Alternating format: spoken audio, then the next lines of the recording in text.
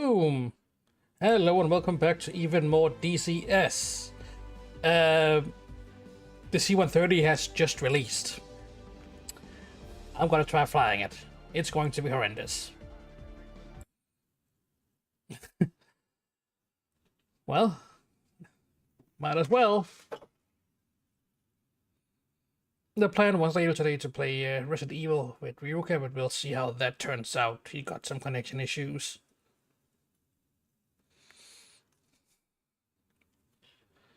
Oh boy.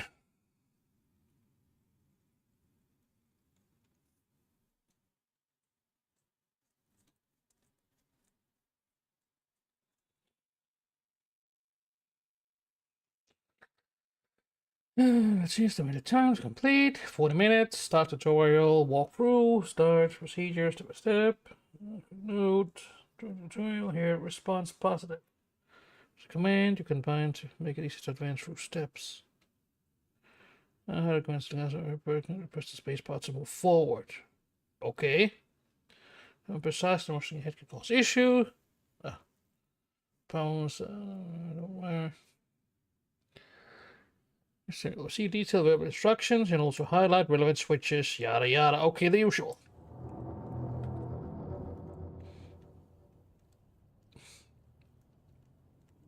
Welcome to the C130J cold start tutorial. In this mission, we'll walk you through the complete cold start procedure step by step. Before we do anything further, we should probably have a quick look at the controls. In particular, the thrust stuff, so be sure that it's not bounce or anything weird. All throttles up and down. What the fuck? What the fuck? No.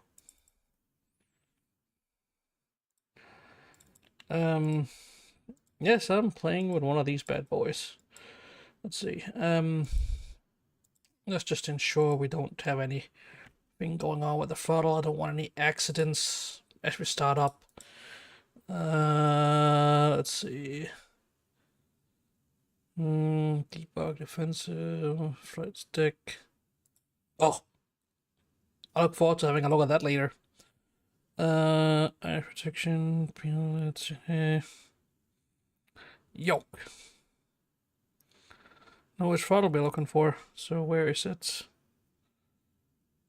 Am I blind? Yeah, must be. And you'll be ready to get this magnificent bird up and running. A quick note before we begin. Throughout this tutorial, you'll hear me say response positive. This refers to a command that you can bind to your HOTAS, making it easier to advance through the steps. If you haven't already, I highly recommend setting this up. However, if you prefer, you can simply press the spacebar to move forward. I like Now, using it's crucial spacebar. to follow the instructions precisely. Rushing ahead can cause problems with the mission triggers, so please just follow along and do exactly what I say when I say. Don't worry, I'll be with you every step of the way. For each step, you'll receive detailed verbal instructions, and we'll also highlight the relevant switches and buttons in the cockpit.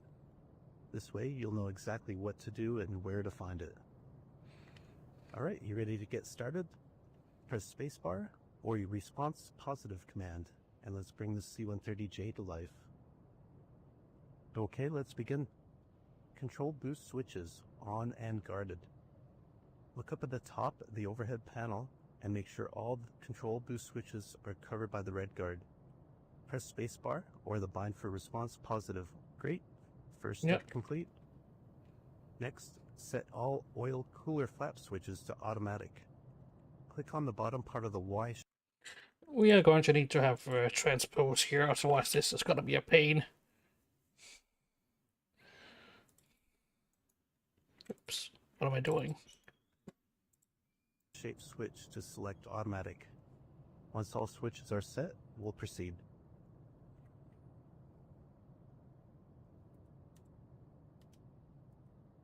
No, wait. Oil flap to automatic.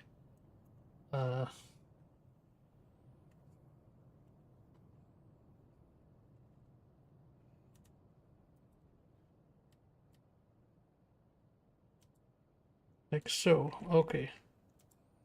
That's going to be weird to work with. Excellent. Next step is to turn the generator switches on. This will ensure that the engines will start providing electrical power. Excellent. Let's verify the battery switch status. Look to the battery switch and confirm it's in the off position. Once verified, press spacebar or response positive to proceed to the next step. Okay, battery switch is off. Great, let's check the external power APU switch is in the off position. Press spacebar or response positive. Next, ensure the ice protection propeller switches are off. Confirm. Great job. Now we'll work on the bleed air panel. The bleed air system takes high pressure air from the engines and or the APU and delivers it to many locations of the aircraft. Set both the left and right isolation valves to auto. Press spacebar or response positive when ready to proceed. So how did I make that go? Okay, so automatic is just in the middle. Set both left and right isolator to automatic.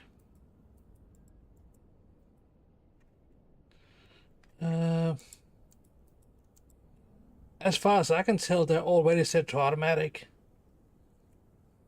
Ensure that the emergency depressurization switch is closed and guarded. Auto rate is set to normal, and move the pressurization mode switch to auto. Great.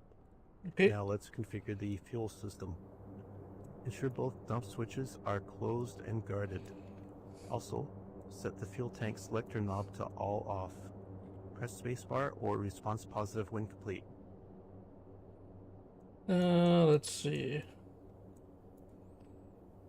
This is gonna be a lot more practical when we have two dudes in this bad boy. Or more. Hello there, Nicholas. How you doing? I make bad decisions with my wallet today. Sure. Closed and guarded. Infusing to all. Yeah. All? I don't see all. Closed and guarded. Yeah. I don't know where the all is on this.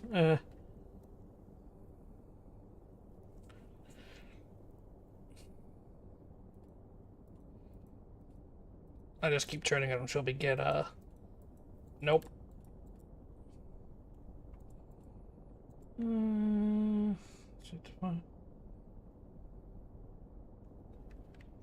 Just waiting for the download. Yeah, fair enough.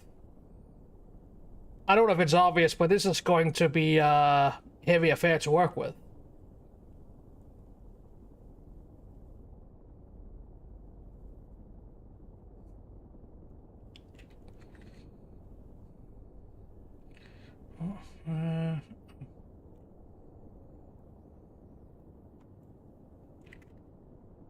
I actually don't know what to do here. Let's just go with it and see if it doesn't Ensure work. the aircraft's exterior lights are off. Press spacebar or response positive when this is verified. Let's see. Ensure to. Nope. Canada. God damn it. It's always Canada. Okay. See if we get some lights up this thing.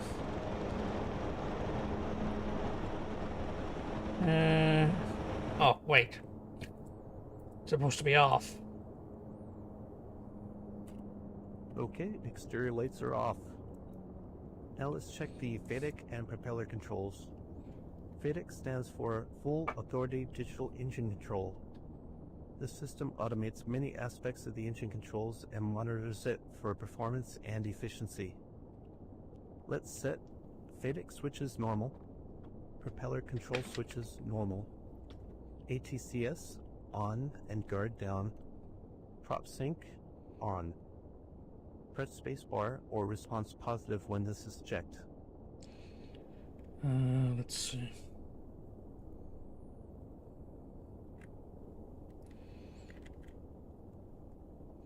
Context switches. So these must be set to normal. I'm gonna assume that means they're already normal then.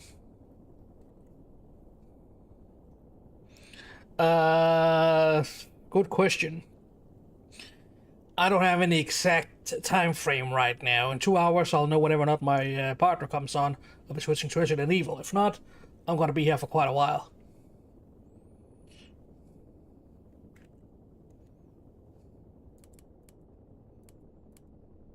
No? Let's see. Let's double check the last message. Okay, so to normal. Yeah, okay, these must be normal.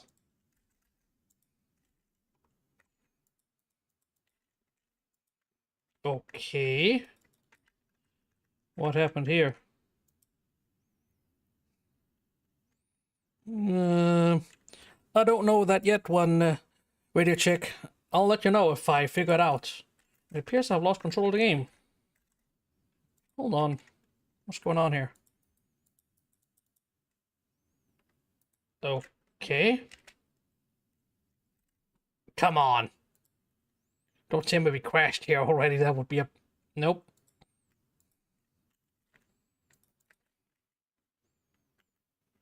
Can we move knobs? Okay, we're off to a great start. The damn mission stops being responsive. Welcome to DCS, everybody. Thank you for your money and support.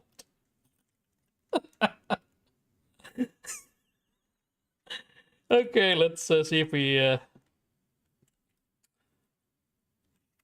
Okay, you know what? We're just gonna hop straight to the what Baltic Durgan put together. Screw that.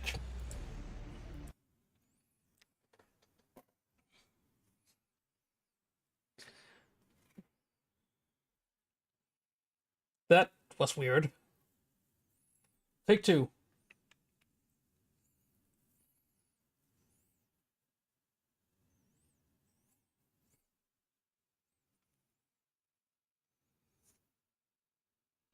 We'll see how this turns out. In truth, I do have VR available, but I don't really use it for flight sims. Probably should.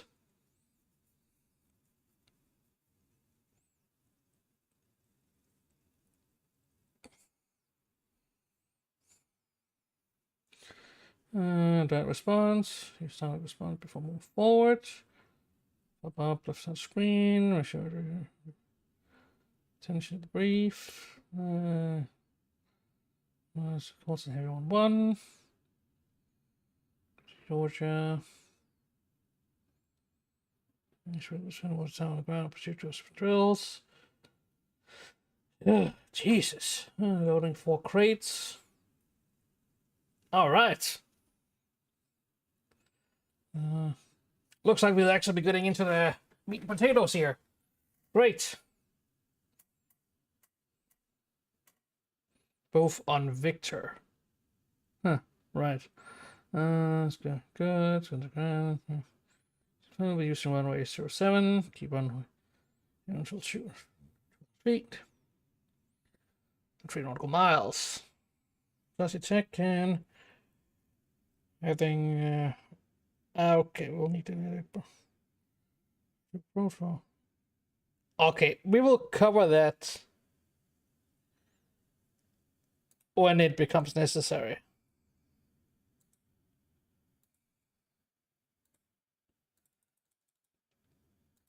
Let us begin.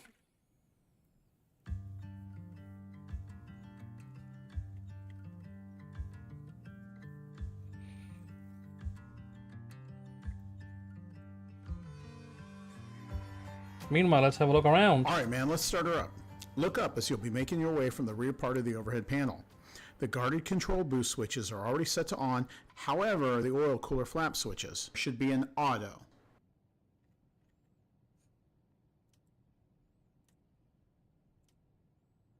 All right. Yep. Now take a look at the electrical panel and the 4 generator switches. You'll want to turn them all to on. Generator switches set. All Moving right. forward on the panel, the external power APU switch should be set to off, and so is the battery switch. And there's the battery switch. Right. Kind of hard to read, but yeah. Correct. Okay, now we get to the ice protection panel, which is directly above your head. The propellers switches are set to off as they should be. The engine ice protection switch should be set to auto. Pressing should be set to auto.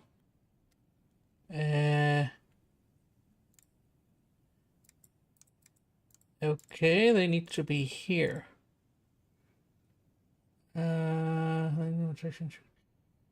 Auto. Yeah, here. I don't know why it's not acknowledging it, but it's done. Okay. Good. Wing and empennage ice protection switch is already in auto, and the de-ice is set. Pitot and NASA switches are off.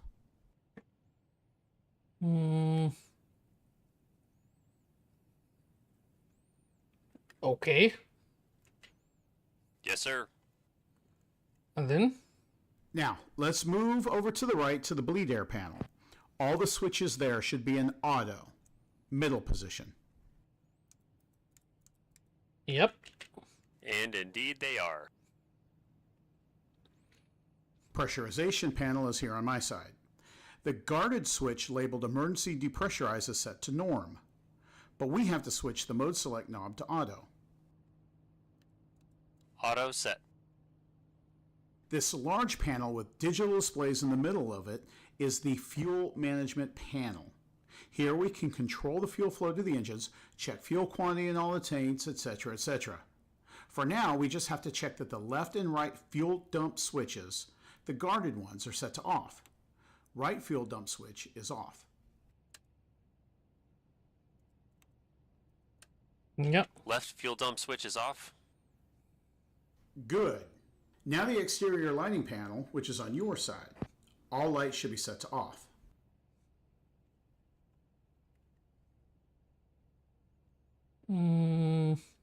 Yep. All lights are off. Can you control the lights on your side? Nope. But I'm in charge of air conditioning, so behave or I'll freeze you to death. Wow, it has dual zone AC. Neat. It doesn't. Never mind. Let's move on to FADEC and propeller control. All right. Okay. Now what? The FADEC, which is short for Full Authority Digital Engine Control, is responsible for all aspects of engine performance. The 4 guarded switches, with the guards up, should be set to middle or the normal position.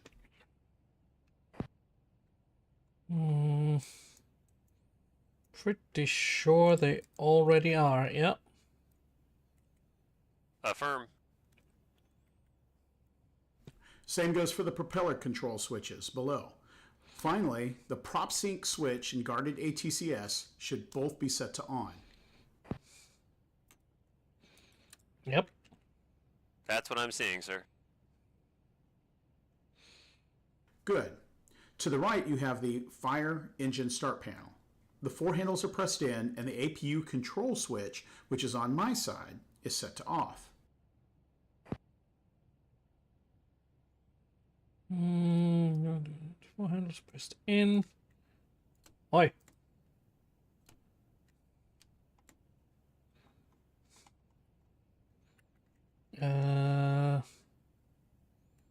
Okay, so that's out and that's just in. Okay. If you say so. Wipers are off. Air conditioning set. Gear lever in the middle is down. Yep. Check. To the right, we have the landing lights panel.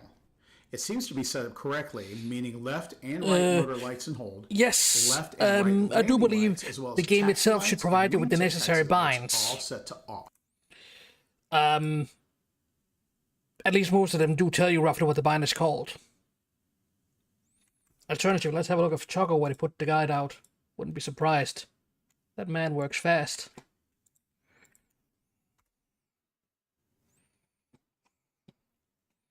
Let's see. Do we have it? No.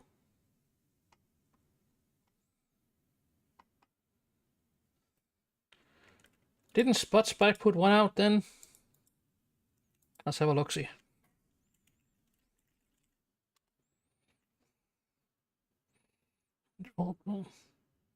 Yeah, I think it doesn't do any default binds yet. It's very much a work in progress from what I can tell. I mean, it even says so dev, right? Who the hell got their hands on one of these bad boys? Was it Bogey Dope then? Aye.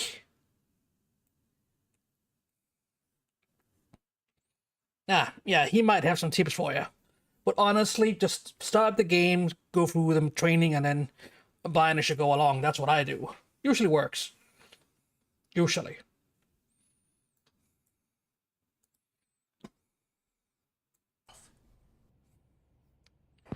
Actually, let's get rid of this up here real fast. Don't want to look at that. Right, we have the landing light panel. Right of me and the left of him, yeah. Seems to be set correctly. On and hold. Is it? Yes. Switch off. Yep. Check. Funny that you can turn left and right landing light independently. Any ideas when only one would be used? We have independent light switches just in case there's a malfunction of either motor. You can still illuminate the other landing lights for the motor that works.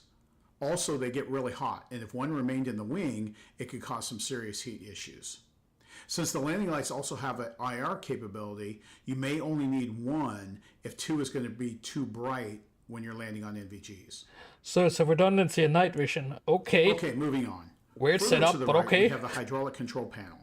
The aux pump switch is off as it should be, but you need to enable the anti-skid switch.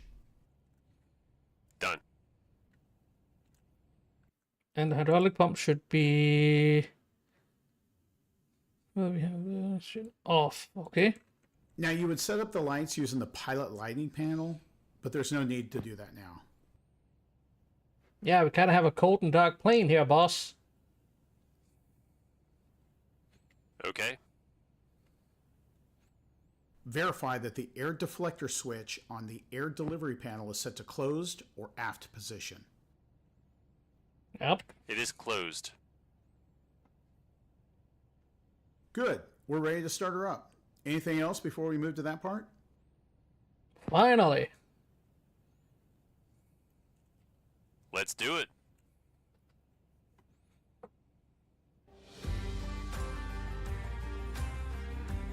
Now we're getting somewhere.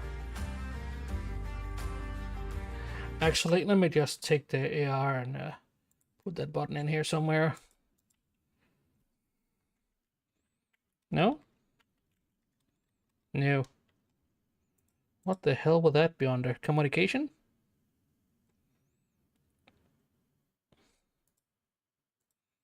Probably not.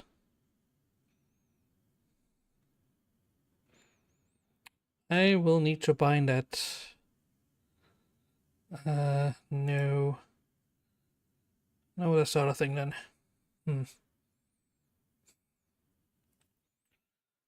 Crew control, request control, new.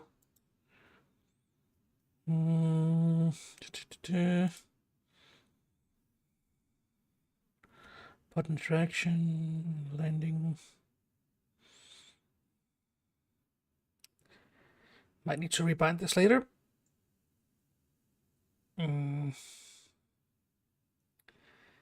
That might be important. Let's see. I don't see anything relevant to that button he keeps talking about. Miscellaneous? New. Nope. Assist? Nope. No. Oh god.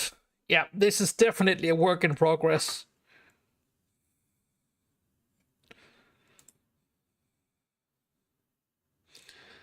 This is why we usually don't buy a day one, kids.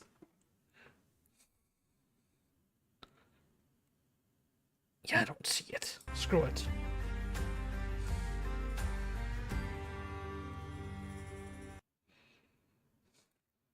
Oh? What happened?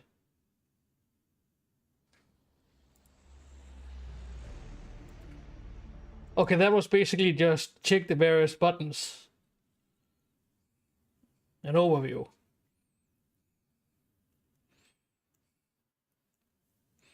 Suppose it's necessary. And it crashed again.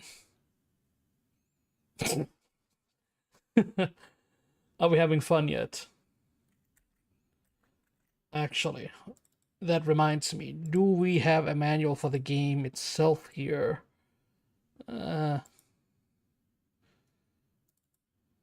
We may just have to spring for it and see what can be done.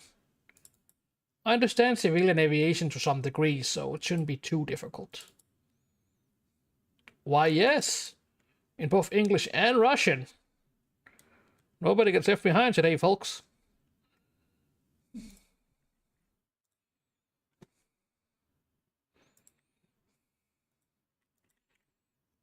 I was wondered why they did it in Russian, but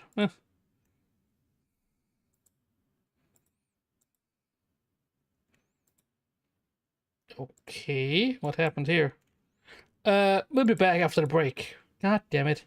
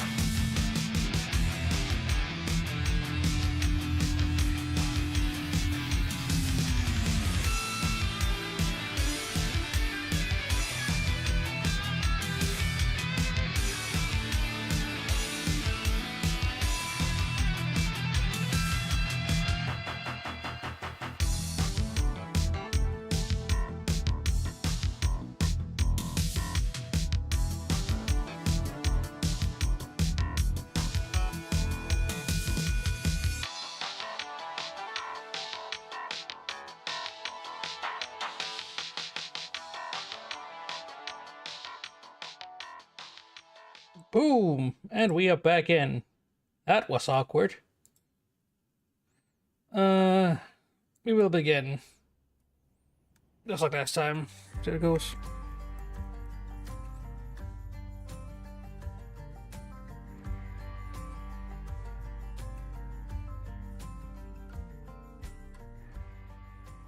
First, test the battery. Set the test switch to AV, which stands for avionics, and util or utility, and check that you get at least 24 volts on both.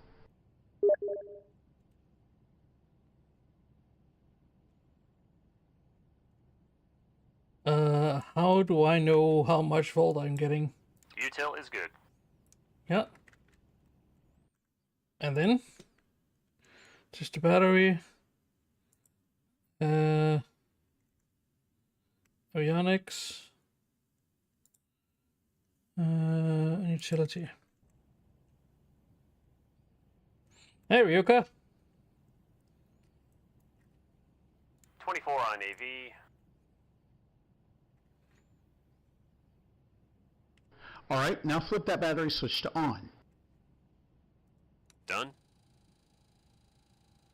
She's alive. Cool. Let's wait for 3 greens and 3 screens. Should take less than a minute. I'm sorry. The 3 greens and 3 screens? What the hell does 3 greens mean? That's the air conditioning. 3 greens. What the hell is that supposed to mean? In the world is this?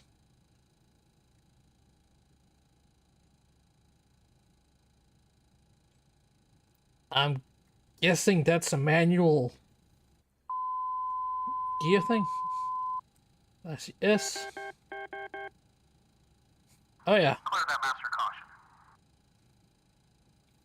caution. Yes, yes, Jesus Christ. Gear lights are on. Both HDDs are on. CNI is on. Yeah. Testing the battery again. Just look at her. Magnificent. All good here. Set the switch to external power.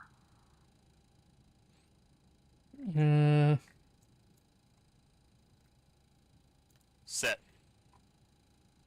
We should now have a like a Now check with the load to see if the flathead outside. Let's check if. Okay. Was that? I'll check with the load to see if the AP was clear. And how do I verify this?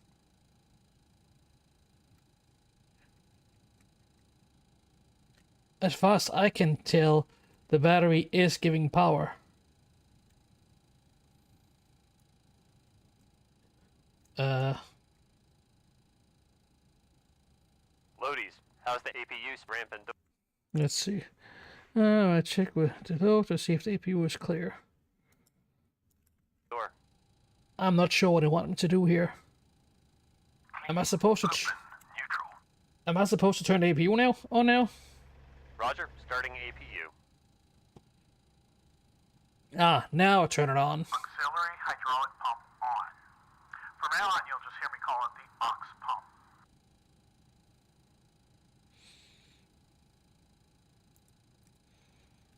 It is on. Strobe light set to red. That's up here. Ah, I'm stuck on the roof. Strobe lights set. Good. Fire up. Bring the knob to start and wait for the green light. Okay.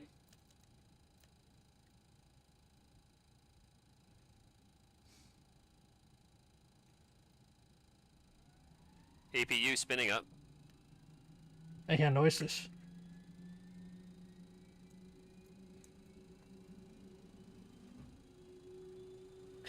You know, you should probably told us about switching seats in this thing before we started doing all of this. I'm telling you, Ryuka, this game is going to be the ruin of me. My wallet is losing weight fast. RPM at 100%. Okay. Select the APU as the power source on the electrical panel. Set. Check that the radar master switch is set to off. Wait, we have a radar? But It is off. we are a prop plane. Let's check the fuel management panel. Dump switch is closed. Fuel level control valve test is off. Cross ship switch is closed. All 8 transfer switches closed. Cross feed switch is closed. The single point refueling valve is closed. And drain is off. Tank select is off. Yeah? Yes, sir. Let's skip the smoke detectors and fire detection tests for this flight. Do we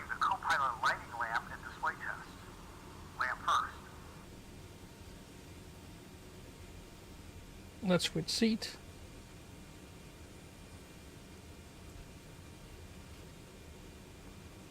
Oh.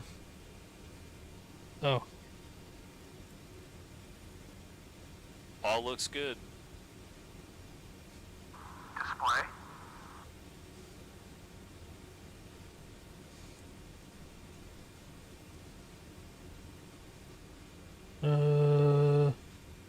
Yeah. Check. Okay. Bleed air panel is next. Open the APU bleed air valve. It is open. Check bleed air pressure. Yep. Check. Over 45. Let me quickly set up the switches for the air conditioning on my side.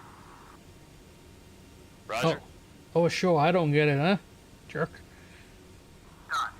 Check the date on the CNI and verify our position versus enabler. Let's see.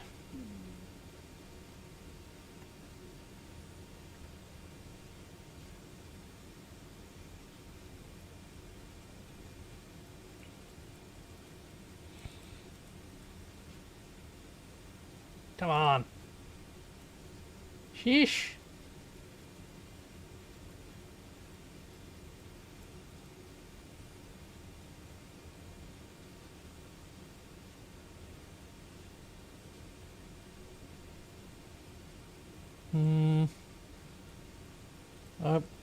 Hold on. Oh, don't look at that, ugly. Let's see.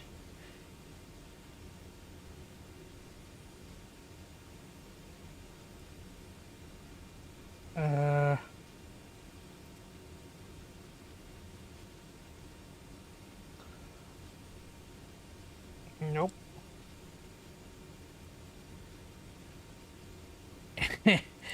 No.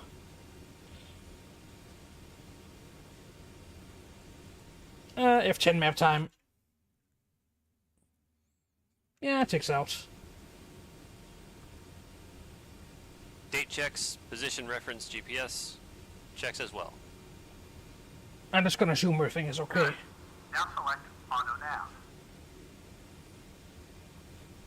Auto navigation. I'm gonna assume it means it switches checkpoint waypoints along the way. Down the HUD. How do I pull that down? Okay. Duh. Pull out the brightness knob to activate it in auto mode.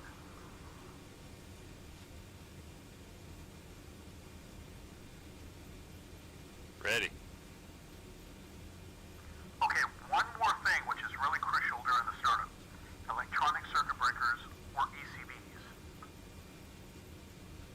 Like in the Russian aircraft, where you have to press whole scores of them in to start them up? Not exactly.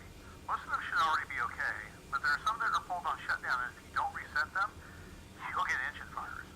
So never, ever, ever forget about those. Okay. Yeah, those would be on the CNBP, right? Our shit will catch fire if we don't check them, apparently. Yeah, correct. The CMBP is in the middle, so both of us have easy access to it. As you can see, the ECB page is already up. Yep. This Now we is? need to display the ECB page on one of the HDDs. You can see that it's set to off, as indicated by the inverse video next to the HDD. Let's go ahead and pull it up on HDD 2. Press the 2 on the scratch pad, and then press the arrow next to the first line. Done. Got the yellow indications for the ECBs that are pulled. Oh. Correct. These are for the propeller aux pumps, and the engine fire handles and oil shutoff. We need to reset them, which can be done either using the CNBP or the CNI.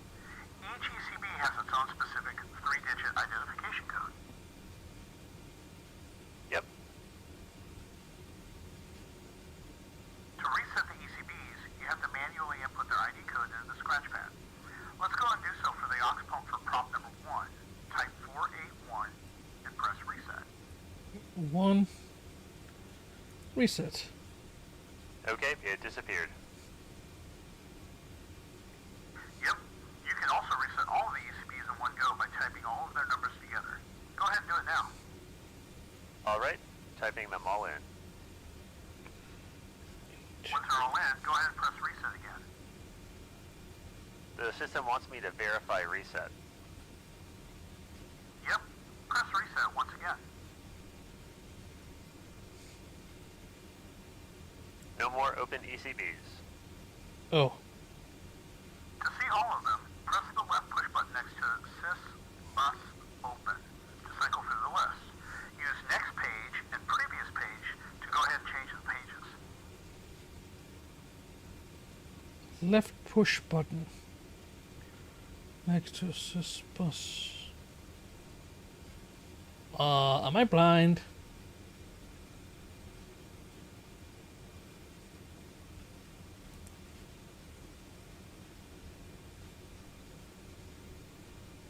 See them all, press the left push button.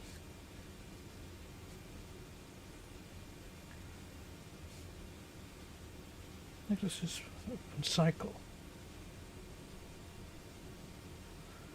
Am I missing something?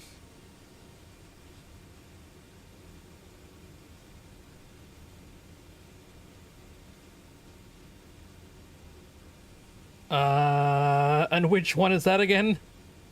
This is the first time I've been to one, and also thanks for the hint, Debbie Gowns. You mean this? No. No.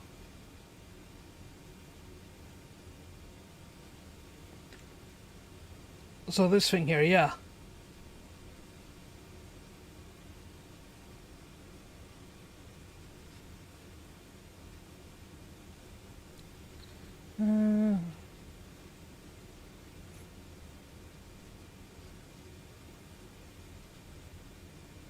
So this bus open to cycle through the list. I must be blind, I don't see it. When you see the numbers to the ECB, second button on the left. Oh, that idiot. Yeah, okay, sure, yeah, I see. I'm dumb. Go ahead and change this page. Okay.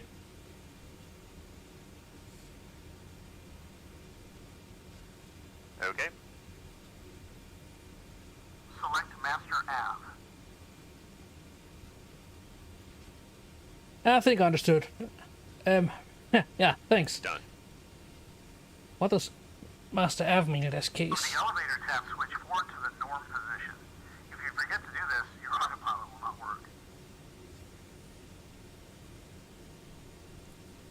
Switch set.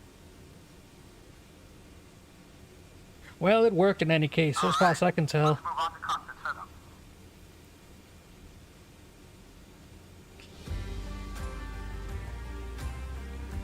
Later, I'll probably figure out an abbreviated way of doing this.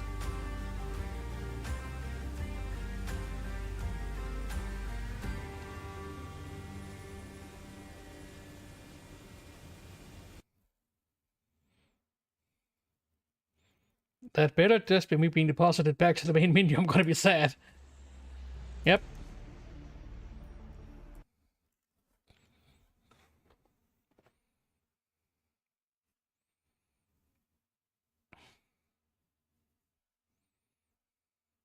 Should also wait for the VTubing tonight. But I'm missing a cable right now.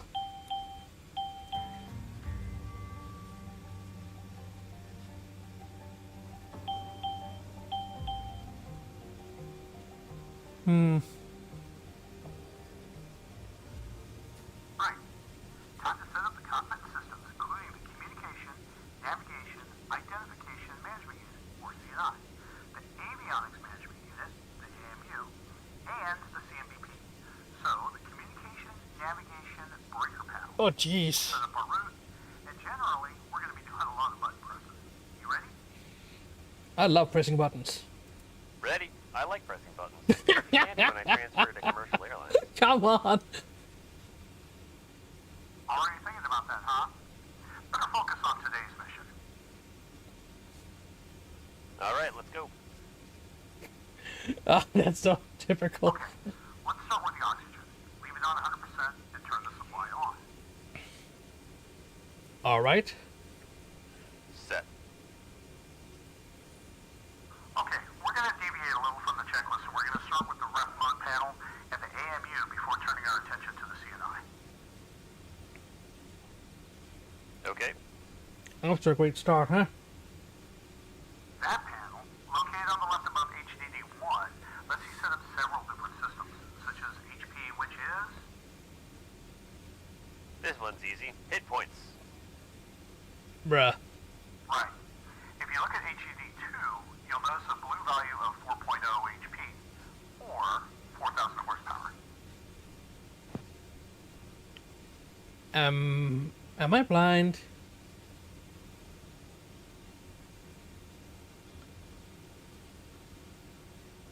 Oh, there we are. Here. I see it. Rotate the knob to HP.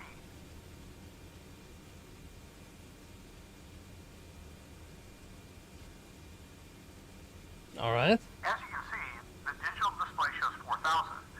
This is the HP limit, with 5,000 being the maximum. If you turn the ref set bezel and decrease the number, you'll see a blue caret on digital dials on HDD2 move as well. Affirm. Why would I want to limit it? So, if you've got a high crosswind component, the power is restricted to 2,500 HP until achieving 35 knots. Also, this is so you can verify the engine horsepower matches what the CNI said it should be. If the two numbers are more than 200 horsepower apart, the takeoff is aborted, as the airplane will not perform like the CNI said it should. Set it back to 4,000 for now, and turn the knob to rattled. Done. Radar The altitude. radar altimeter? Oh, that's what the radar is for. Duh. Yes. You can set the altitude above ground at which it will start shouting at you. Set it to 500 feet, and let's move on. I can distract. What's this? Oh, the mouse. And by knob, I'm gonna assume it's this one.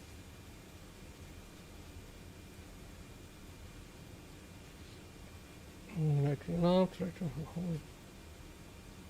right. Let's see. Well, we should start shouting at you. It's not saying anything. Oh well. 500 feet set. No.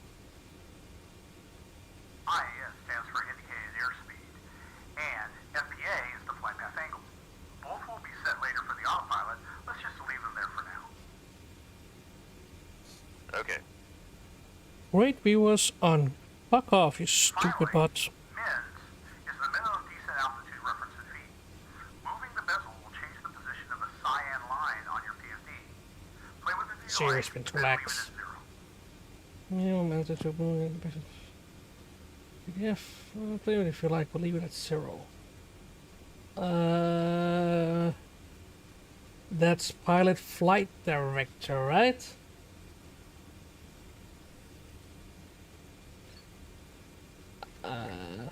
This thing.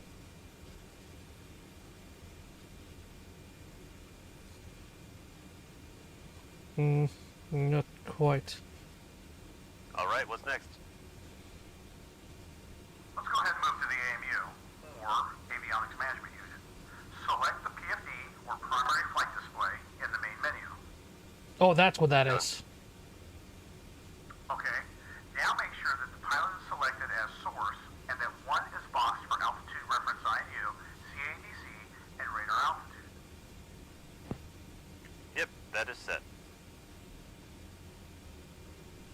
Return to main menu and enter nav select.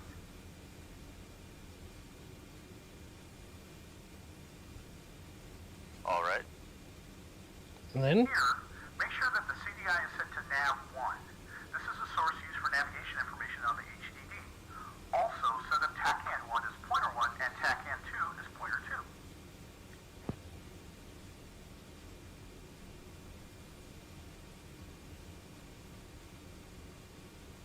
make sure CDI set to nav 1.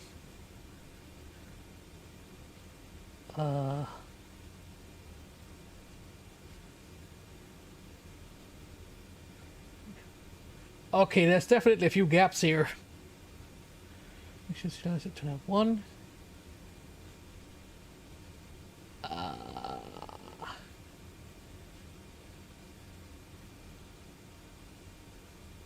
I guess this is correct.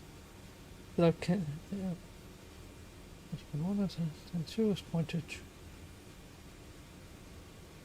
How do you determine which one is set up as which pointer? Let's get rid of this thing real fast.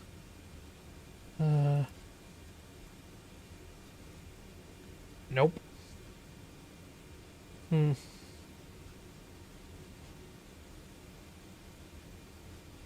Make sure this. Yeah, let's see.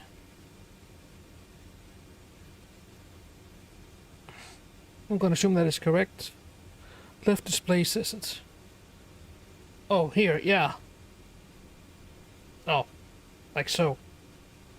Right. Yeah. That makes sense, and that means it's correctly set up. Cool. We can use 2 different take-and sources, right? Nice. Someone's been studying. Yeah, we can set that up separately.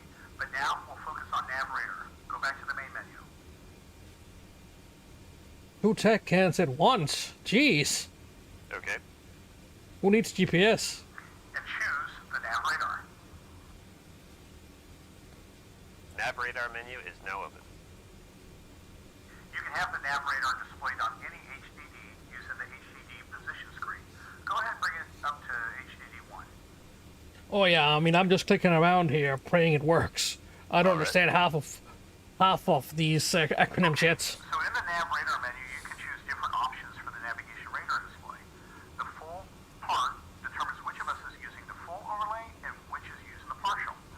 Range is pretty obvious. You Thanks, can Zach. Much scale appreciated. the Nav Radar and the distance between the rings. And welcome aboard. The navigator choose different options for navigation, full, and so on. Yeah, sure. That is this thing here. Let's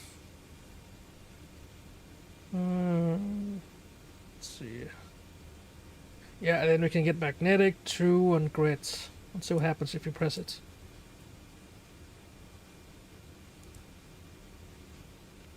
Yeah, pretty handy, huh? Anyway, Makes sense. Okay, moving on. Center offset will place the aircraft symbol in the middle or at the bottom of the screen. Mag, true, grid changes the compass reference. We'll usually be using magnetic heading. The bottom line on the left selects the orientation of the screen, heading up, track up, or north up. right.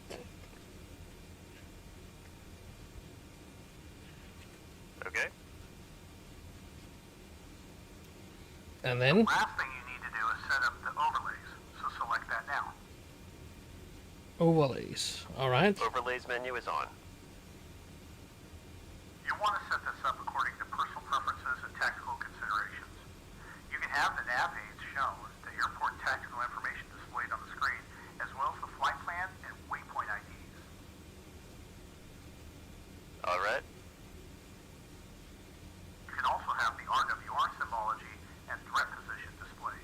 Now that would be handy. Great. Set it up as you like. Since we don't need the nav radar for takeoff, uncheck the HED1 under HED position, and let's move on to the CNI. Let's see. Since we don't need a navigator for takeoff, uncheck the HDD navigator.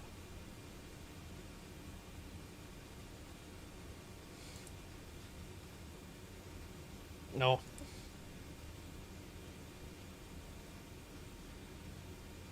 Like so. Okay, okay. It's starting to make sense now.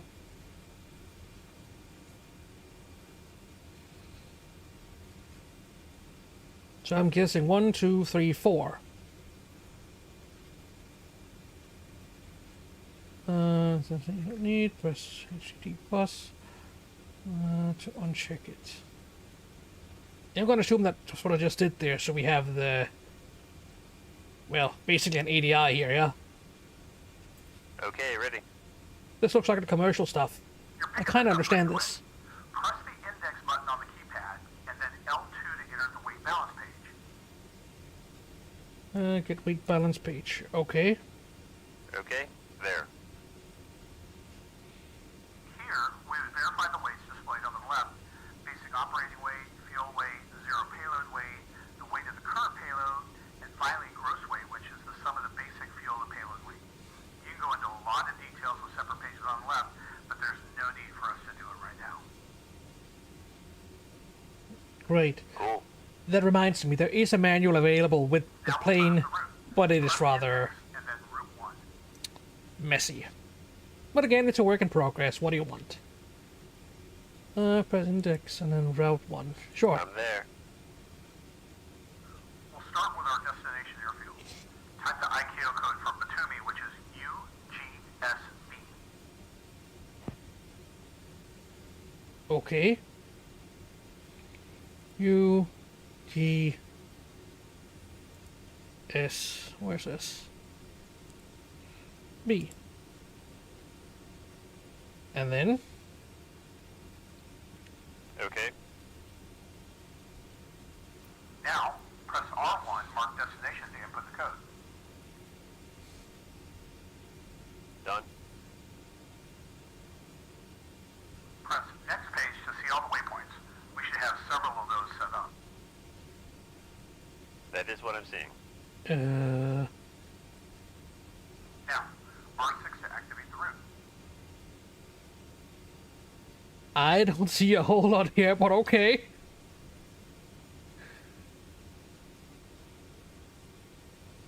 Route activated. The execute button, labeled EXEC, on the scratch pad should have the green light on. Press it to execute. Done. As you can see, the name of the route changed to ACT Route 1, or Active Route. Now press R6 to enter the Performance Initialization page. Perf int selected. And then Here we can check and set up the weight of the aircraft, payload, fuel, and gross weight. But let's focus on the navigation, though. So press next page on the keypad. Okay, done. The purpose of this page is to check and enter climb speeds, altitudes, and other climb parameters. For now, we'll set the Katese transition altitude, which you can find on the keyboard. But to save some time, I'll just give it to you. It's 7,000 feet. So this is the altitude at which we're switching to the standard barometric pressure, right? Correct. Go ahead and type 7000 in your scratch pad, and then enter it into the system using R2. Transition altitude set. Sweet. Note down the drag index shown on the bottom right, and let's move to Perf Init Cruise 1 page by pressing next page on the scratch pad. okay. Drag index noted, and there. Here, we'll input our cruise altitude and the upper level winds. We'll start with the altitude set to 16,000 feet and confirm with L1.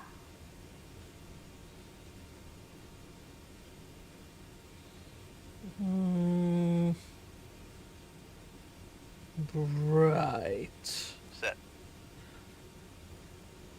Now, the upper level winds, which at that altitude, according to the keyboard, are 012 at 12 knots. Type 012/12 and confirm with L2.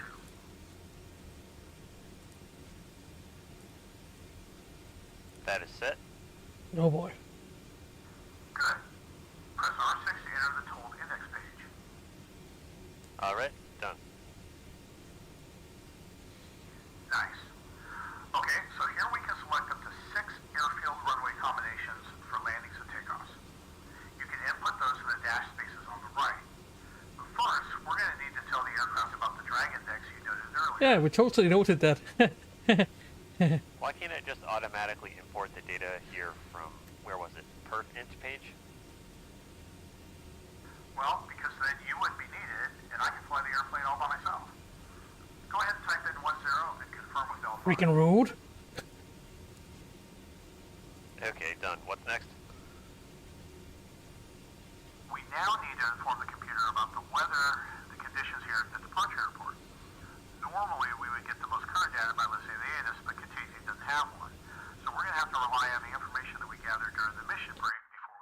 Yeah, why don't we have ATIS? Like a real one. Let's do it then. Okay, first type in the ICAO code for Katese, followed by the runway number. So, UGKO slash 07 and confirm with R1.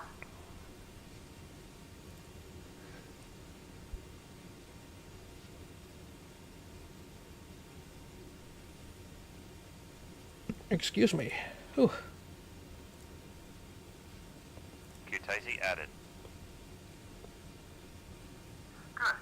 Now enter told init page by pressing L1. Okay. This looks like more info about Qtaisi. That's because it is. You have the length of the runway, its heading, slope, and elevation. Let's first fix the magnetic heading for the runway, which is 067 degrees. Yeah, can you believe this shit? Scratch pad and confirm with L2. One of the things we'll hopefully see as ED starts working their way up to craft that needs this kind of stuff will hopefully be ATIS systems and other funny things. We'll see. Okay, fixed. Next, the slope. Hold on, actually. Did I get that right? Go ahead and type up 067 and then press that again. Yeah. Type 0.3 and confirm with L3. 3.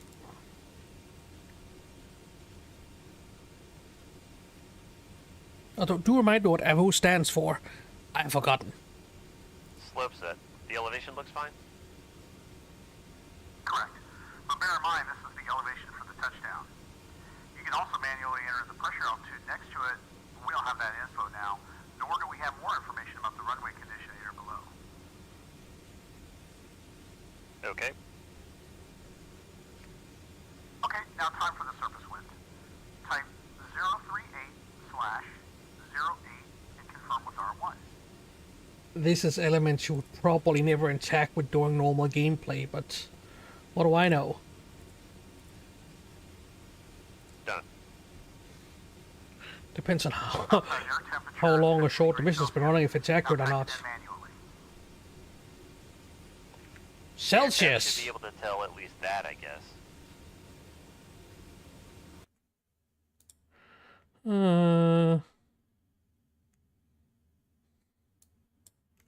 told you there must be some reason for having two pilots. Type 15 on the scratch pad and confirm with R2.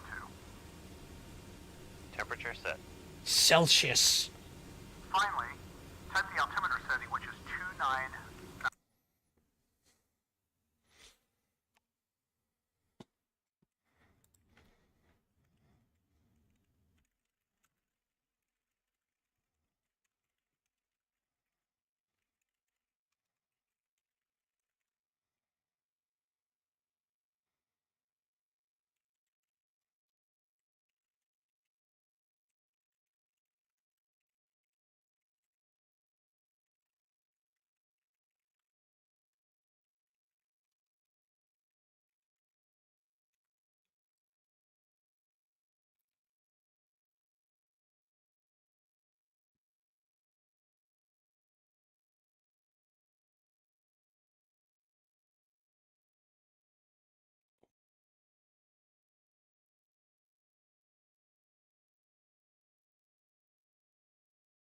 No, wait.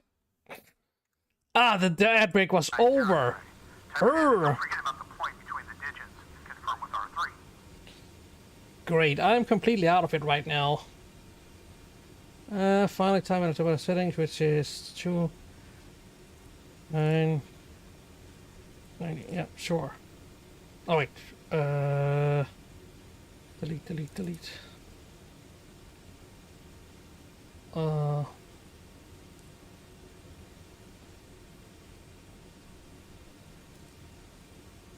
Oh god.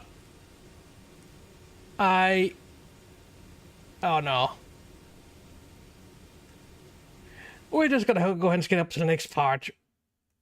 That didn't do what I thought it would do.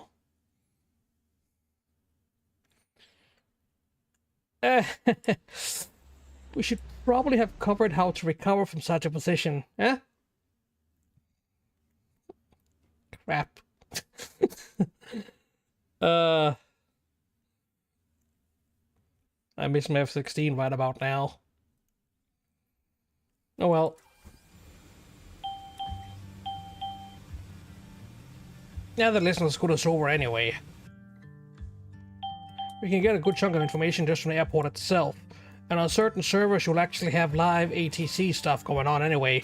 Or Alright, first things first. information displayed like abbreviated ATIS. But before we do that, let's do a refresher on how to enter the preset radio frequencies together with their labels. Roger. Sure, let's go. To quickly switch between channels, you'll need to use the CNBP, which stands for Communication, navigation, and breaker panel. Right. For more advanced handling, we will be using the good old CNI. But let's start with the CNBP.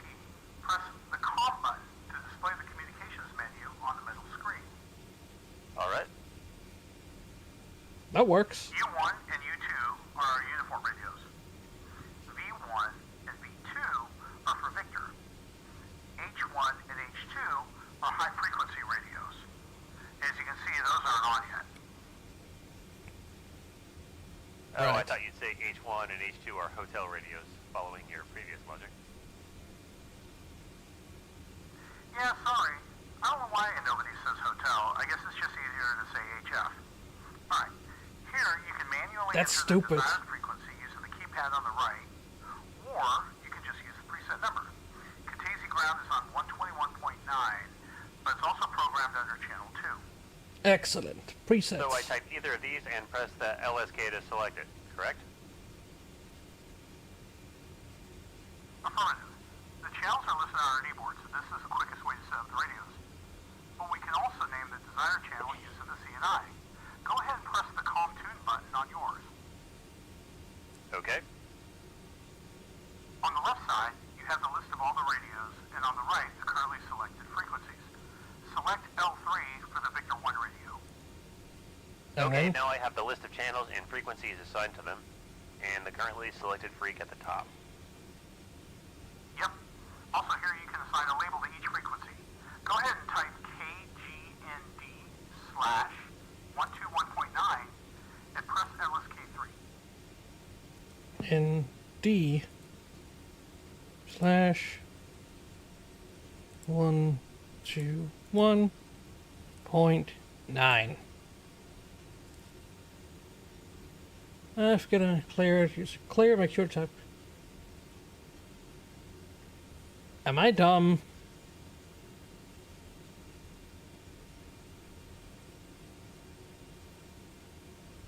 KG and I must be dumb. Yeah, they should really have covered this thing in the tutorial earlier. I mean, let's try that again. If you can invalid, clear, do some clear, make sure it's exactly as shown. Okay, didn't I? I must be stupid. No. Okay, so, huh? Okay, like so, yeah. KG and D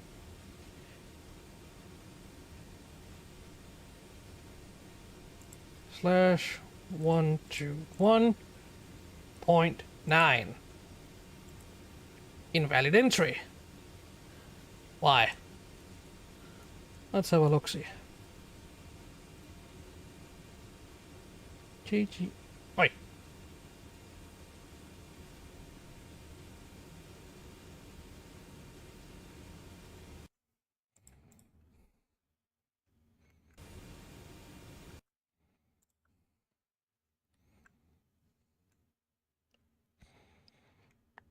KGND, yeah. KGND slash 121.9. 121.9.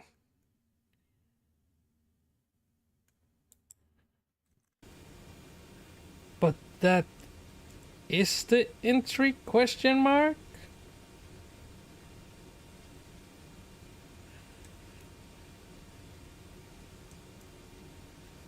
Am I stupid or is the game being silly?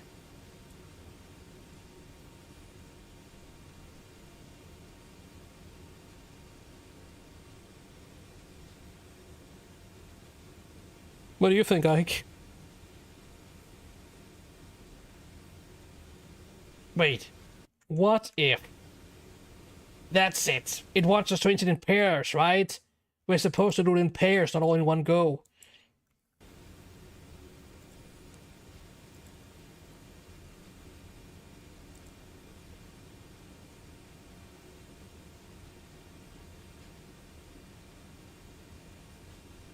And I want to... Yeah. Done. The It's label already for channel there. 2 is set.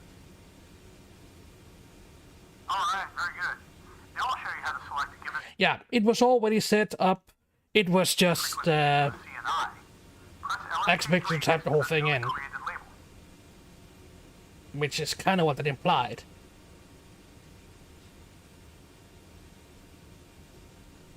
Done. 2 appeared in the scratch pad. Correct. Now press LSK1. Okay.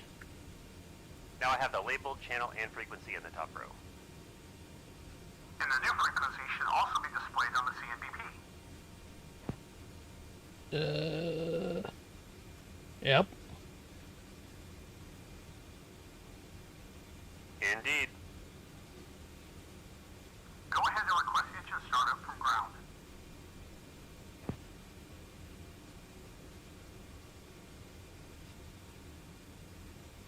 I'm gonna assume... Hello? That's new. Wait. Kutasi, request startup.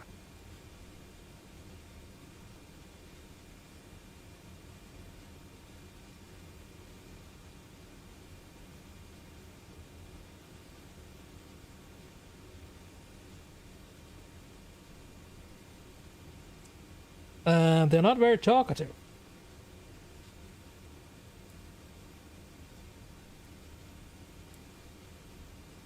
Nope. That ain't it. Kutasi ground, good morning. This is Heavy 1-1 on the west ramp. Request engine start. Oh. Boo. Heavy 1-1, Kutaisi ground, good morning.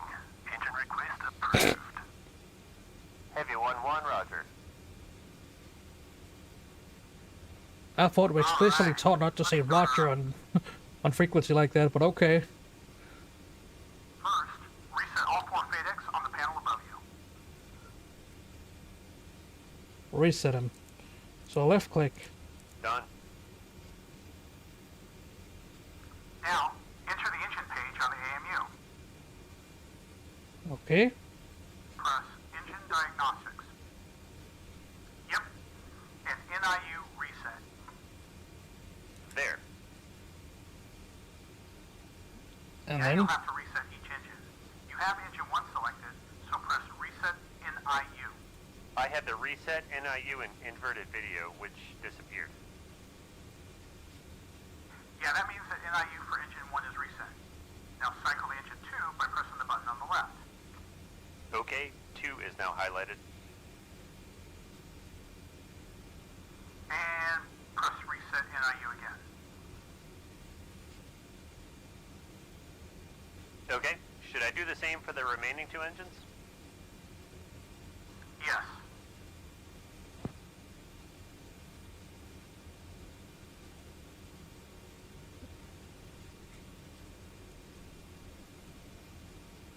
All 4 engines reset. there.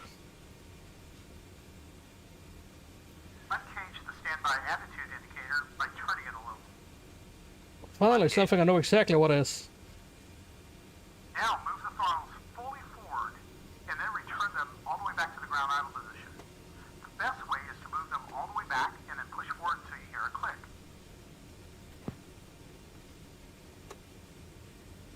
Let's see. No, all the way back to the ground idle.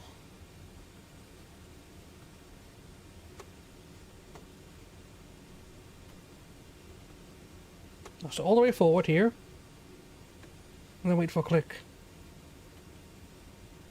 Here. Yeah. Okay, done.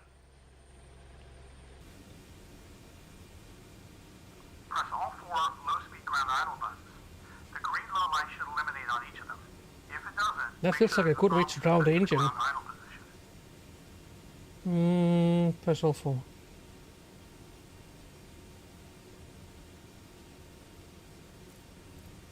Low speed ground idle set. Verify the emergency brake is set to emergency and the aux pump is on. And they are where? Affirm for both. Okay. Turtle suction boost pumps on.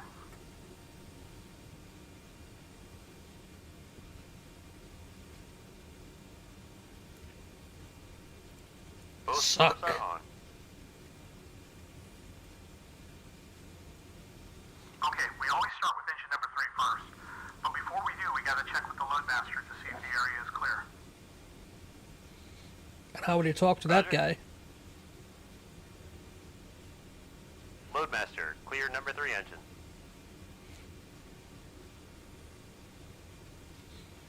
Engine number 3 is clear. What the? Starting 3. So much for the sausage party. Turn the engine 3 start knob to the start position, then hold it there until the white box shows around the engine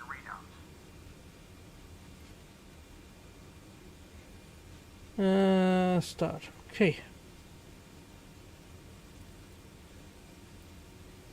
Press and hold. Wait for light. Engine 3 is starting. Got the white box. The clock has started and bleed air pressure drops. Good. Let's see external here. Yep, it's spinning. Gas generator speed. We oil can't really pressure, see it and from here. fuel flow are moving. And I'm guessing white box indicates it's on or startup procedure. Okay, that indicates startup. Are we sure the brake is on? Complete. White box disappeared and beta is shown below Yeah. the engine display.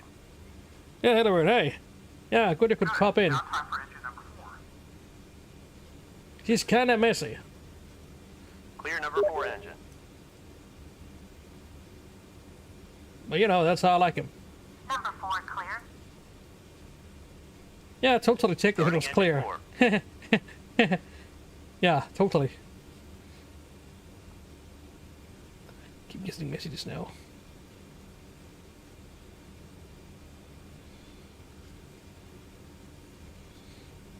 But yeah, this is going to be an amazing experience, I gotta say. Now I have a whole Cold War selection of things. Well, this is glass panels, so more of a 90s thing, but screw it. Let's pretend.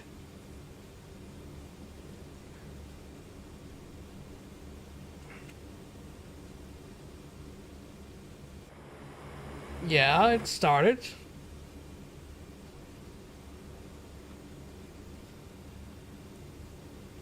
Good start. Okay? For the most part, the FADEC does everything for you. But we do need to monitor the indications, so go ahead and make sure you're watching those engine instruments. Sure. NG. Oil pressure. Fuel is flowing. Remind me what NG was again. Or NP. No, wait, it is NG.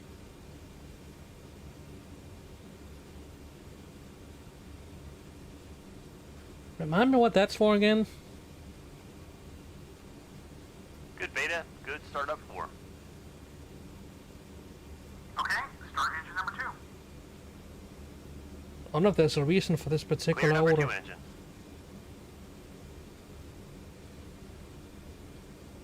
Number 2 clear. Starting engine 2.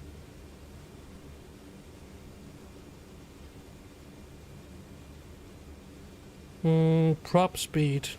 Right.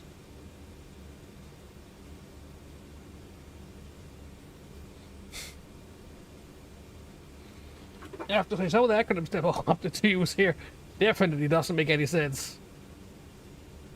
In the same way they don't say hotel radio, but instead HF. It's a gas generator. Good start of engine 2. Right. Good. And finally, wait for it. Yeah, go ahead and start engine number 1. Oh, jeez, I hate when people that whole wait Clear for it. number 1 engine. The people who also can kind of go fuck themselves. Number 1 clear. Starting engine 1. Let's go. And we got green light.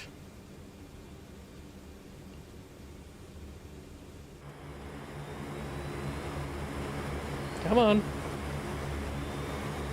Move it.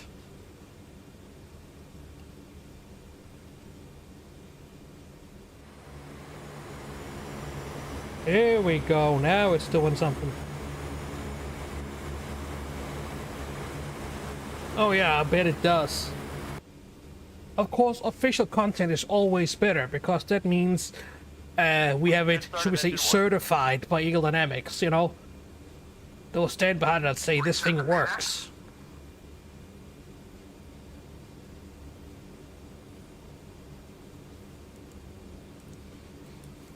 Short of that, I'm sure Reset. Vax or Bigny will probably hear a lot of crap afterwards. The left and right ice detector ECBs. They are kind of the public face of the damn organization. Or should I say company? Okay, if I remember correctly, these were 208 and 706, right? Affirmative. Type 208706, select pole, and then confirm with the same LSK.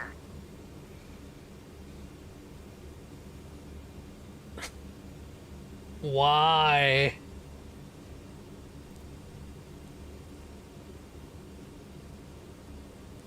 There has to be a better way of doing this.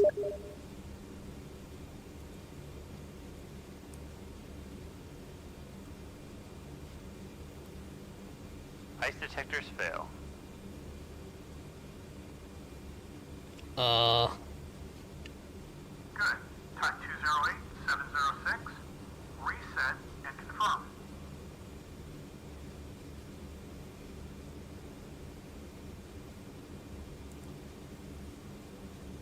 So it wants another set of numbers? Oh yeah, I think I saw some of that. Oh dear, what did I just do? So, reset? Yeah? Done. Starting engines check complete. Affirmative.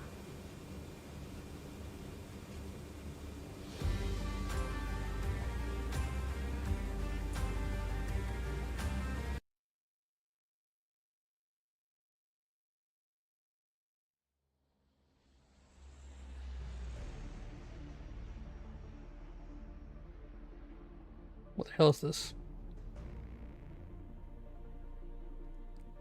Yes! Anyway, back to this. Nope. I've only been in the front of the aircraft so far. I think it's a little bit more important to learn how to use the aircraft rather than the microwave. But I'll be using the crap out of that thing.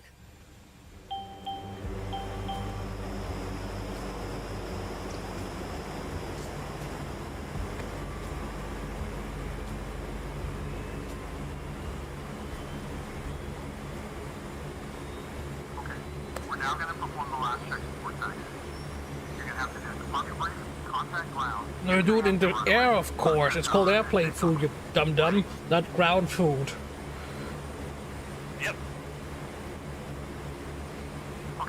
Okay, let's see. And only this. Oh, lovely. Change your specific task flow between the pilot and co-pilot.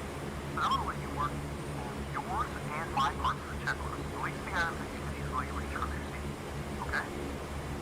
If you have to, I already have a lot to do with my part. Yeah, I know.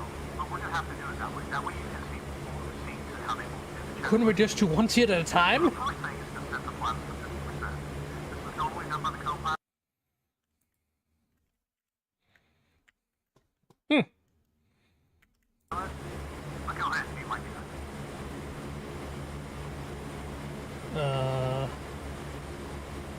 Set 50%. Do we have a flap indicator here? Before the ice protection system test.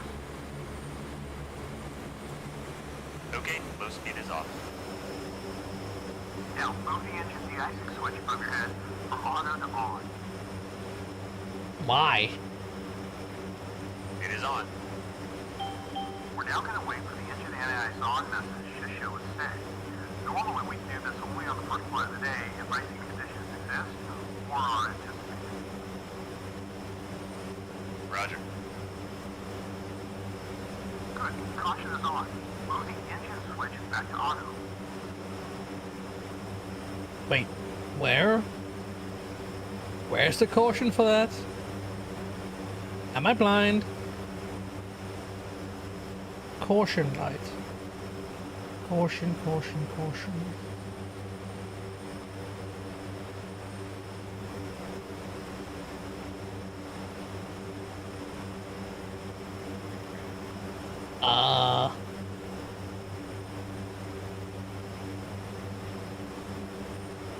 No.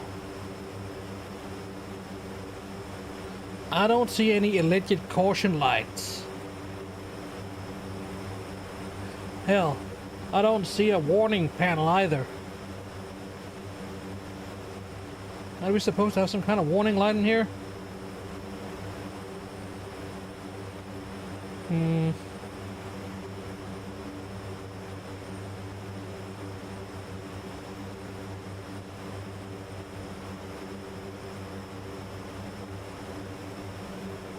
I don't see it. Maybe, yeah. I was expecting it here, but I don't see any advisories or anything. Honestly, it should show up here as a big text. Hey, jerk. Pay attention.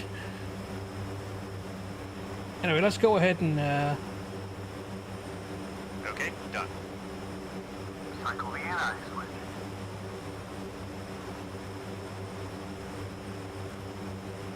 Done.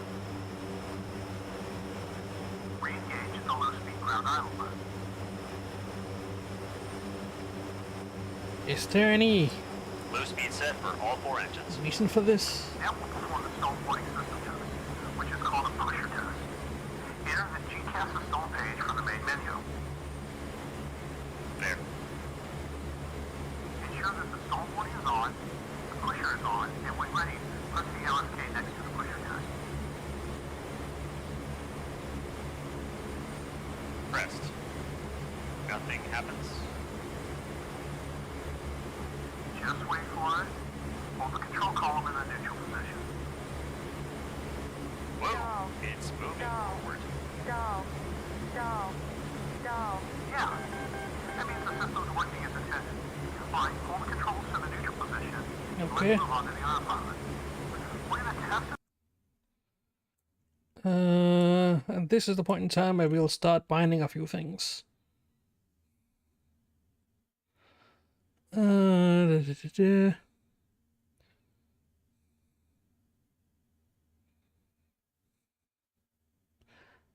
I'm gonna assume that is the autopilot system.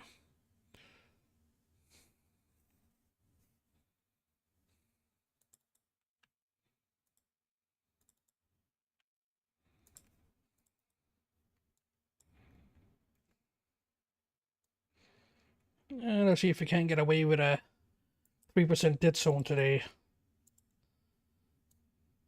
Hopefully the control shouldn't be completely borked.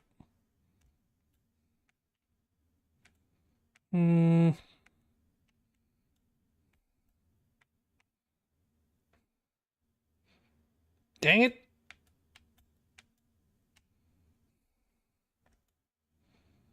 Ah, probably okay.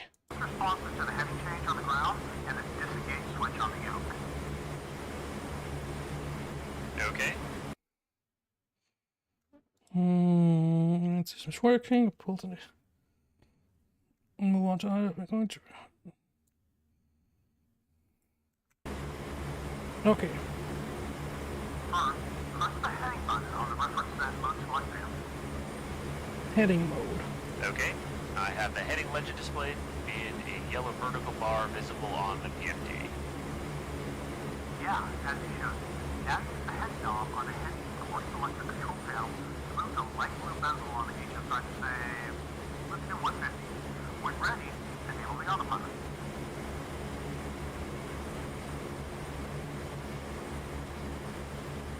Now, this is the point in time where having real hardware would be real practical.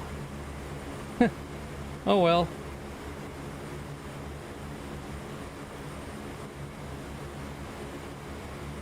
The Yoga is turning to the right to intercept the desired heading. Yes. Now disable the heading. Done. Play with the wheel on the AFCS control panel. See how the controls react. Autopilot. Autopilot. Autopilot. Autopilot. Autopilot. Autopilot. Okay. Autopilot. Autopilot. Now it's beeping at me. Autopilot. Ready to move on. Autopilot. Disengage by Oh hey, here's our warning lights. Autopilot. Okay, we're going to have to set up the AP button somehow. That button. And autopilot disconnect. We have frontline yoke disconnect. We also have a countermeasure. I think that needs to be attached later here. Dang it, we have to use these.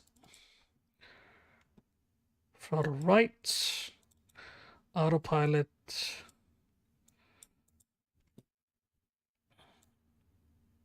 Pitch left, yeah.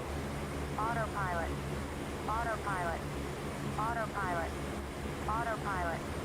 Autopilot. Disengaged. I'm getting the AP disengage caution. Press the disengage switch again to cancel the warning, and then return the flight controls to the neutral position.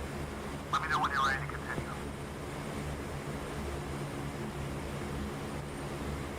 Okay, let's move on. And then Alright, check the flight controls. Move the control column, yoke, and rudder belts to their limits in all directions. control panel.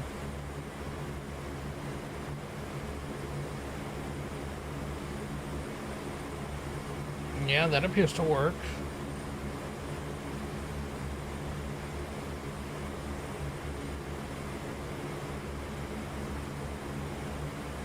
Yep.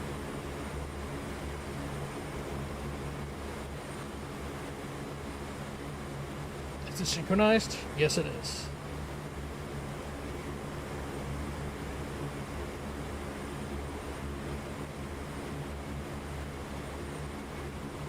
Control panel in all directions. Have we not done so?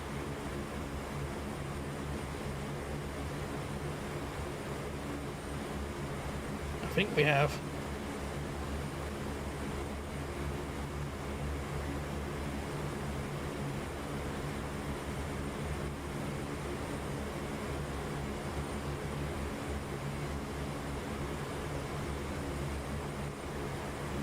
Another way. Come on.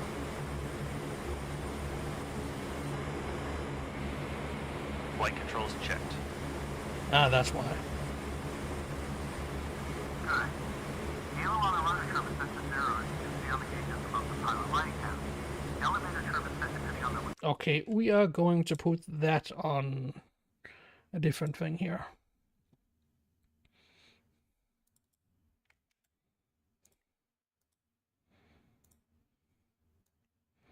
I'm gonna give it 3 degrees too.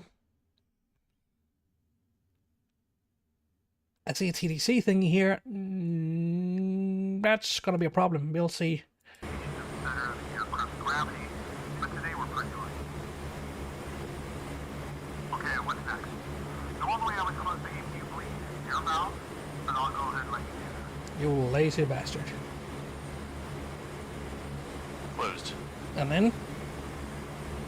Okay, the air conditioning panel on my side is set. Now all we have to do is Sure. Nav radar is on. Wait, that's why the radar didn't beep at us earlier. We never turned it on, did we? Don't forget to close the ramp. Okay, and how do we close that? Stand by. Loadmaster, clear the ramp.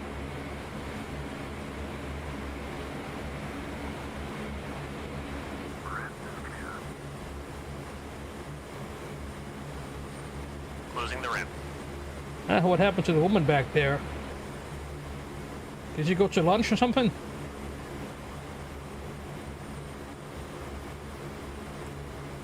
Close.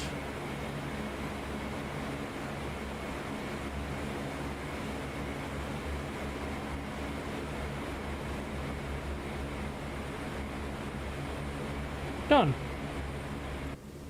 And ramp is closed. Just back to the off position. Okay. Before taxi checks complete. Let's just center again. So what's next? Alright. I want you to pull up the checklist for the departure briefing and read it to me now. Roger, stand by.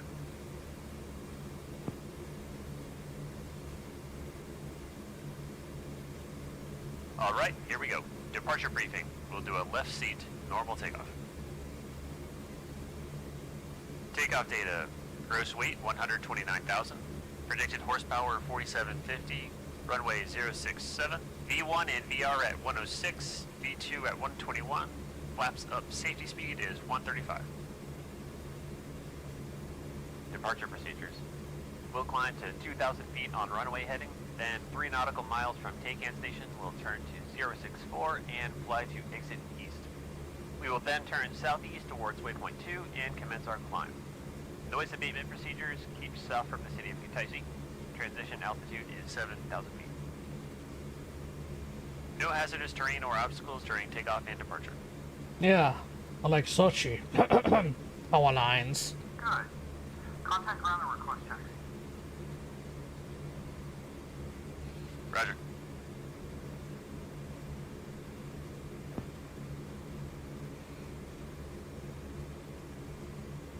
Kutaisi ground, heavy 1-1, request taxi. This ought to be good. Heavy 1-1, taxi ground. Alpha, hold short, runway 07. So let's have a look. Heavy 1-1, taxi Alpha, hold short, runway 07. It just go straight down. Check the altimeter setting. Altimeter set to 29.90, reading 160 feet. No, it Same here. doesn't. Standby altimeter. Question mark? Oh, wait. Bro. Wait, yes, it does. That Check one set does. to 29.90, reading 160 feet. Departure reveal. Am I losing my freaking mind here? No changes. Initial heading 064, 2,000 feet at exit east. Departure review complete. Set the radar to monopulse ground map. And how do you do that? MGM is set. Alright, now it's time to get out of the low-speed ground idle. You can taxi in LSGI mode, but then you need to make sure that the APU is running. If you look at the system status display, you'll see that the APU only generates electrical power right now with all 4 engines in LSGI. Look at the system status. This thing over here. You'll see GPU generates.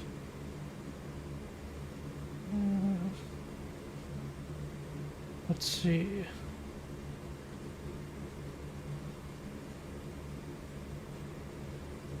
Ah, here.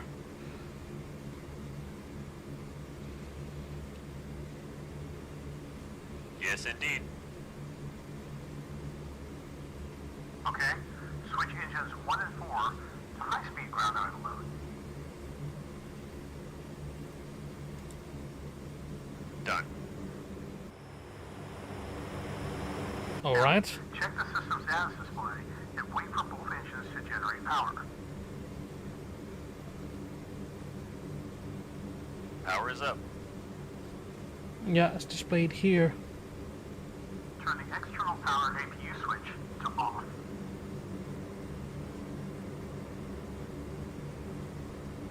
Done. Switch engines 2 and 3 to HSGI mode and check the load meters.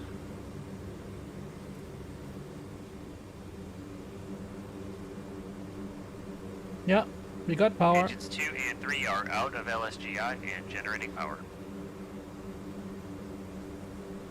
And then? Reach out and shut down the APU here on my side. Turn it to the stop position.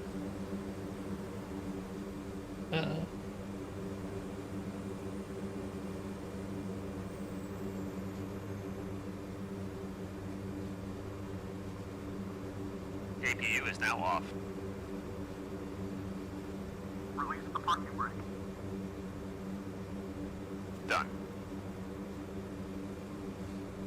Okay, next we would normally set up our defensive systems, but we can skip it for this way. And with that, the before takeoff checks are complete. Might want to cover that one, boss. Alright, time to move. Before we do though, a couple of important pointers. So don't touch anything just yet. First of all, try not to use the wheel brakes to control the taxi speed. Instead, use fine thrust changes, okay? Understood. Use Brakes are okay, especially when bringing the aircraft to a full stop, or when taxiing near ground personnel, or places where we can blow up dust or other use thrust changes. Makes sense. What in the flying? Now to turn, you don't use your rudder pedals. But that wheel to the left from your yoke has a range of 60 degrees to either side. I don't need to tell you to go slowly, especially during tighter turns, and especially when you're heavy. I am not a big fan of higher speeds. Otherwise, I'd be flying an F-16. Nice. Right. The third thing is the reverse thrust. You're going to want to use it obviously to slow down after landing, but you can also taxi backwards. When you do, make sure you got a load master on the intercom and that he opens the cargo door and lowers the ramp and gives you instructions. Roger.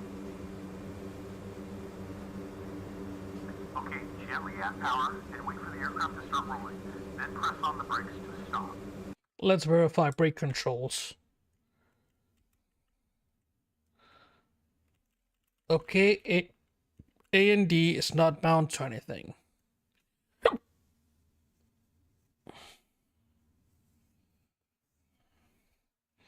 But we were asked to explicitly use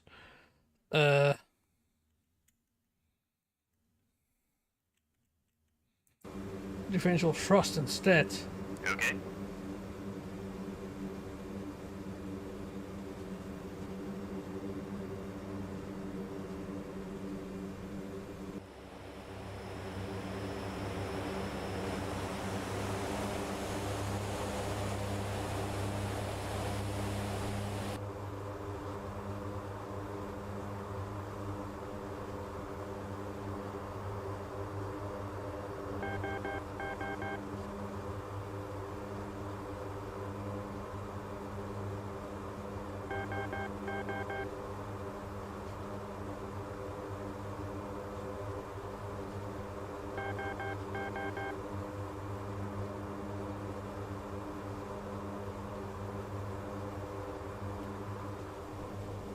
Okay, the emergency brakes are working fine. You can disable them now.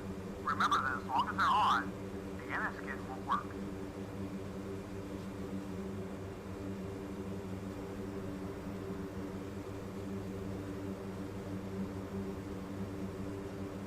Done. Now check the normal brakes. Taxi ahead a little, then stop once more. Okay.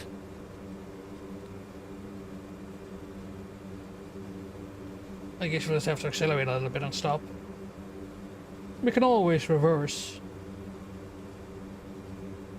Okay. Good. Let's move forward to taxiway Alpha, there on the right. And he asked us to use T. Although he said not to use the rudder. How does that wheel here work? I wouldn't be surprised if that's axis. Nose wheel steering. Oh no.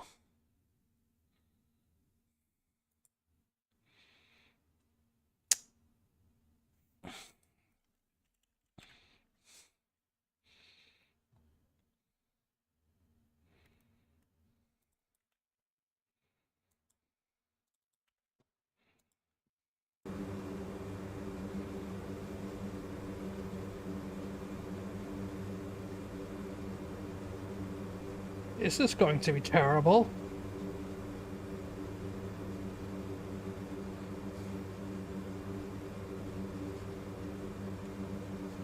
Yep, already doing it wrong. Oh well.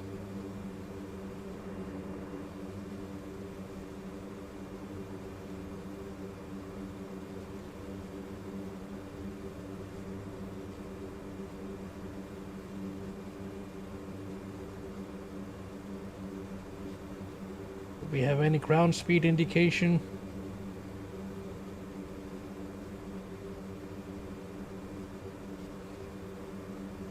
I see 30 down the left. Ground speed is 50. Let's see if you see any numbers that match that inside the cockpit. Continue straight on.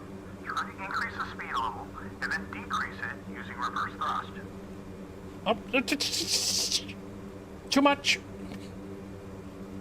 Don't overcompensate. Okay. And then decrease it. Just let's go ahead and go straight to decrease.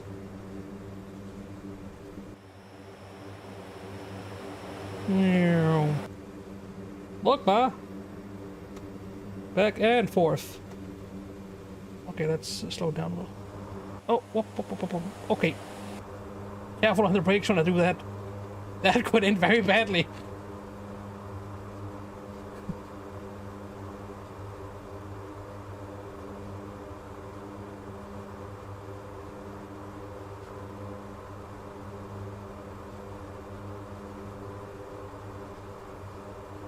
Probably can. AD does try to model things realistically, so I wouldn't be surprised.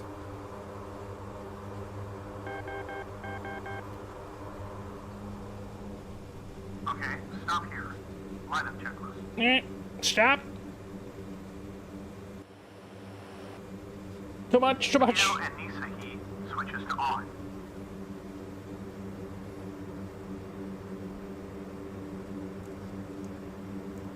Switches are on. What does NISA stand for? Set the exterior lights, navigation lights to steady.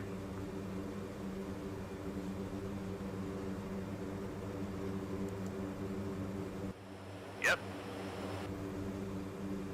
Top and bottom strobe lights to white.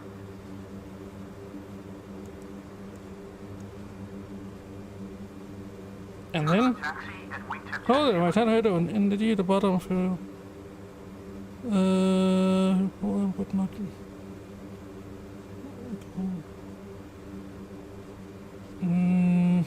I mean that thing, maybe.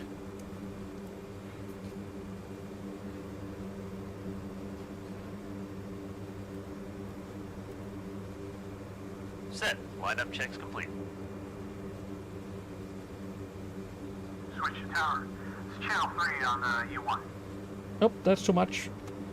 Okay, this is gonna take a moment to get used to. Roger. We can do this thing. Page and confirm with uniform No, no. Basically, it means electrically heated windows. So anti-fog. Oh well.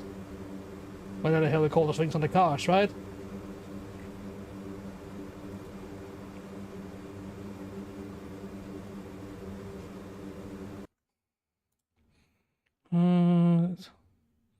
Tower on U1.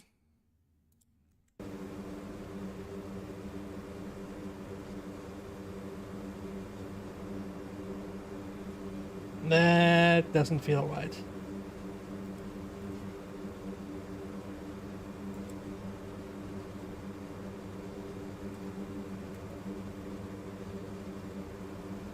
Let's read that again.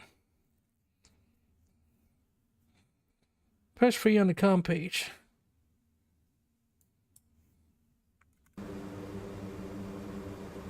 Three, not... Alright. Enter the active. Line up on the center line. Roger. Okay, stop here. When do we forget? Sandwiches. Huh, I got mine. We didn't set the tech in for Katesi. Ah, right. Ah, Tech shit. can nav. Right. Tech can nav, tech can Press nav. nav on the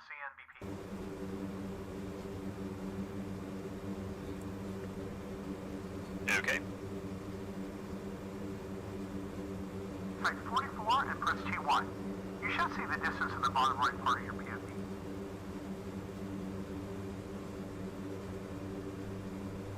Done. All set. Wait, what? Just we should see right part of... Hold the brakes and increase the power to take off. Scan your instruments. When ready, release the brakes.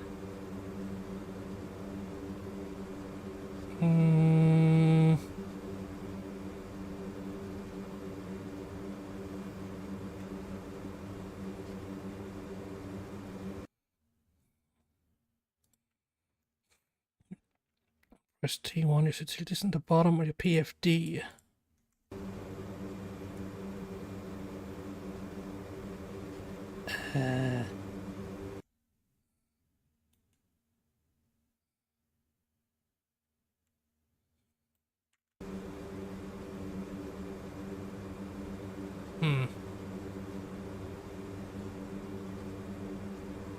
I don't see it.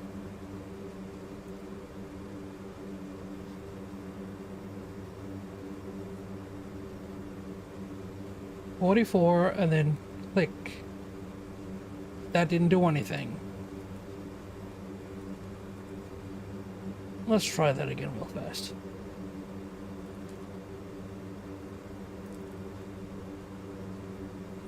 .44.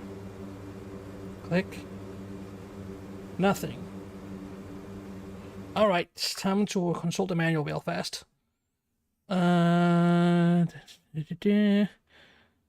Nav panel, nav panel, nav panel. No. No. We're setting these controls? Question mark? Coffee cup holders! Yes, of course. Let's see. Let's see. Autopilot. Nope. Nav page. Selected by dudes. VF, DF, ADF, yeah. So, tech and yeah. When radio is not powered. Radio. Sure.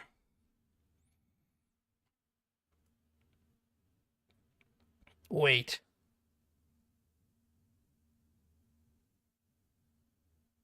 And that's a tune to following. Okay, yeah, that makes sense. So basically we can just tune in the radio to whatever it needs to be. Normally it assumes the X band, but if you need to do Y band for finding other aircraft, we just enter decimal. That makes sense. Is this something that ECB?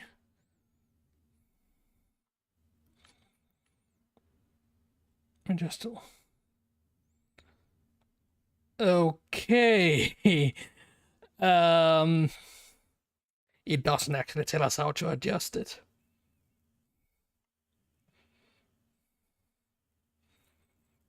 That's an issue. Okay, let's back it up a sec. Time for 4 and press T1.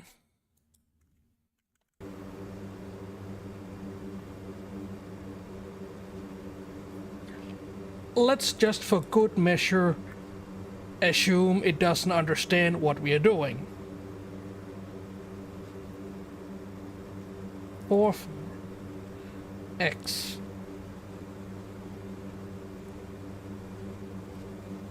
No.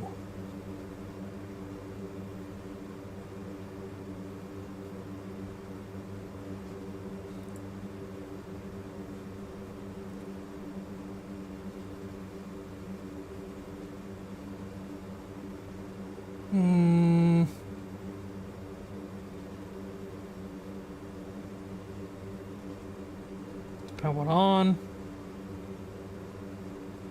Enter? Question mark? No.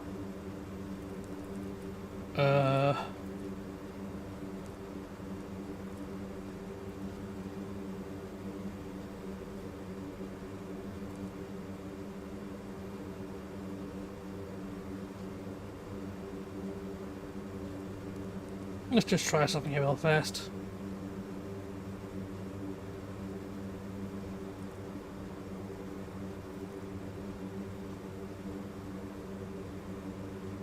No, it does not like what we're doing.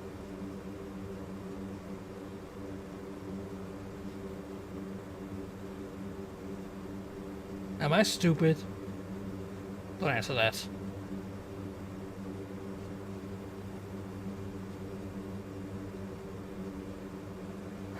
Let's see what happens if I do this now. Nothing. Then what?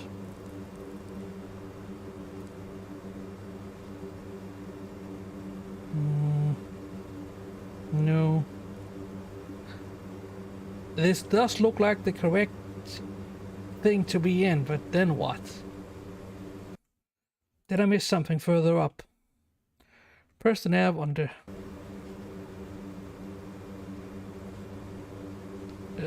main menu. Up, that's...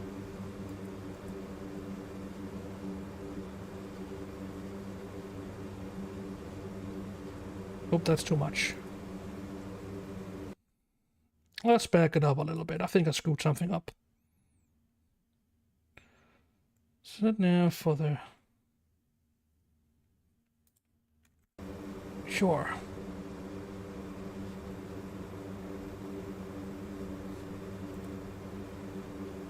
No.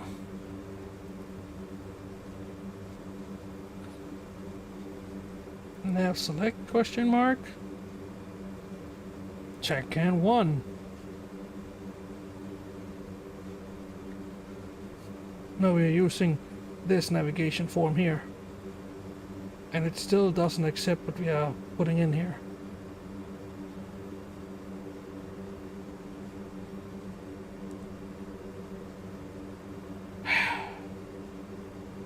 This is gonna be a long way up. I have no idea how in the world to get back to the previous display. Let's see. This comes... Okay. Let's just see if we can go back to comms.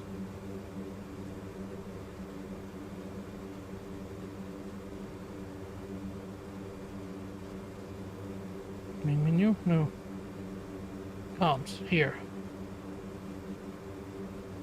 Yeah. But then we click nav. Good.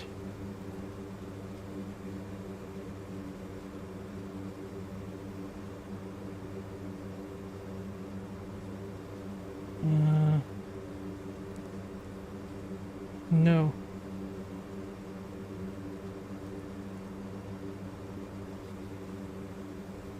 That doesn't work. Switch to tower. Yeah, we talked to tower already. Press nav. Tab 4 and press T1.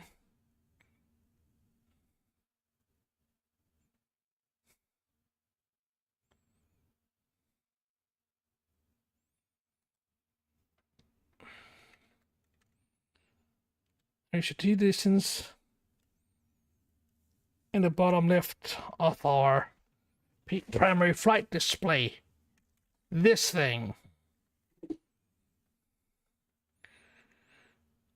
Right now it's showing us this distance to what I believe is the first waypoint.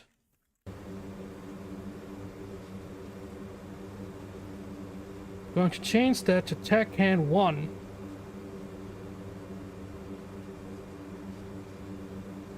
The TACAN, as far as I can tell, is currently set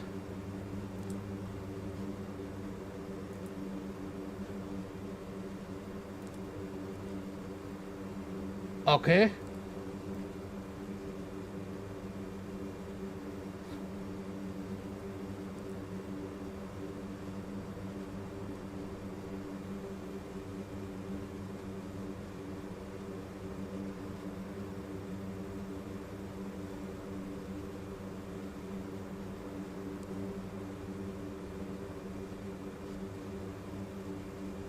No.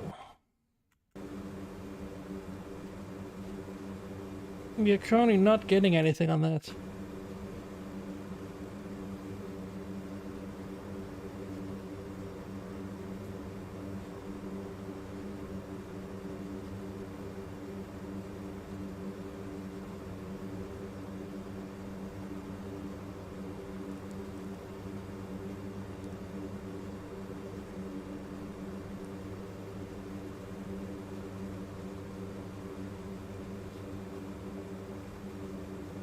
No.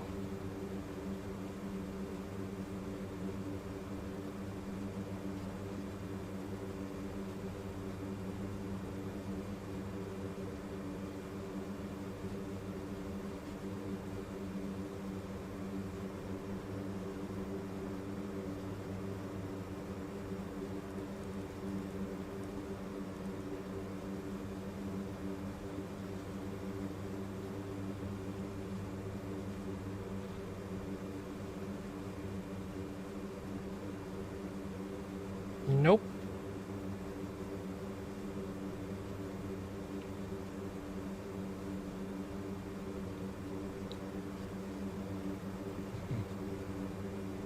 Let's just tell him everything is working.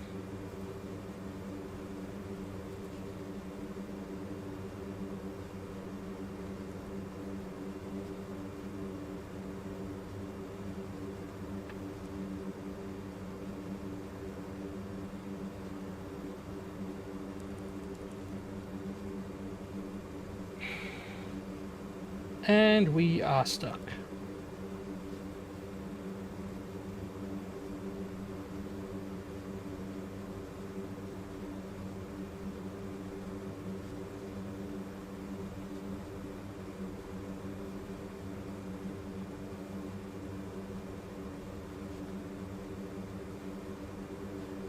So how do we set this up again?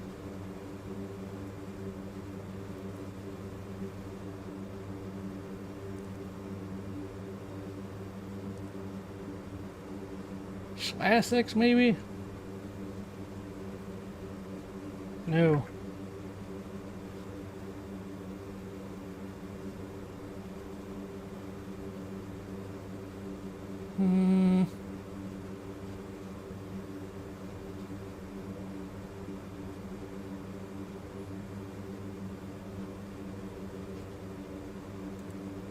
I'm not sure right now what to do.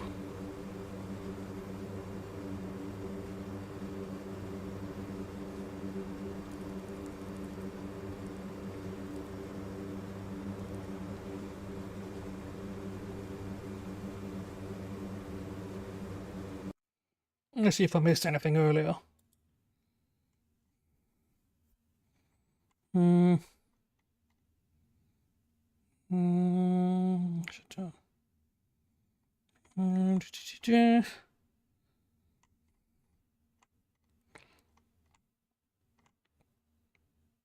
I don't get it.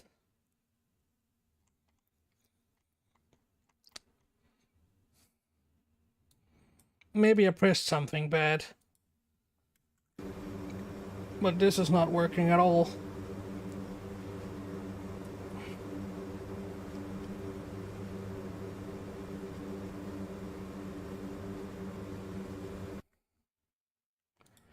Let's just move to the next lesson.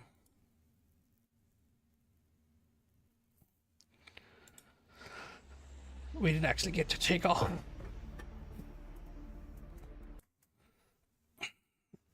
I'll be going over this a few times over the next few days.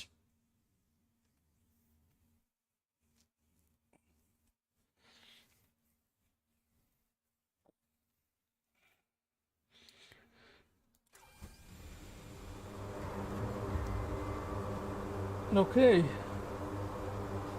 Yeah, look at that. Tech can was never set up.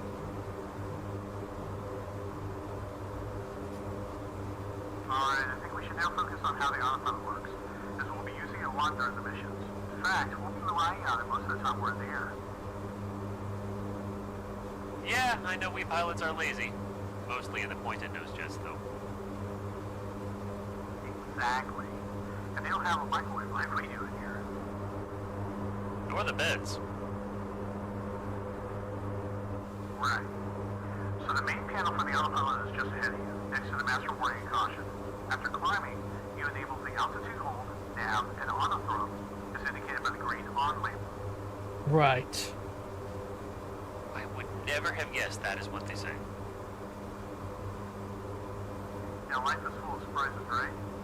So prepare for another one. All of the modes we're about to discuss will only work with the autopilot's enabled using the switch on the middle console, one for each of us. Okay. Okay, makes sense. So let's start with alt hold. It does just what it says. It keeps the aircraft level at altitude at which the button was pressed. Okay, did I hear right that you said it will keep the aircraft level? Yes. It will attempt to get the wings level so you can't use it to, say, circle above a given spot. We're not in a gunship, so we don't really need that. I'd love to fly a gunship one day. Foreshadowing. Better focus on today. However, having said that, there is a way to use the autopilot to make circles in the sky, but we'll get to that later. Ooh, excellent. Alright, what's next? Next one is the altitude select button. This one is very simple. Once the aircraft approaches a pre-selected altitude, while climbing or descending, it'll automatically switch to alt hold mode. Just like a commercial plane. That makes sense. And to choose the altitude, I use the Alt cell knob on the ref mode panel. Confirm. Go ahead and turn it right to select 18,000. The desired altitude is shown directly above the current one on the HUD.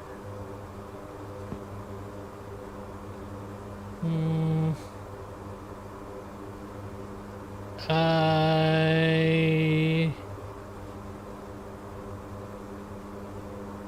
don't see any kind of response for that. Okay, no, there we are, up here. Angels 18 set. Now, this mode's not automatic, so it won't take you magically up or down whenever you change it. You have to manually set the pitch up or down to be able to intercept the new altitude. Okay, how do I do that? There are several ways, but the easiest one is to use another mode, which is the VS. It engages vertical speed hold mode of the flight director. So let's use it to climb to the altitude you set. Ready? Affirm. Okay. We can do this without actually disengaging the autopilot, but let's first try the manual way. You'll disable the autopilot by pressing the disengage button on the yoke twice. The second one to silence the warning. Then, pull up into a 5-degree climb and press the VS one there to capture the climb path. Go ahead. Autopilot.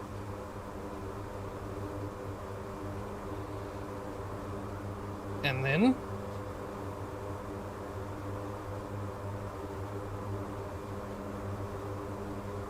There. Enable the autopilot. Done. The aircraft will warn you 1,000 feet before it reaches the selected altitude. 1,000 to go.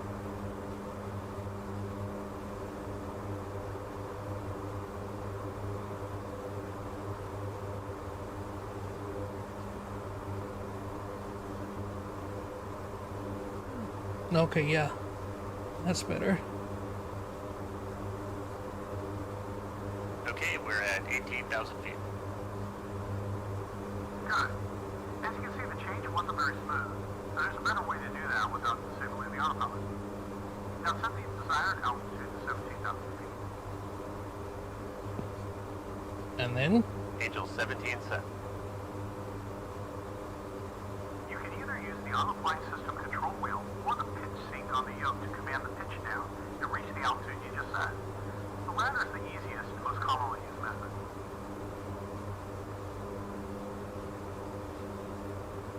Roger, let's try it.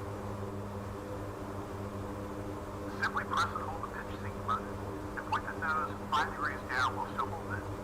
When you're happy with the angle, go ahead and release it. That's all there is to it. Go for it. And the pitch sync button is...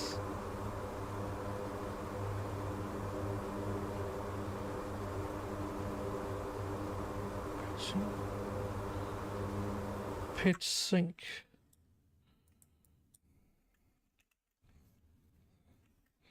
That's another button.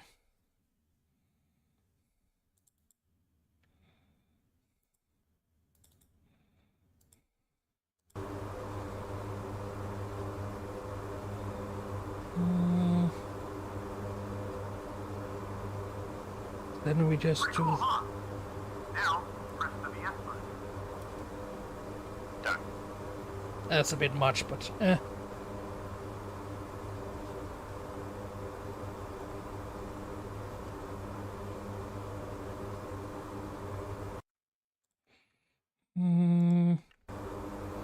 At 17,000 feet. Neat. Perfect. The last thing I should mention is that you can reset the selected altitude to the one you're currently at by pressing the Alt Cell button. Let's move on to heading, shall we? Let's. So the heading mode is also rather straightforward. It will make the aircraft attempt to fly and hold a heading, which you selected using a knob above the AFCS panel. I see it. Go ahead and turn it so that the heading mode on the nav radar is set to 090. 090.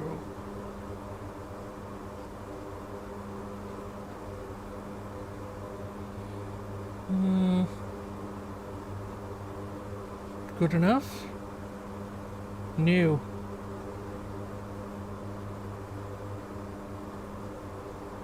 Here. Okay, the bug is set. Now press the heading knob. Press it even, okay.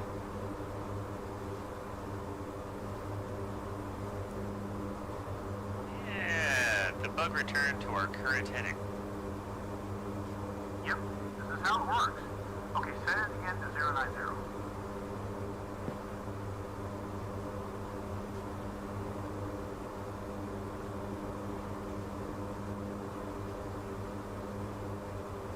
Zero 90 set. And then Now press the heading button. Nav mode has disengaged and the aircraft is turning.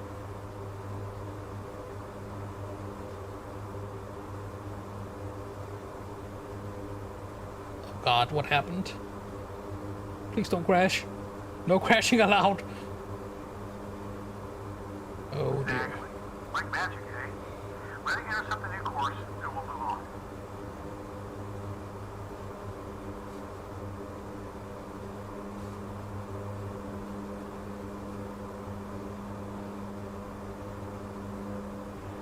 Is there any way to know? Oh yeah, heading. Is there any direct way of seeing out of this thing as well?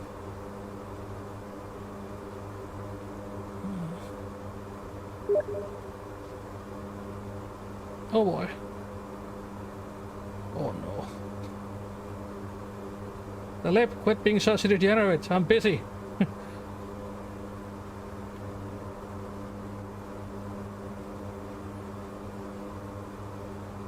I'm gonna assume the the lip and Ryuka is watching as well.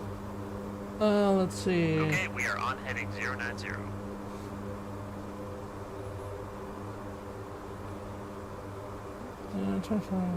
Alright, now let's talk a little bit about the nav mode. This mode basically follows the course line of the selected route. In other words, it will nicely fly you along all the waypoints to the last one. Sounds handy. Yeah, it is. But again, it has its limits. Try to re-enable the nav mode now. Nope. Okay, I am getting the CN9 message warning. And it says, not on intercept heading. Exactly. Where? It won't turn the aircraft and put it back on the flight path. You have to do that by yourself. If you look at the annunciator panel on the left, you should have the nav arm text, which is also repeated on the HUD. Affirm. Right. The nav arm means that the system is ready, but won't kick in until you get back within the parameters to get back on the route. We'll do that using the AFCS wheel. What now? Alright, I am listening. First, make sure that the Alt hold is on and disable the heading mode. Done. Now, use the AFCS wheel to put us in a gentle 10-degree right turn. That means the triangle at the bottom of the HUD needs to stop at the first tick mark to the right.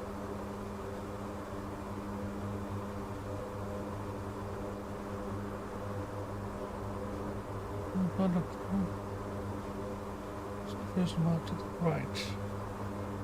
More. Oh, that's the pitch.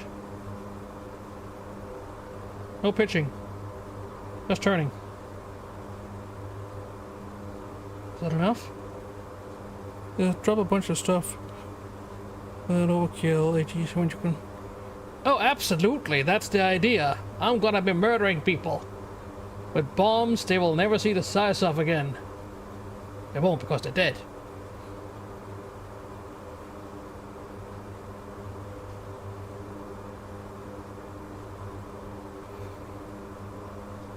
Like, a lot of this feels kind of familiar because I have flown the Airbus 310, 320 in Microsoft Flight Simulator 2000 and whatever version that was.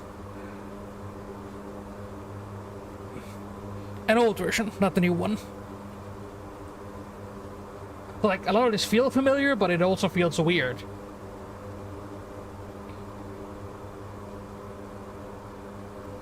He's not happy yet, is he? Happy now? We're in the turn. Oh, that's too much. That's too much. Much too. Remove the message on the CNI by pressing the clear button. Oh, that's what that's Message for. removed. Yeah, I keep forgetting to look at this thing. Okay, when you're ready, use the wheel to level the aircraft to the heading of 180. Understood. 180. Man, key to the AFC wheel. Okay, be smooth and gentle when leveling.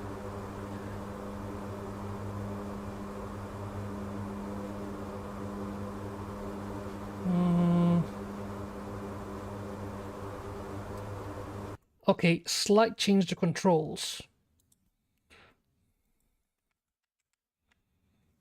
Right now, we are doing rudder stuff with this bad boy.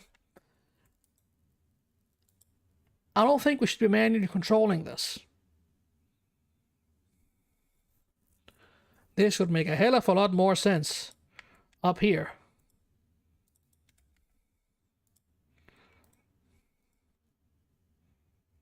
What are you laughing at, you maniac?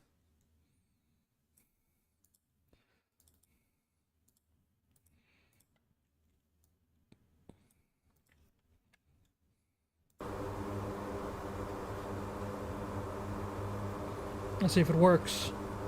Oh god! Wait, did I...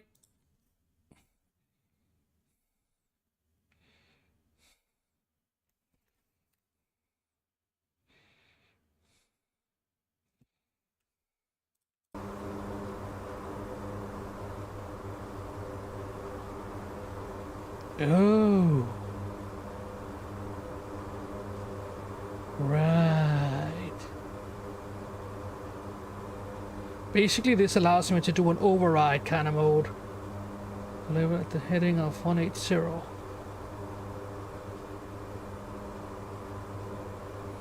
Okay, this thing is sensitive. This thing is very sensitive. We are going to have to adjust that a little. Oh god. Yeah, we are gonna have to do that about half strength. This is gonna go very badly.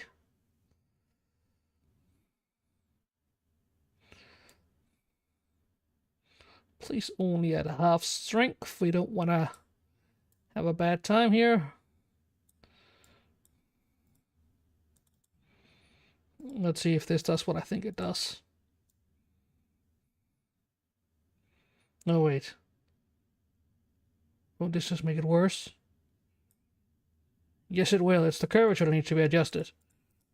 Ah, Jesus.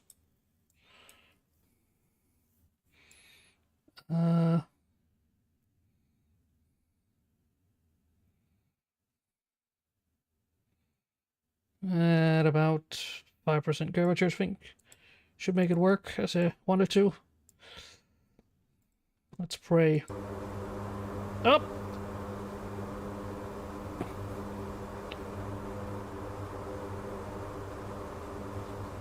Okay. Slightly to the right, please. Yikes. This is gonna take a moment to get used to. This thing is sensitive.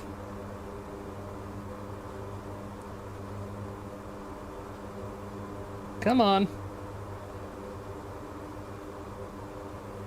Yeah. So.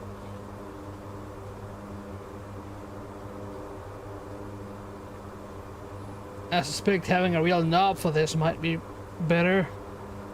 Up. Good enough. Autopilot.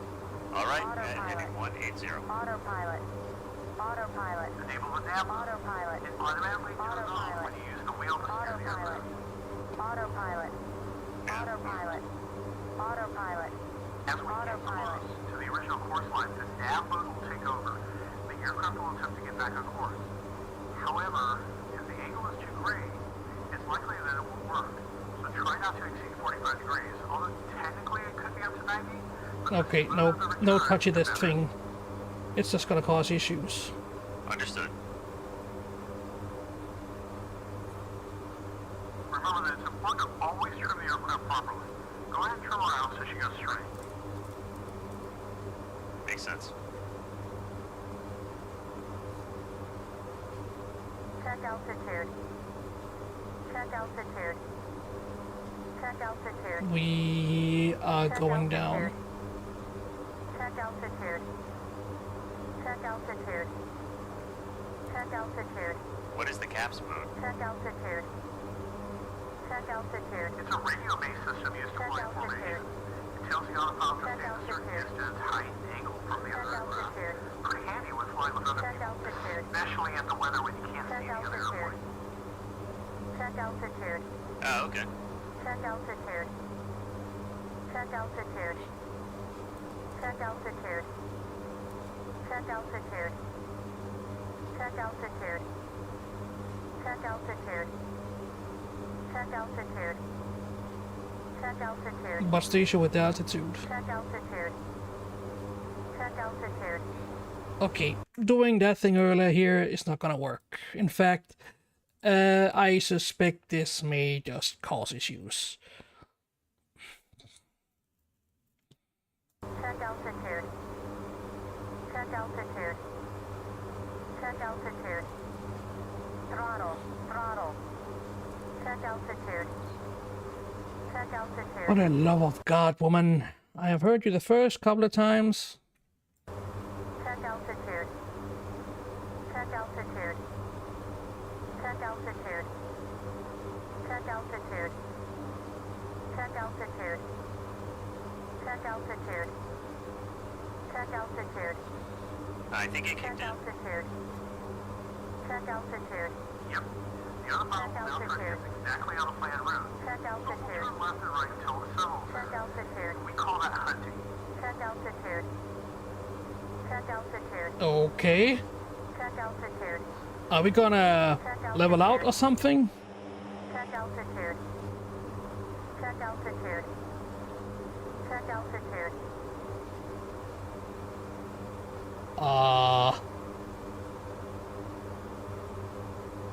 Boss?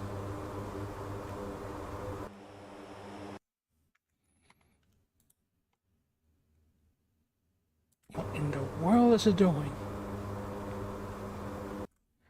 Okay, we'll have to begin that again. I must have missed something crucial while I was adjusting controls. This is gonna take a while.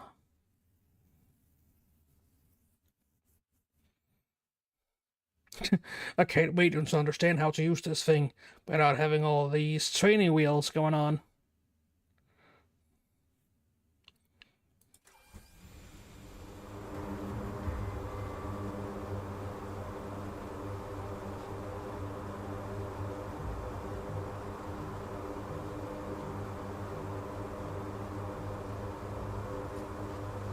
Alright, I think we should now focus on how the autopilot works, as we'll be using it a lot during the missions.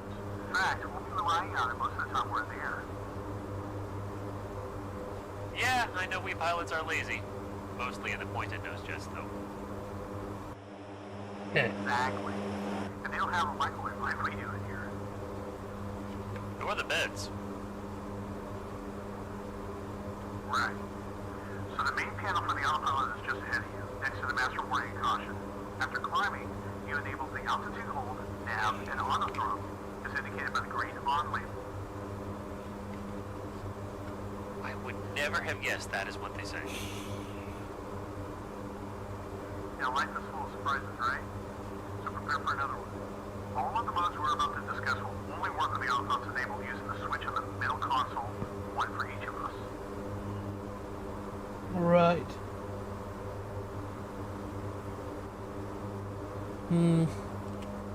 Okay, makes sense. So let's start with Alt Hold. It does just what it says. It keeps the aircraft level at altitude at which the button was pressed. That makes sense. Okay, did I hear right that you said it will keep the aircraft level? Yes. It will attempt to get the wings level so you can't use it to say circle above a given spot. We're not in a gunship, so we don't really need that. I'd love to fly a gunship one day. Better focus on today.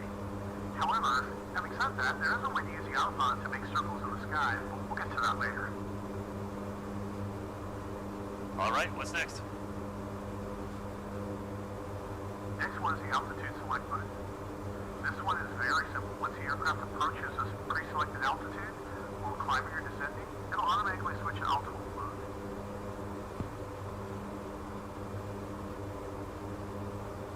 So if you're moving up or down, it'll go to hold when we reach the desired altitude. That makes sense. And to choose the altitude, I use the Alt cell knob on the ref mode panel.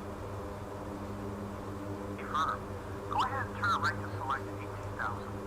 The desired altitude is shown directly above the current one on the HUD. Angels 18 set. Now, this mode's not automatic, so it won't take you magically up or down whenever you change it. You have to manually set the pitch up or down to be able to intercept the new altitude. Okay, how do I do that? There are several ways, but the easiest one is to use another mode, which is the VS. It engages vertical speed hold mode of the flight director. So let's use it to climb to the altitude you set. Ready? Affirm. Here we go. We can do this without actually disengaging the autopilot, but let's first try the manual way. You'll disable the autopilot by pressing the disengage button on the yoke twice. The second one to solicit a warning. Then, pull up into a 5-degree climb and press the VS one there to capture the climb path. Autopilot. Go ahead. There. Enable the autopilot. Let me just verify I pressed the right one here.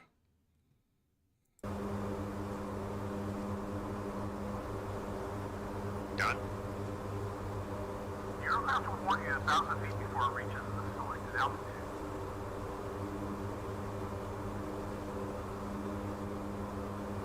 But then it takes over, flies straight. Yeah, this makes sense. Given how much I love actually pressing these damn buttons to make the damn thing work. This is going to be a part and a half to use on a live session. Imagine announcing time to target 45 minutes. The multi will just be like, what the heck? What? I'm a fat bird. What do you want?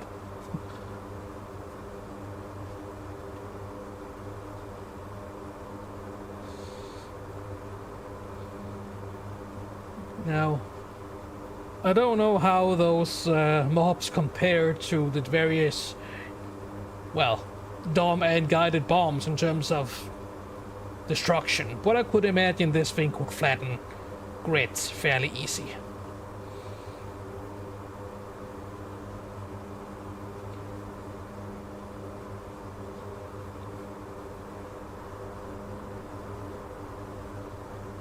To go. Finally. And Stormworks also created an autopilot system. It was nowhere near this level of sophistication.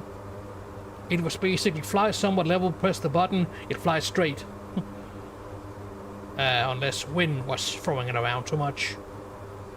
I never built an INS system.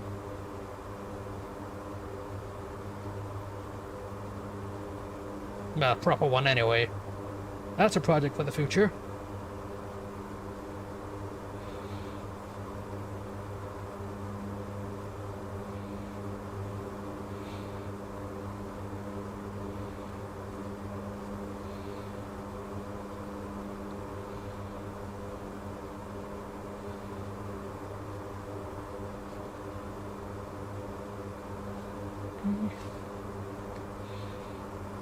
I was talking about flying prop planes in Microsoft Flight Simulator, but this thing here might just have sold that itch.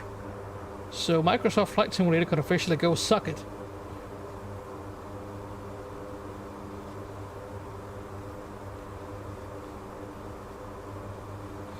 Speaking of flight simulators, well, Okay, we're at 18,000. Falcon 5 is being made, so that's going to be fun to see. It wasn't very smooth. There's a better way to do that without disabling the autopilot. Now, set the Combat desired facility, altitude of course. 17,000 feet. I'll set the side to 17,000, alright. Angel 17 set. Now You what? can either use the auto-flight system control wheel or the pitch sync on the yoke to command the pitch down and reach the altitude you just set. The latter is the easiest and most commonly used method.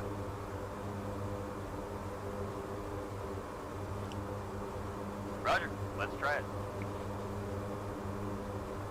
Simply press and hold the pitch sync button and point the nose 5 degrees down while still holding it. And what is the pitch sync button again?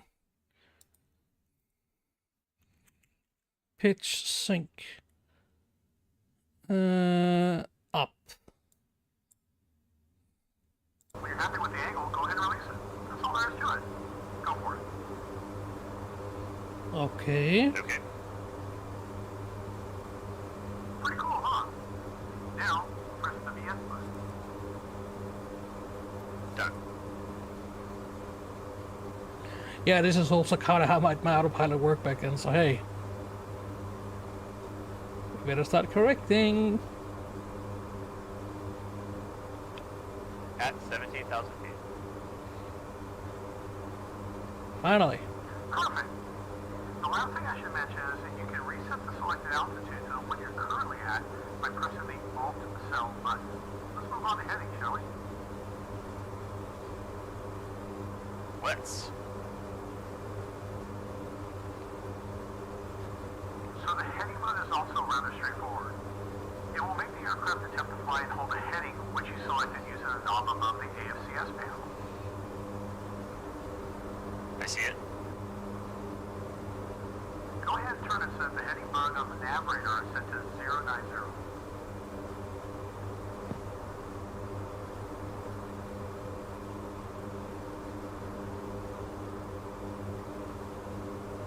That's gonna take quite a few rotations.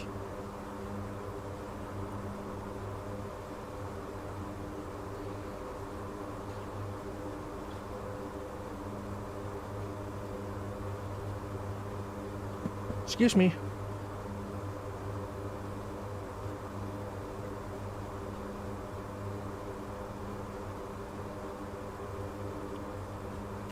Okay, the bug is set. Now press the heading knob. Heading knob. Press. Press. Yeah, the bug returned to our current heading. Yep, this is how it works. Okay, set it again to 090. Sure. Let's do it again, because it's funny. Jerk.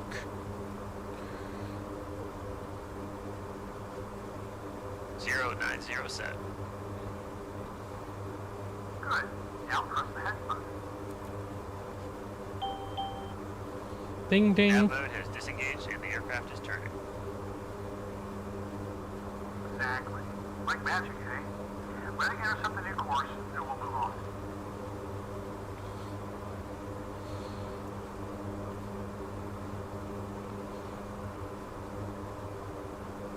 Turning, turning, turning.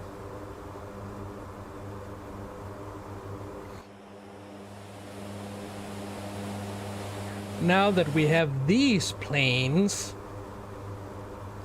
airborne tanker that's play operated, anyone? Just saying. It also paved the way for, well, player control AVAX planes, since this is the basis for the majority of those kind of planes. Imagine. Come on. Left. Okay, we are on heading 090.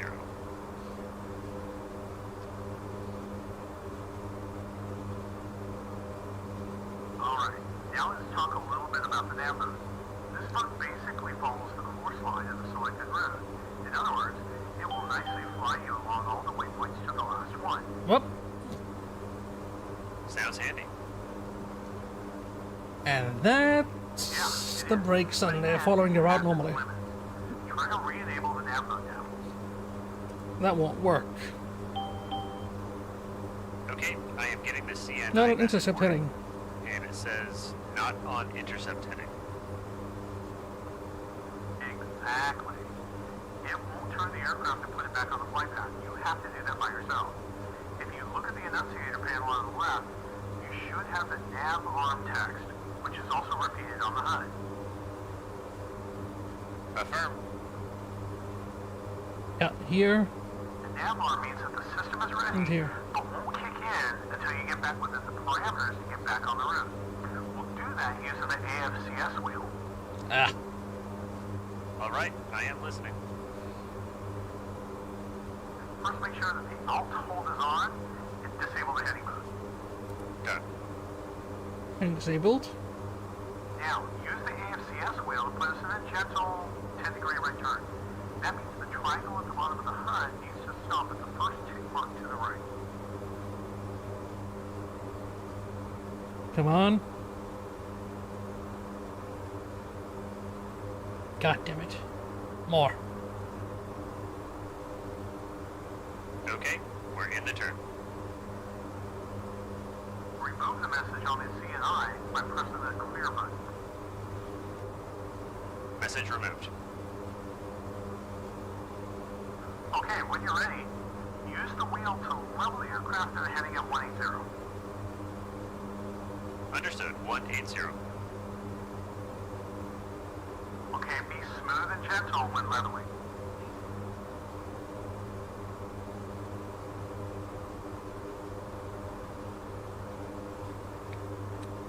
I may have to go look for some hardware to help me with this in the future. This is going to be extremely impractical. Hell, I was wanting to yoke anyway. Although I do have a steering wheel, so I wonder. So Rasmus, what are you flying with today? Oh, you know, my steering wheel and pedals. What? gonna make a few people lose their minds. In the same way when I say I play with a PS4 controller, everybody loses their goddamn mind. I keep forgetting the guy's name. But a particular guy inspired me to use my PS4 controller to prove a point. And I did. Truly so. But then I gave a cousin one of my previous controllers. I shouldn't have done that. Oh well.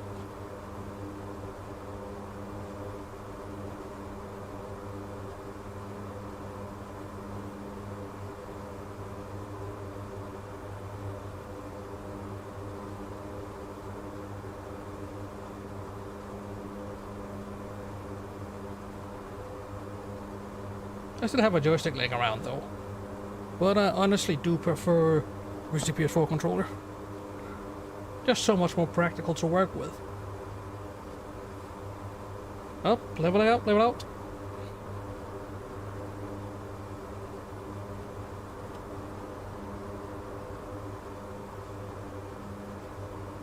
That was too much.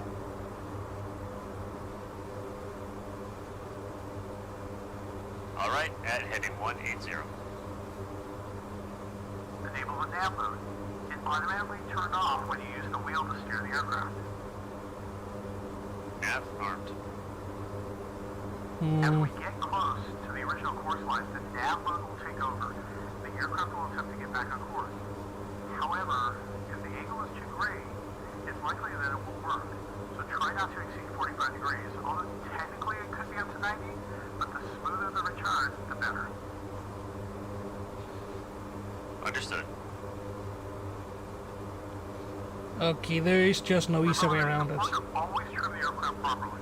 Go ahead and trim her out so she goes straight. Makes sense. Trim. We will have to adjust the trim.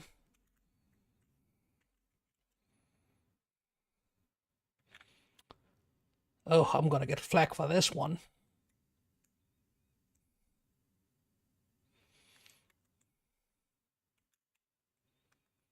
I'm actually unsure how to set this up right now.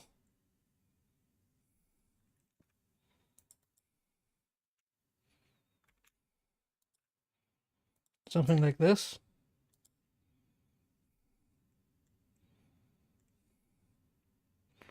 And then rudder or wing down?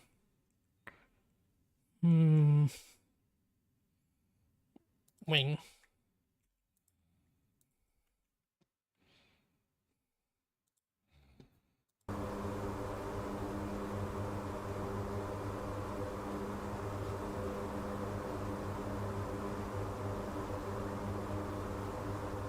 Still catching a warning here.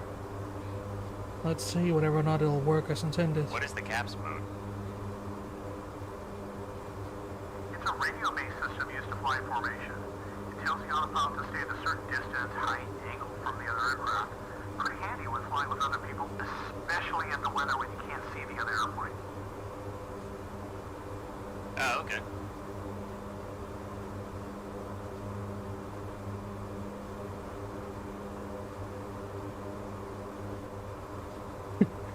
Just easily dismissed. Okay, fair enough.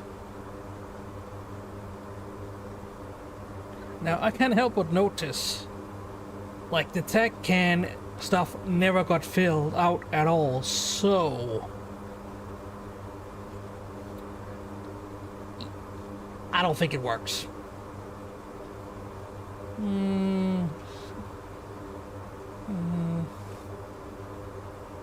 Right. Build in a manual override there just in case. That's a good idea. Whenever I make missions for Hardware 3, I used to do that as well. Just in case, you never know.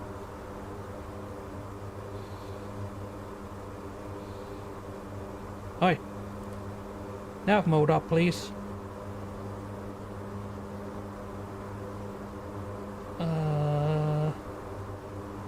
Nav mode for pilot is enabled.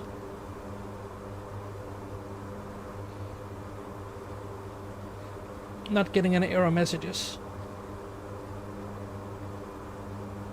From what I can see, the plane is flying itself.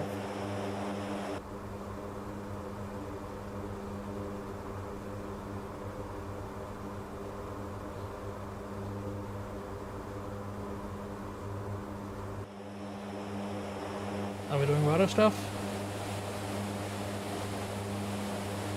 Slightly, I suppose.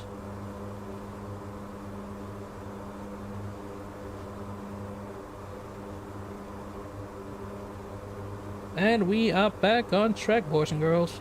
I think it kicked in. Yep. Yep. The other bow will now try to get us exactly on the planned route. So we'll turn left and right until it settles there. We call that hunting. Jesus Christ, plane. Don't go crazy here.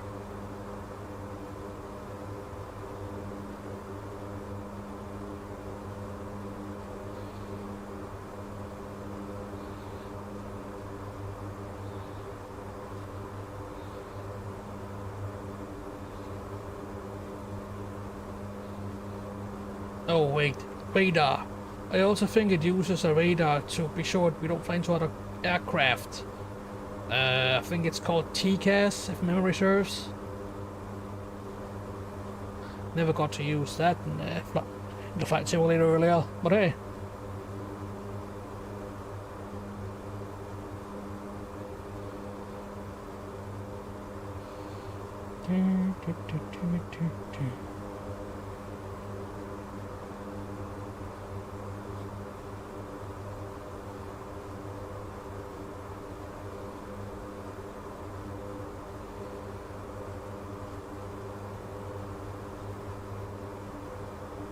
And just for good measure,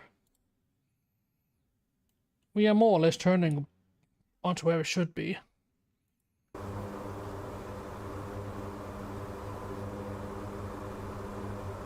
Also, these panels here. I wonder what plane have those. Besides this one, obviously.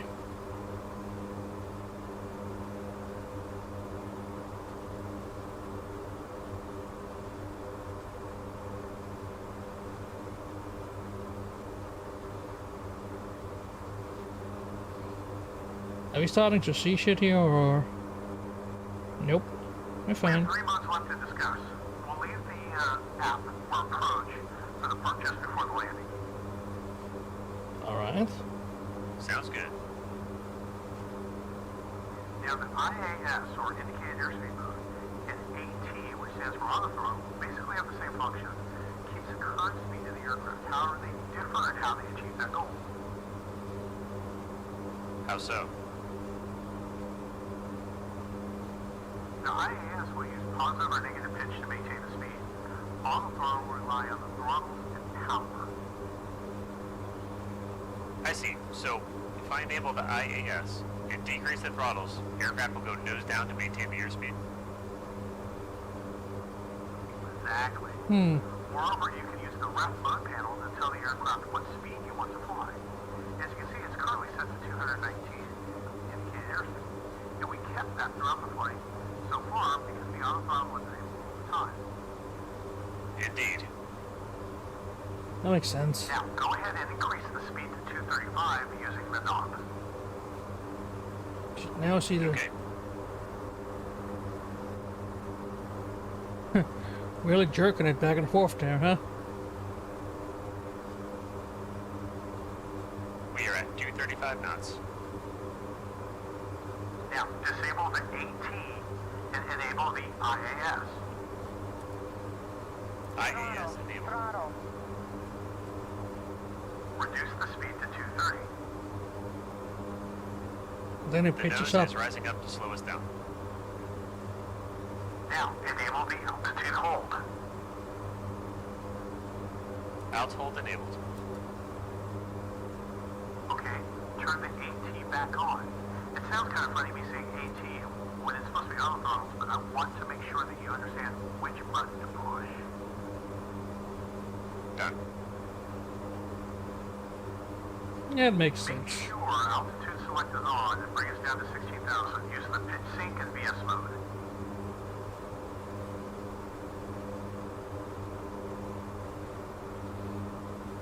So, to do that, we spool this thing back, press up, pitch down, 10,000 Go. to go. All right, descending.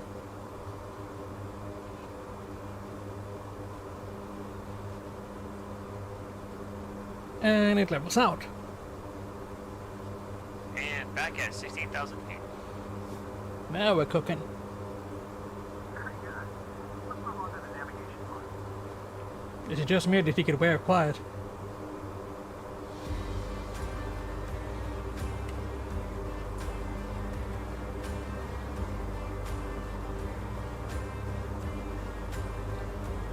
Mission complete.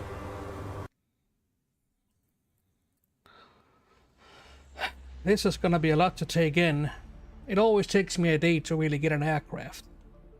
Day 2, I usually just work on getting the startup procedures just right. Start abbreviating it.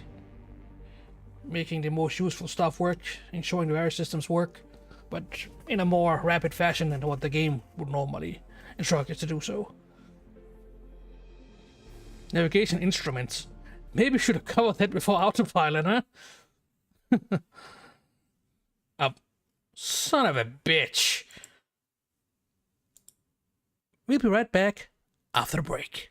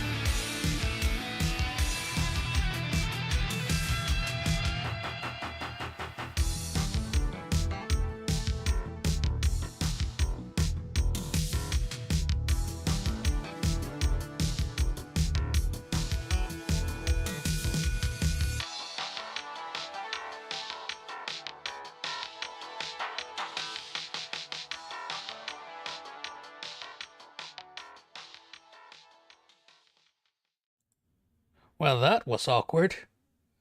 But we are back in again. Yay.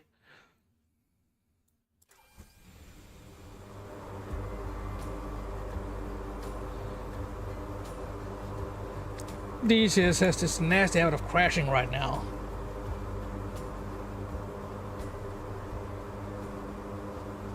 Okay, so in this part, we'll talk about the basic nav instruments: the HUD, PFD, nav radar, and the digital map. Haven't we kind of done this in the wrong order, boss? That sounds fascinating. Right. First of all, set the PFD as a primary flight display on HDD1. Remember how that was done? Nope. Sure, I have to click PFD from the main menu. And now select HDD1 on the second display. High definition display question mark? Good. You'll notice that a lot of what is displayed on the HUD will be duplicated on the PFD. But let's start with the heads-up display first. Alright.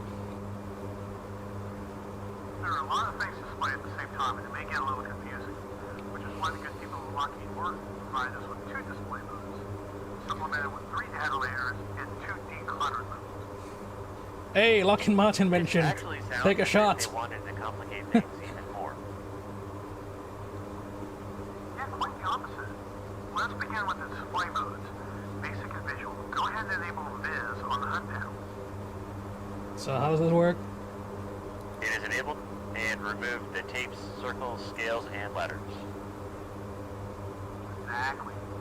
It makes things more clear, but of course provides you with less data. Now disable nav data for me.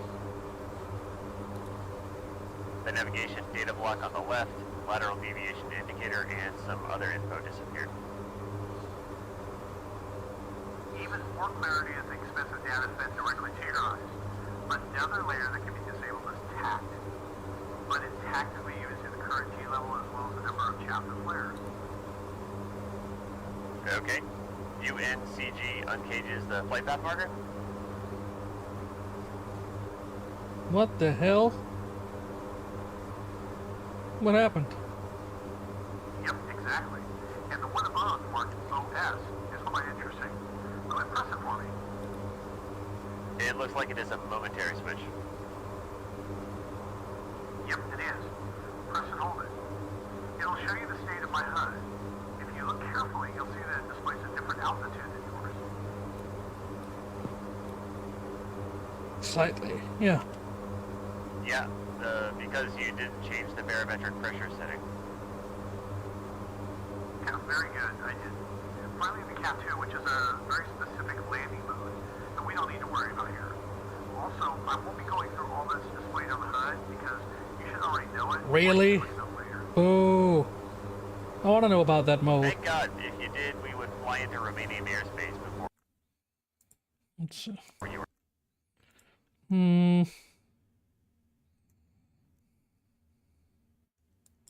Done. Romania. Yeah, you're Oh, right. no thank you. Let's turn around. Before we move on, let's establish a nice left-hand orbit here using the autopilot wheel. I mentioned it earlier. Set up your HUD as you want, and let me know when you're ready to move on. Mm-hmm.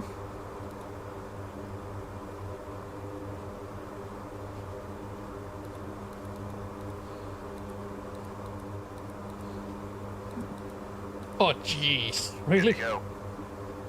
That's nothing. This one's pretty easy. Make sure the Alt Hold and AT are enabled on the mode select panel. Alt and Hold then AT? turn the control wheel left and intercept a 15-degree turn.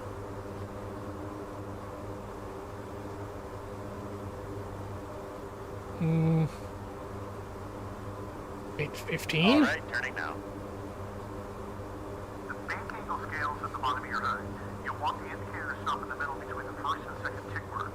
Each represents 10 degrees of bank. I thought it was 5. Huh. I'm full of crap, apparently. Like so. A little to the right, Okay, maybe. I'm there. Nope, this is fine. You'll notice that the nav mode has been disabled. Yep. Alright, let's move on to the PFD. Okay. Okay, so the PFD combines all of the most important flight instruments into a single display. You still should have the PFD menu open up on the EMU, so let's quickly cover the different options. Fuck yeah. All right. What we got? The pilot co-pilot menu selects whose display will be affected by any changes you make. Arrow selects if you want to have the altimeter displayed in millibars or in inches of mercury, which we commonly use in the U.S. Okay. Mag True Grid determines which compass reference is used on the HSI and the compass readout on the HUD.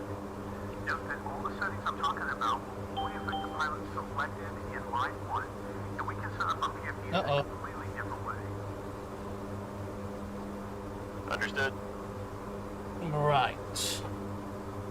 Now the FD, INU, CADC, and RADAL selects the source of information for the flight director. INU, which is responsible for pitch, flight path and roll. central air data computer and the radar altimeter. Typically, the pilot would use The number CADC. 1, and the co-pilot would have the number 2 selected. Okay, But so we don't, all these but we systems don't are directly double? touch that in this thing, I think. Yes, for redundancy purposes. Switching the systems is part of emergency procedures, but this isn't relevant during today's flight. Or at least I hope not. And you're an optimist. Certainly, otherwise I might have to select OSV number 2 if you catch my drift. Yep. Okay, now look at the PFD itself. Bruh. Let's quickly go through the basics. Looking at it very intensively. The colors on the display are used to, how should I say, differentiate between different sources of information. Green is for moving scale values and tick marks. Yeah, that's cool and all, but I am colorblind, just saying. White is for altitude deviations, acceleration, cues, digital readouts. Cyan denotes the pilot's output reference set, so data which we can alter or introduce. Advisories and cautions are yellow, critical warnings are red. Makes perfect sense. Green, okay. Yellow, hey, look here. Now for the Red, cyan oh data. crap, look here now. Using the reference set panel. These will be going from the top left. Selected indicator airspeed, selected altitude, minimum barometric altitude, the altimeter setting, minimum radar altitude, the one below AGL, and select Just like commercial airliners. Alright. You can see the autopilot advisories in the green at the top. Now, one interesting thing I want to show you is acceleration curve. Go ahead and increase the desired speed to 260 knots using the knob. 60, huh? Increasing speed. A white caret next to the flight path marker on the ADI has just moved up. It shows if the aircraft is accelerating or decelerating. Cool. It is, isn't it? And I can already see the wheels turning in your head. That's how this is going to be useful. Now, bring the speed back down to 240 knots.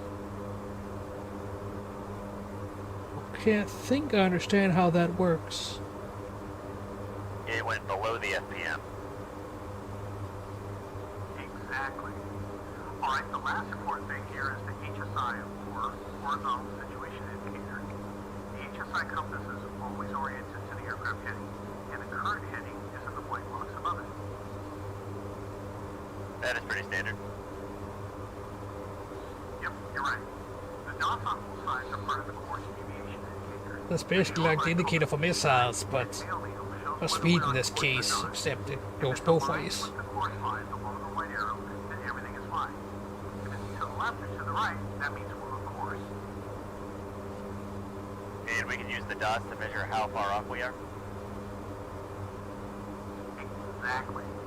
Now, depending on the nav source, these will either represent 1.5 nautical miles per knot if the distance to the waypoint is greater than 50 miles, or 600 yards per knot if we're within 50 miles.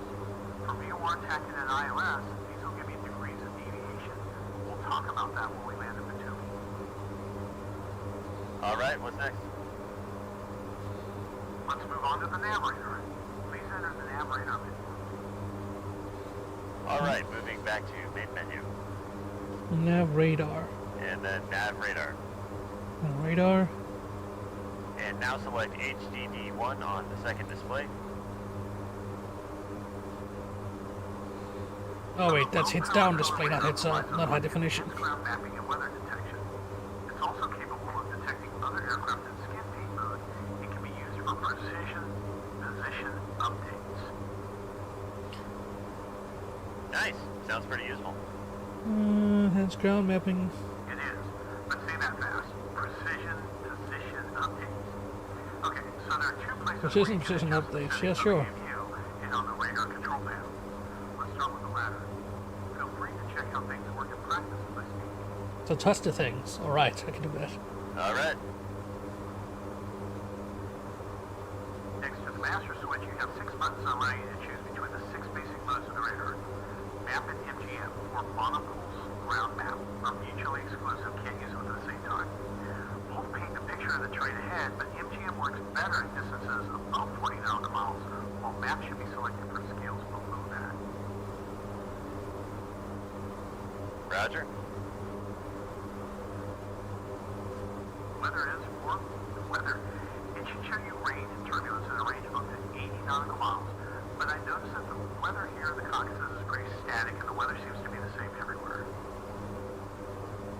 Because we don't have a dynamic weather system. I can't unsee how weird that is.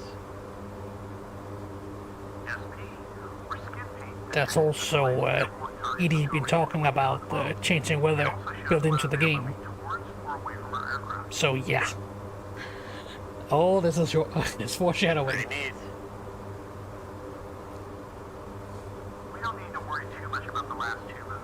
WS stands for wind shear, and BCN for beacon, which provides the capability to interrogate and display responses from ground and airborne beacons. Okay. That doesn't seem to work. Finally, the PRCN, the precision measurement mode. It's used to correct for certain map inaccuracies. Again, this should be covered in a dedicated training story, so let's leave it for now. Sure. What about the controls below? The knob below is called Intensity Target Select Switch. By turning it, you choose for which type of display you want to change the intensity level. Your choices are arm for range and range rate, CUR for cursor, SYM for skin paint, beacon targets, and VID for weather and wind shear. Roger. And I changed the intensity with the rocker switch next to it. Exactly. Go ahead and play with it and let me know when we move on.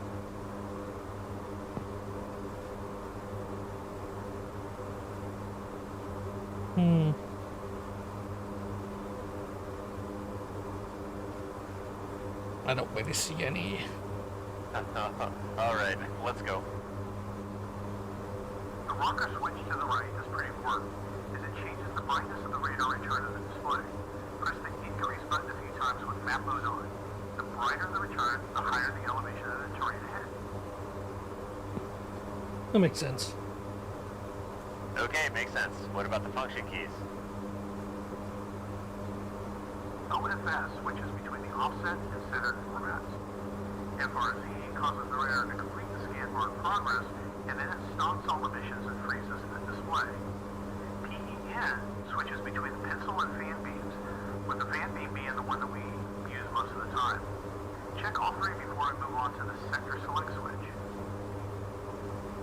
Okay. Eh?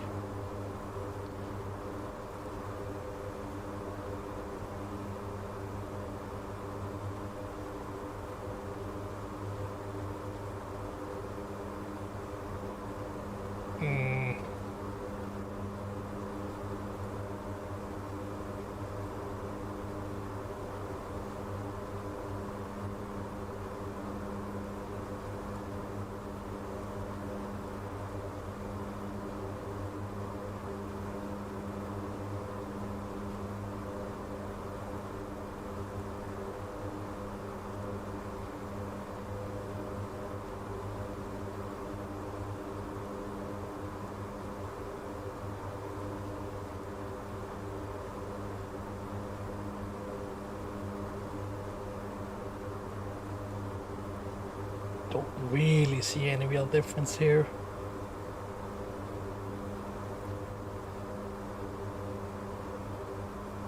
Eh, So, sector is responsible for the coverage of the scan?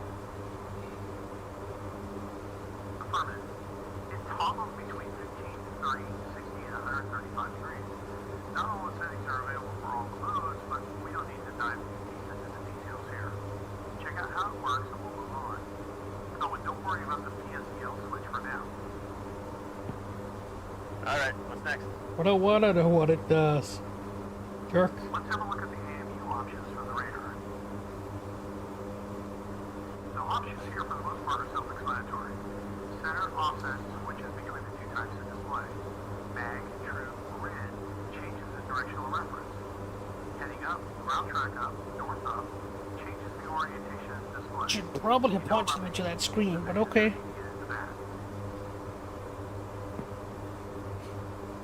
All makes sense. Now make sure you're still in MAP mode and click on range.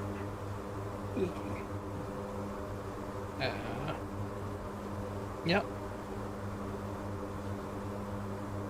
There are quite a few options, from 1.5 miles up to 320. Yes. The number of the brackets shows you the distance between each range ring on the display. To enable 320, you have to push the button next to it twice. Play with it, we'll move on. Alright, ready to move on. Jesus. Alright, overlays. Here's the overlay submenu. There. No? Again, most of the items here are self-explanatory. Two things I do need to mention though. Tactical overlay adds threat identification and threat envelopes to the display. RWR adds a radar warning receiver. It's important to note that the RWR set to on, you can't use the skin peek mode. Have a look at what does what.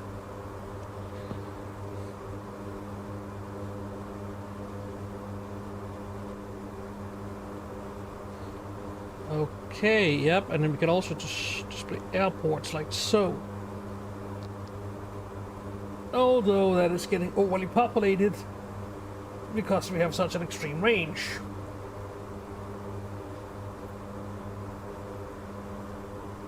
Let's go ahead and turn some of that off.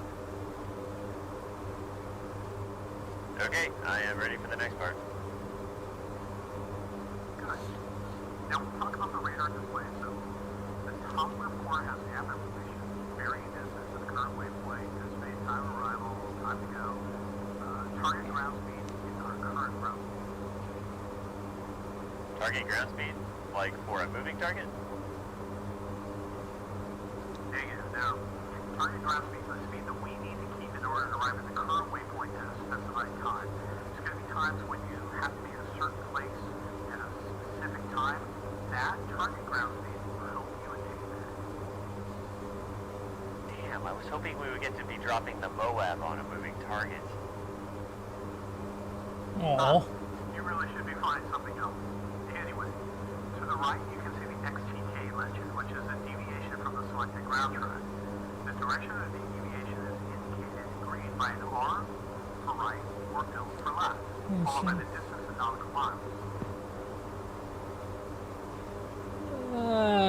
Yeah.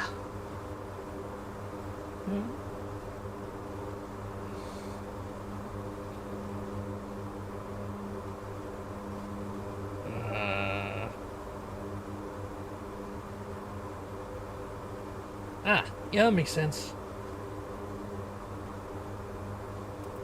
Okay.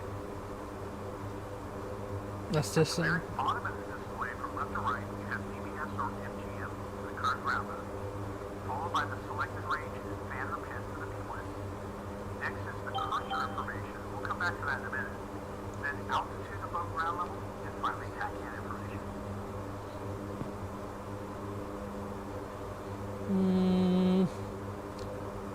We'll come back to that in a minute. Alright, Okay. and what is that weird arrow above the radar mode on the left? That's the wind indicator. The arrow shows the wind direction in relation to our aircraft, and the number above it is the digital wind speed.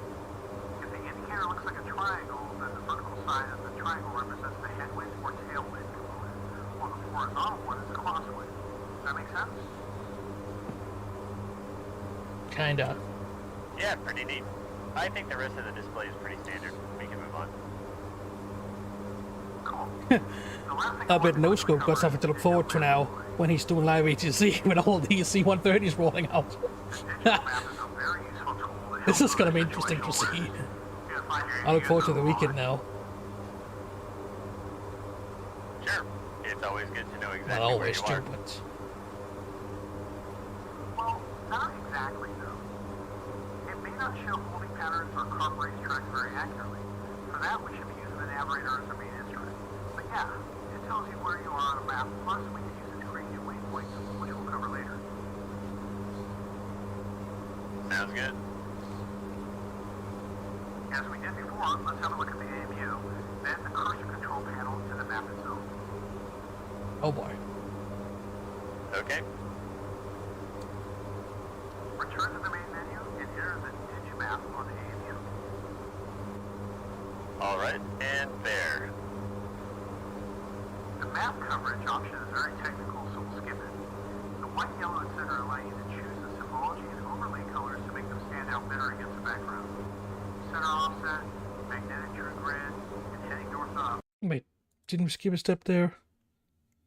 Turn to the right and to the right on the AMU. Are the same as for the narrator. Go ahead and check out Windows Live. I already did. Okay, this is all pretty standard. Yeah, it is. So are the overlays, which only have 3 options here. Again, similar to the ones for the Raider. Have a look at those now.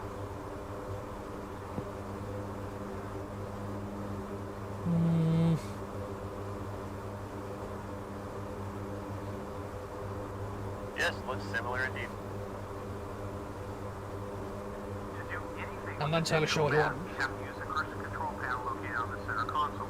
You'll also be using it for the nav radar display. Alright. Oh, that's what that thing is for. Damn it.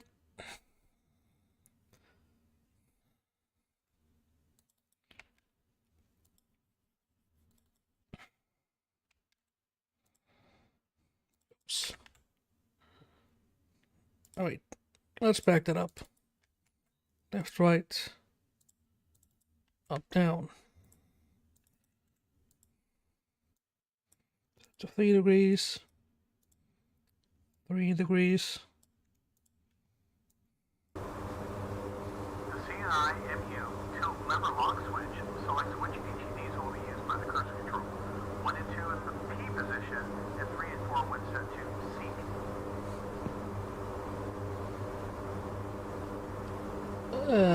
Yeah, right.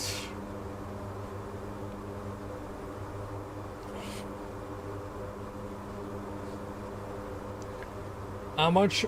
Wait. Wait. Oh no.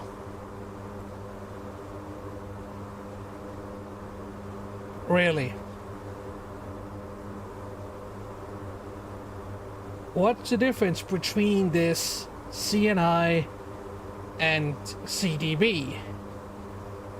CNBP, excuse me. Alrighty then. Okay. The master I'm an display idiot. select switch will narrow the selection down. Use it to select the specific I'm display surprised cursor this down control here area will be set didn't to. allow you to input that. It should. It will make sense. Fine. The range and zoom rocker switches will change the scale or the zoom. We'll come back to that in a minute.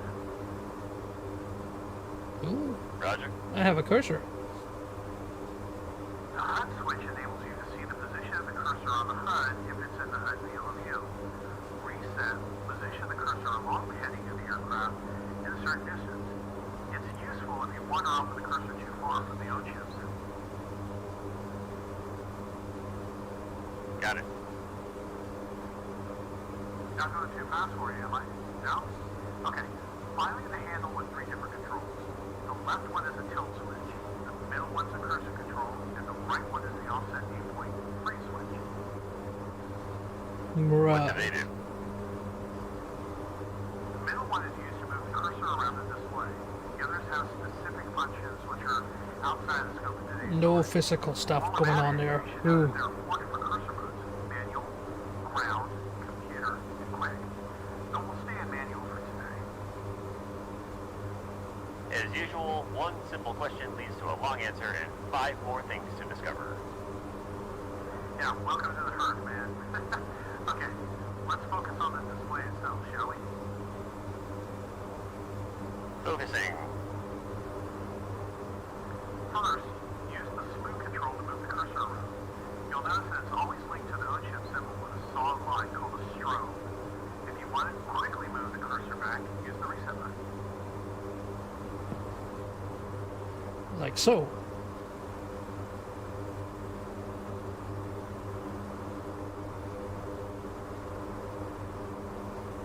And That did nothing.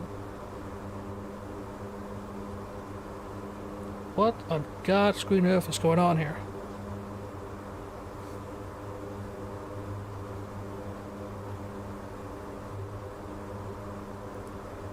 Like so. Okay, yeah, that makes sense. Okay, very useful to check the area ahead of us or look at points of interest. Yeah, it is, and for many other things as well. In the top left and top right, you have the nav data blocks. They're the same as for the nav radar. In the middle of the monitor, you can see the varying distance of the cursor from your position, as well as the lat long position of the point that's currently over. Yeah, it kind of mimics what's going on. Well, replicates. As well as that long of the current cursor. Really? Oh yeah, it does. But how do we actually make this useful? Yep. The scales on the left side and above the legend at the bottom are in nautical miles, and will change whenever you alter the zoom. Press the zoom increase switch a couple times.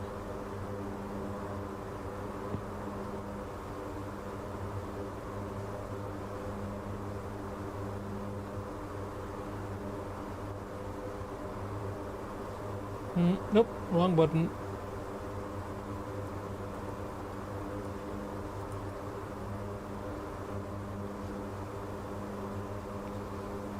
Autopilot. Up, up, up, up, Autopilot. up, up.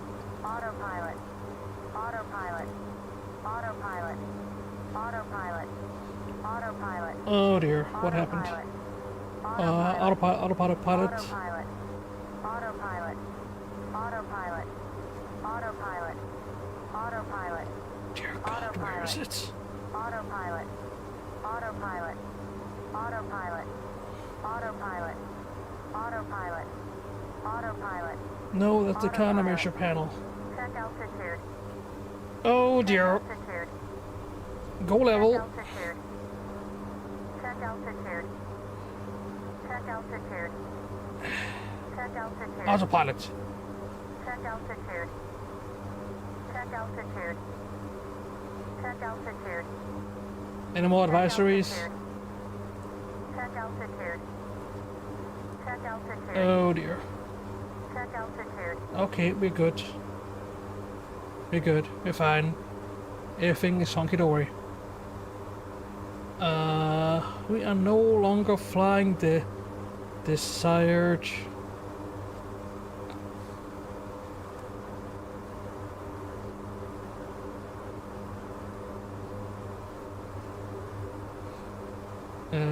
Let's return here.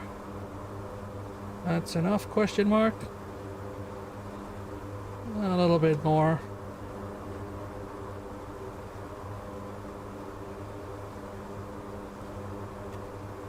The scale changes, so does the zoom legend, and the map as well. I don't think it worked as it should.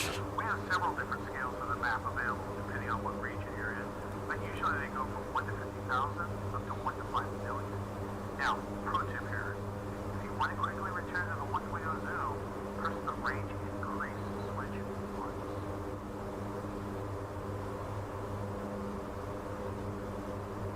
Yep, it worked. Alright, enough talking.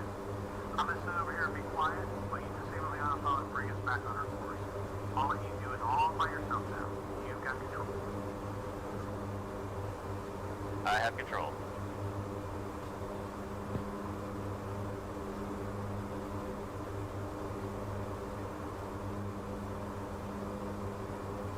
Okay.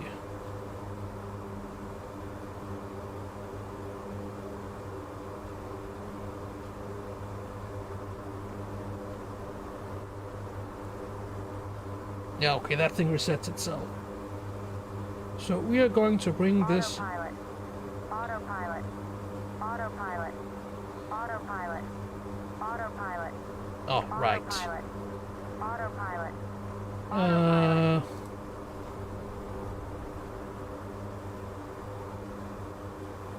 So here's the deal.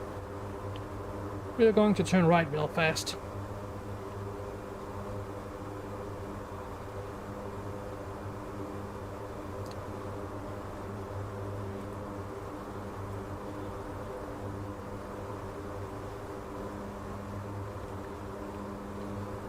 Nope.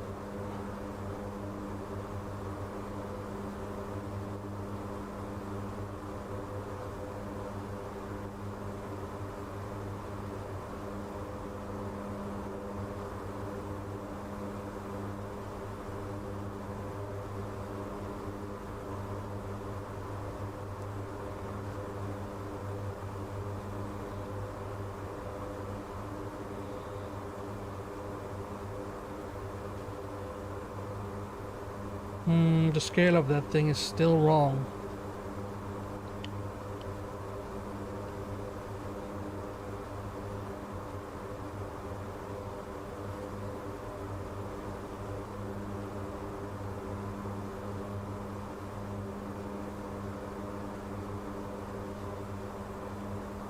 We need to fix the scale of the radar itself. Nav radar. Range. Something a little bit more reasonable.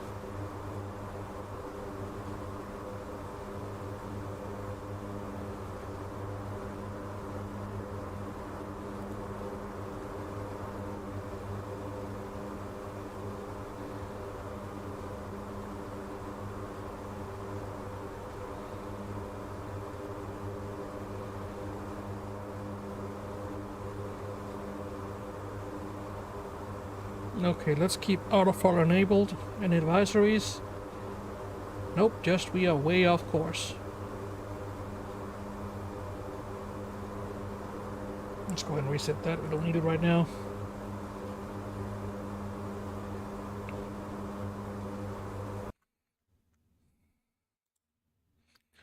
Bring us back on course. And our current target waypoint is waypoint 4.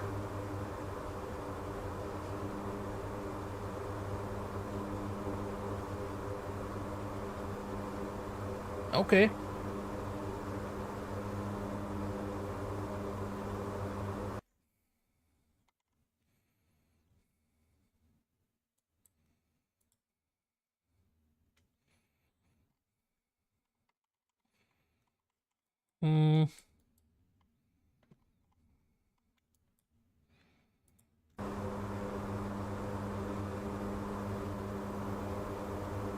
At least I think it is.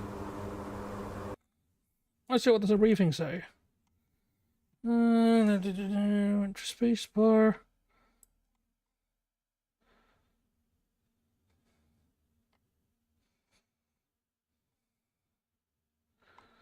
We'll take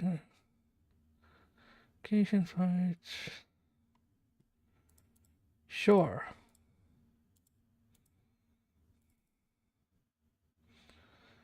Asian carp.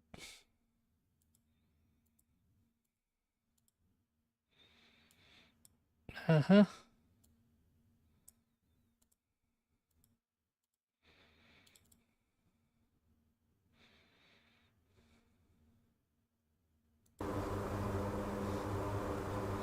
Excellent work. Send me a picture.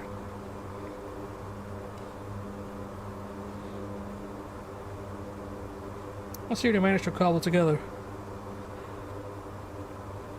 With payloads with AR. Well, Scout, 2 weeks TM. Probably.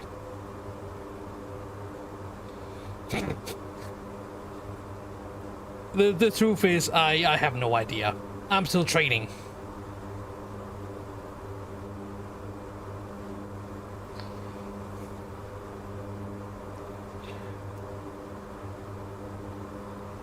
Although, may have a refuel button somewhere.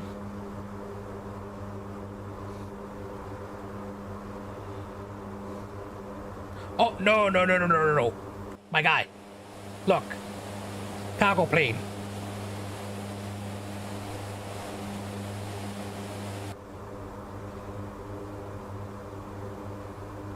Yeah.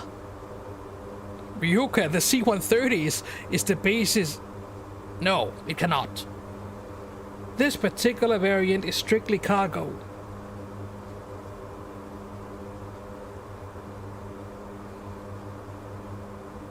Although...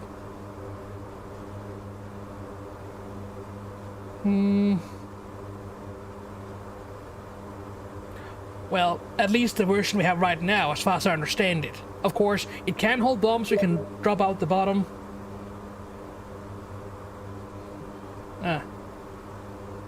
But...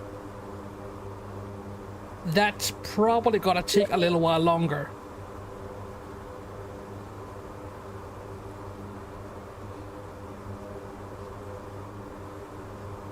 What I'm trying to say is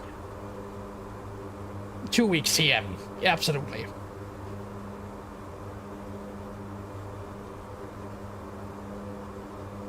Now where is that damn heading knob?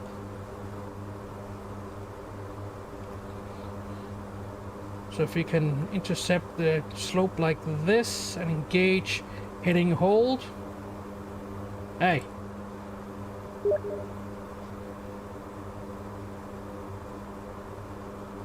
Why is heading hold not engaging?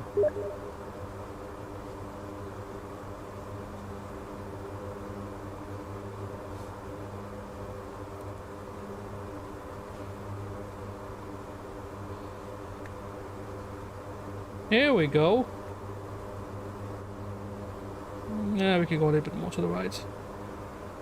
Yeah, no need to take the whole day to intercept that. It's gonna be fine. We're not going that fast anyway.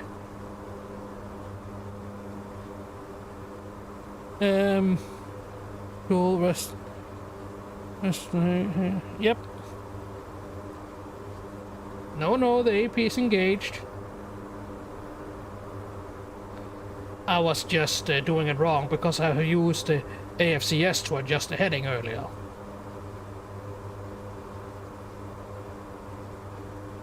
Damn!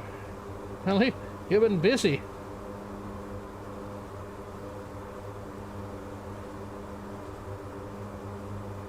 Although, what are you gonna do with the model there exactly? That looks expensive as hell to render.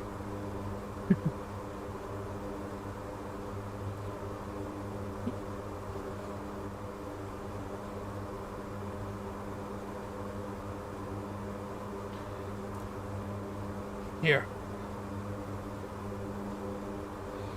When we're a little bit closer to the line, I'll ask the plane to turn a little bit more left and it should intercept the line, which should bring us back on track.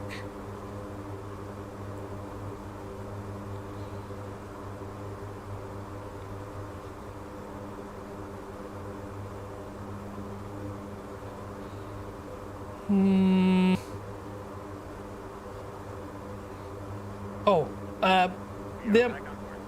they're more of advisory lines that tells me AP is on, autopilot, nav armed, means navigation mode is armed, which makes us follow the course as described. In the same way the F-18 and in the same way the F-18 can follow a given flight path, so can this. It's a little bit hard, it's gonna take some work, but it's coming along. Again, I do have some experience in Microsoft Flight Simulator, so I'm not unfamiliar with the rough operation of it.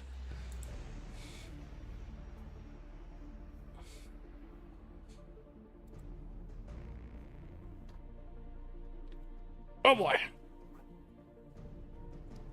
This ought to be good.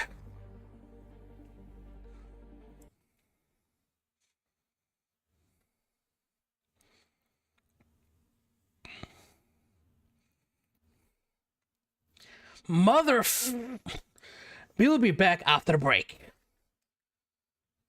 God damn it. The game crashed again. I'm seeing a pattern here.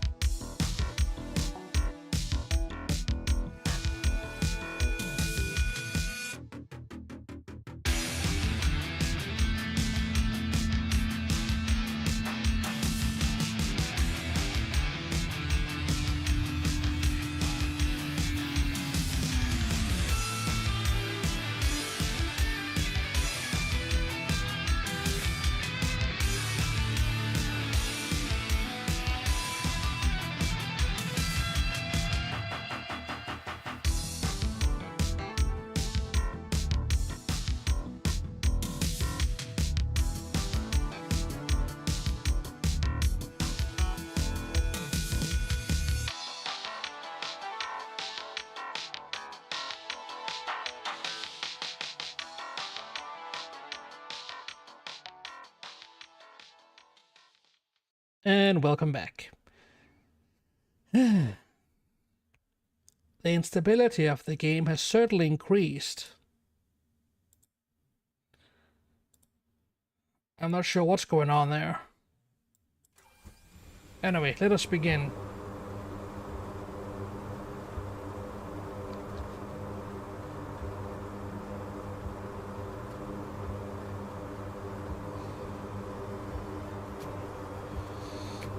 But yeah, absolutely. Typical, isn't it?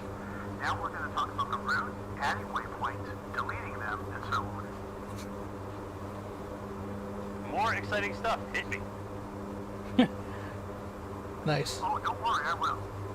But before I do, let's enter the holding pattern again as we have, what, 25 miles to go to waypoint 3? Yeah, more or less. Should I use the autopilot wheel again? Negative. There is a special section of the CNI that's specifically designed for the holding pattern. Although we I actually don't know yet. but you should know about it. Haven't touched it yet. Roger. I missed that message. Special, until we rarely use it doing missions. Really? Why not? Alright, press the MSN mission button on the CNI. Done. And then? In the bottom left corner, you should see PPAUS hold. Press the LSK next to it. I'm now on the hold page, and it looks quite intimidating. Yes, very aggressive. Yeah, it does, but we will be digging deep into the functions now. Take a look at the digital map. The flight plan has now turned teal. Beer. And the pattern appeared as well. What kind of beer?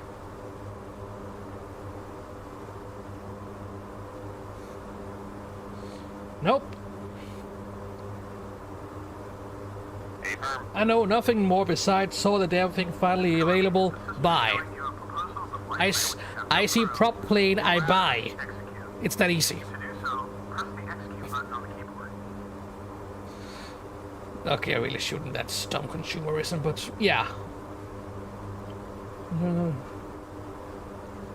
Execute. And we are turning. Yep. You can set up a lot of different options, such as desired speed, altitude, the amount of fuel to burn, direction of the hold pattern, and so on. But for now, we don't need to change any of those. Oh wait, maybe extend the leg time to 1 minute 30 seconds, which is a standard setting when holding low 14,000 feet. Alright, should I just type 1.30 and then press L? But my sir, Exactly. surely Go you're ahead and do it now. joking, right? At least get yourself some football.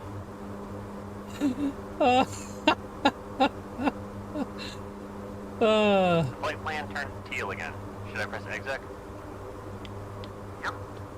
Wait, hold on. Really? Now, out of curiosity, where the hell are you from?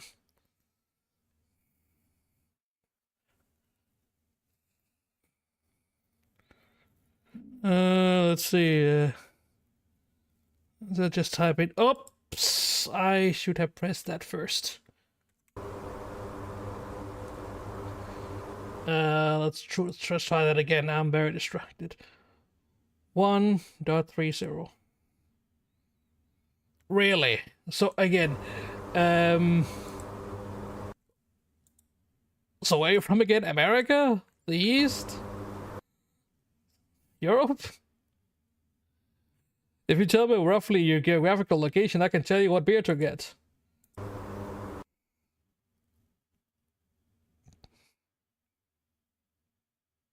China? Huh?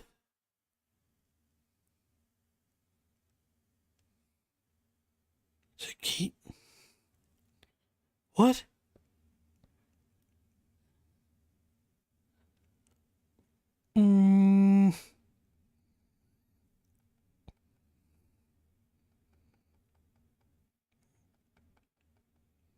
Okay, it's a pun on Canada, I'm assuming. What beers do they have in Canada? Guinness? Henken is drinkable, but it's only a step above Budweiser, slightly.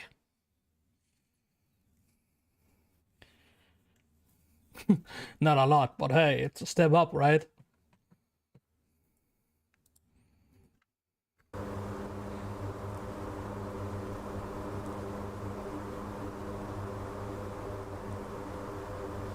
Okay, I think using the autopilot wheel is much more straightforward.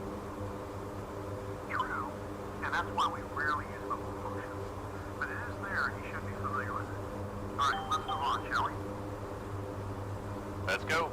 What's so hard about using this? Press the button and go. Okay, so we have the ability to define two completely different flight plans using Route 1 and Route 2. As you remember, we did set that up while still on the ground, but I made some changes to them so that we can play a little with different options.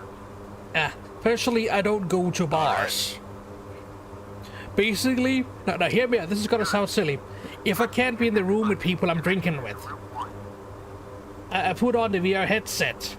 I open up my VR world, specifically made for purpose, and then we go drink ourselves silly with people from around the world. Yeah. Okay, on Route 1 page. The best use of VR headsets is playing blackjack with cat girls. On the right side, you have the non-bank value, which This the is bank not a value proposition, for all it's a matter of waypoint fact. transactions, unless a different value is specified for a given waypoint on the What's waypoint your- data page. Alright.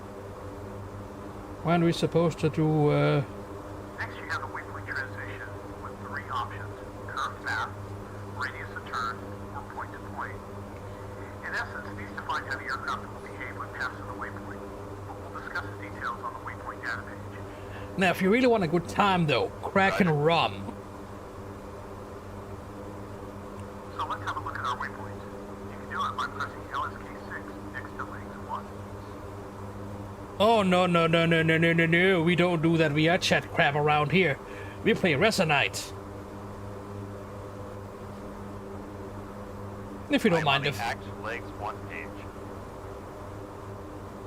Okay, If you don't mind the furries, active and further waypoints on our route it's the are best place to be. course, distance, the predicted time of arrival, the target airspeed, and command. Many of my friends are Keep in mind, furries. there are different I'm not, types of though. waypoints, and the DAT display here will be different for a So, cargo, hey. hold, or approach type of waypoint, but we'll get to that later. Okay, that's it. Get the fuck out of here. Where's that ban button? Jokes aside, though. Oh, yeah, same here. Absolutely. Understood? I give them crap all the time for it. I think it's funny. If you click the LSK on the left side next to the waypoint's name, I love them, though. you'll contact They're good the guys. scratch pad. If you use the LSKs on the right, you'll enter the waypoint data page. Let's have a look at waypoint 4. Yeah, the problem is there's a limited supply of that. You'll copy that name to the scratch pad. Okay. Looking at active waypoint data. And then? Here you have the waypoint label, time of arrival, and coordinates. You can also input wind data if you know it, set the full parameters for the given waypoint, or modify the waypoint by pressing the Aha. Don't do it now. Instead, press next page on the keyboard. Next page. A lot of data available here. Indeed. You can check the bank angle, fuel flow, waypoint elevation, time en route, and total accumulated leg estimated time en route, as well as the waypoint transition options. This is gonna take a while to get used to looking at. Jesus Yeah, you Christ. said we will talk about them later. Now's the time. In current path, or CP, the aircraft will turn before the waypoint in order to smoothly intercept the next leg, which means it won't overfly that waypoint at all. I have a feeling I may have missed something. Is radius of turn. Here, the aircraft will overfly the waypoint and then turn directly to the next one, which means she won't try to intercept the leg connecting both waypoints. Finally, at point to point, the aircraft will overfly the waypoint, but then it will try to come back and intercept the leg and stay on it. Comprende?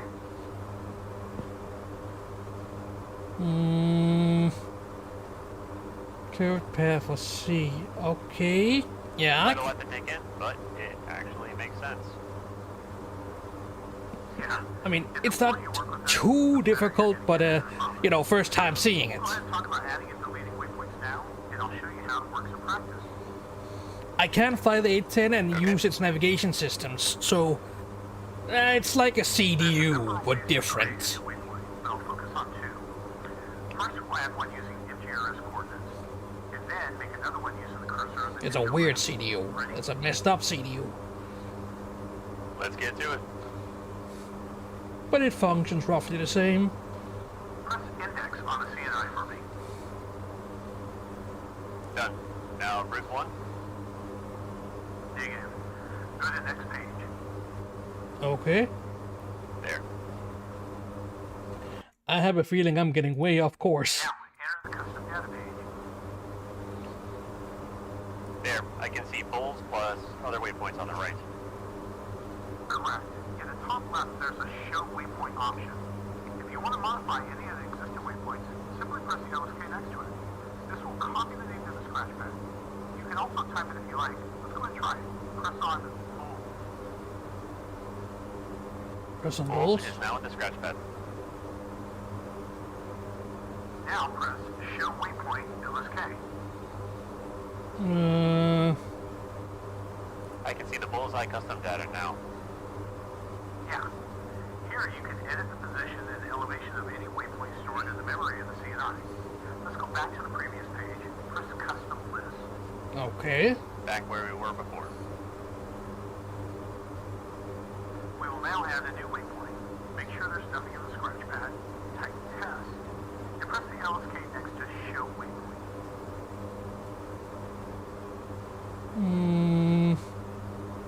I don't know. There's a type test and press. Okay.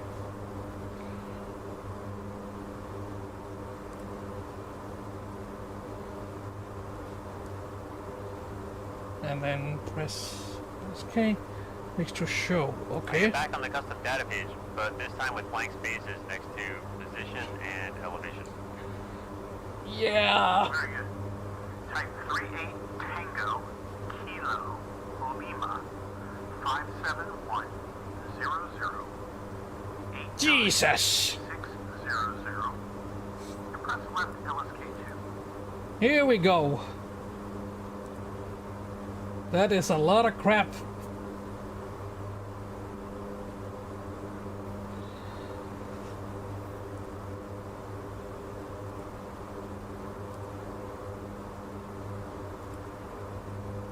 One 008 9 6 0. Press LSK2. Done. Now elevation. Type 16000. and confirm 16,000. LSK3. Elevation entered. Good. The waypoint's now stored in the memory. Let's add it to our route. Press Yep. the legs button. On Legs. the legs page. Now, in order to add the new waypoint to the flight plan, you have to type in state. So go ahead and do that now. In case you forgot, it is called test. Thanks for the reminder. I was just wondering. Typing test. And can you also remind me what the letter T looks like? Huh. T is the letter in the middle of the RTB you will hear soon if you keep asking tough questions. Nice. Alright. What now? Now you choose a place where you want the waypoint added by clicking on the line select key above the one where you want to insert it. Let's try to add it as our immediate waypoint, so press on LS key next to P-pause.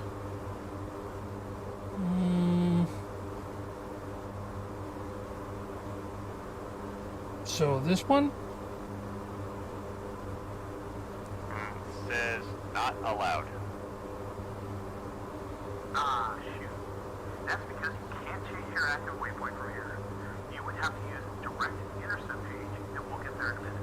Oh, Let's go ahead and insert this one between W3 and P-pause and see if that works.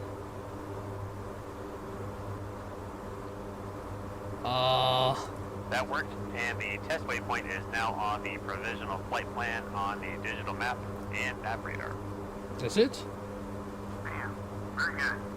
Before we execute, let's quickly talk about the Yeah, I had definitely messed up along the way. Here's the data page for test waypoint. I'm pretty sure I should be flying there, but I had the nav hold mode enabled, so it didn't. Or not nav mode, I had nav on. Well,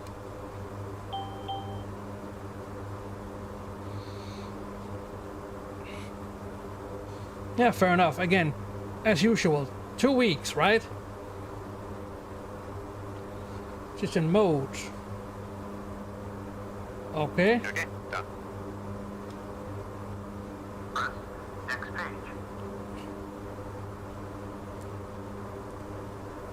There. I'm not interested in Move the getting cursor my into bare the map butt. over the test waypoint and press LSK3 several times to see how the It's gonna unfuck itself. Just give it a one sec. option and let me know when you're ready to move on. Angle. Yeah. Check altitude. Check altitude. Check altitude. Hello. Autopilot.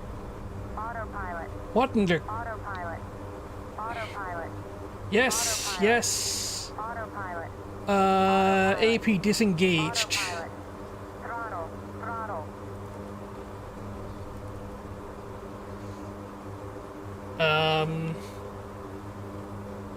Oh boy. Okay. Let's just go ahead and, oh dear God. Altitude hold, please. Heading hold. Engage. 1,000 to go. Autopilot, autopilot, autopilot. Here.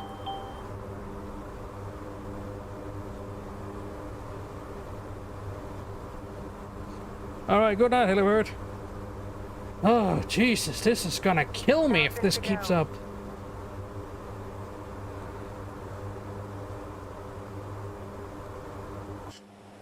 Check altitude. Check altitude. Stall. Stall. Okay, now I see how it works. Let's go. Stall. Stall. Stall. Now confirm the Stall. flight plan using the Stall. execute button. Autopilot. The flight plan is Autopilot. white. Autopilot. Autopilot. Autopilot. Come on. Okay. Autopilot. Talk about removing waypoint. I have definitely messed up doing this. Flight plan in two ways. 1,000 to go. Links page, or by choosing a waypoint that is further Oh, down auto throttle, that's why. Stall. Stall. which will effectively Stall. remove all the waypoints between you and the Stall. selected one from the flight plan. Stall. Stall. Stall. Okay, does this also delete them from the memory? Stall. Stall. Check Only altitude. from the flight plan. Autopilot. Links page. Autopilot. Autopilot. Autopilot. Okay. Autopilot. Let us Autopilot. correct this real fast. Autopilot. Holy cow. Autopilot. Autopilot. Autopilot. Okay, step one, get this damn thing to build. Autopilot. Autopilot. Stall. Stall. Stall. Oh God. Stall. Stall. Disaster's about to strike. Stall. Stall. Level out. Stall.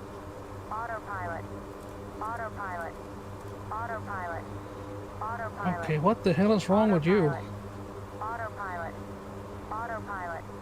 Autopilot. Autopilot. Autopilot. Autopilot disengaged. Autopilot. Stall. Stall. Autopilot. Autopilot. Autopilot. Again, it Autopilot. keeps disconnecting. Why? Autopilot. Autopilot. Autopilot. Autopilot. Autopilot. Autopilot. Autopilot. Autopilot. Autopilot. Autopilot. Autopilot. Why do you keep Autopilot. disconnecting? Autopilot. Autopilot. Autopilot. Autopilot. Autopilot. Autopilot. Autopilot. Autopilot. Autopilot. Autopilot. Is there something here I don't understand? Autopilot. Turn off that racket. Okay, better.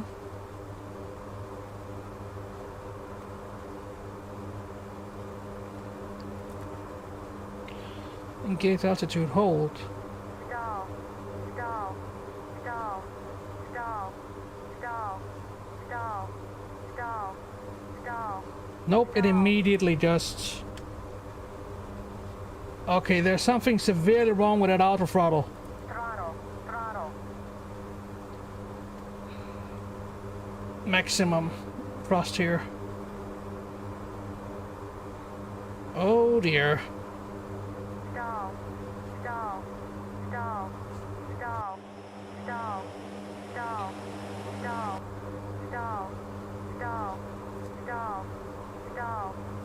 Okay, we are climbing again.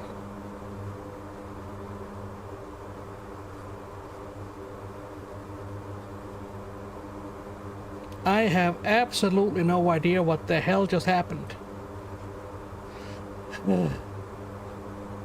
Yeah, I failed to initially hold the pattern as expected. That's why everything went sideways.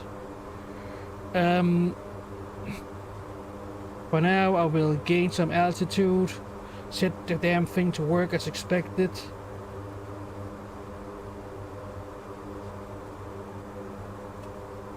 Disengage altitude hold. A little bit lower, a little bit lower.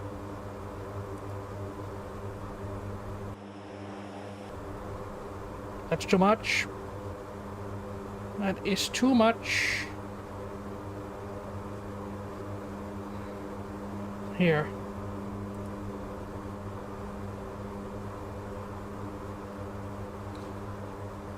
Nope, nope, nope, nope, nope.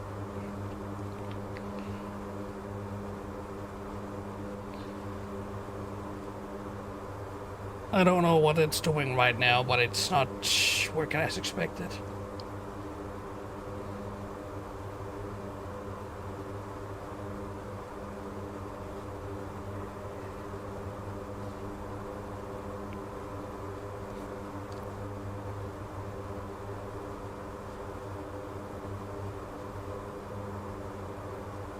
Okay, first order of business.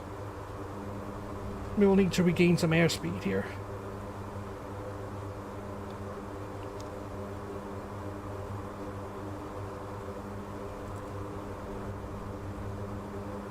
Check altitude. Check altitude.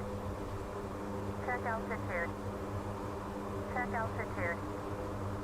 Check altitude.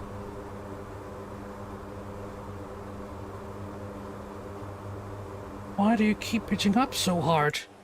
Like there's something seriously wrong with the plane right now. Keep pitching up. Look at this.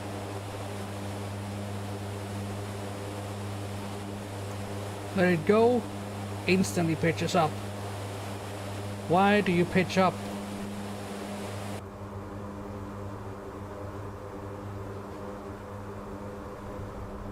Flap status? Oh, god damn it.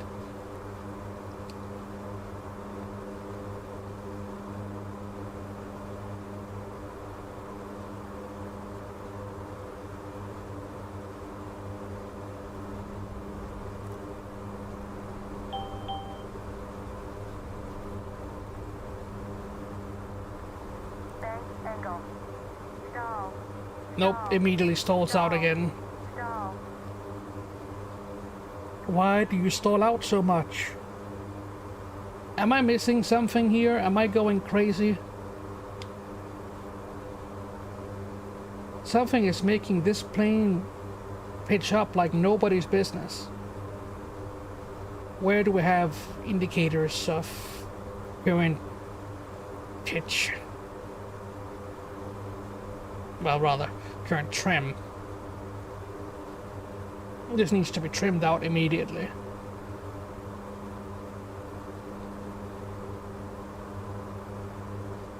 Come on. A little bit more. Wait, that's too much, isn't it? Yeah, that's kinda what I am looking for. What's this?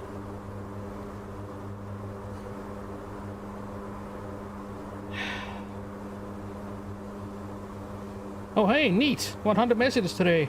Go me.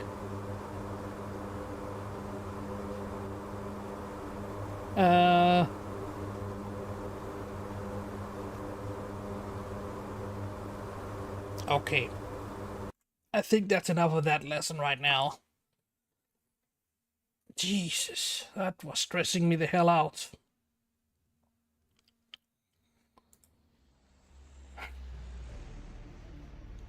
I understand roughly what to do.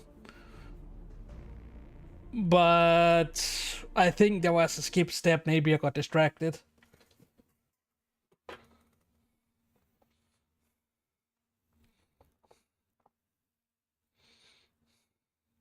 Oh, hello, I already have trim set up with my arrow keys.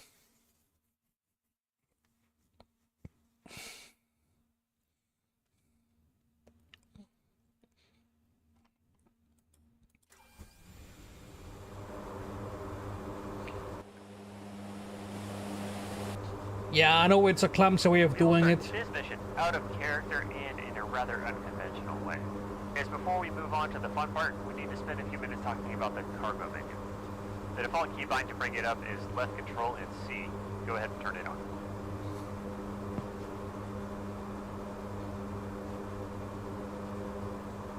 As it opens up, you can see a detailed checklist for different stages of flight. What is very cool about this is that you can choose 4 different fidelity levels. From stolen, as if you just stole the aircraft and want to quickly get in the air, to professional, so the checklist that would be used in real life by the pilots. However, what interests us in this particular mission is the cargo What the tab at the top. fuck? Go ahead and press it. What? No, really, what the hell? What is this?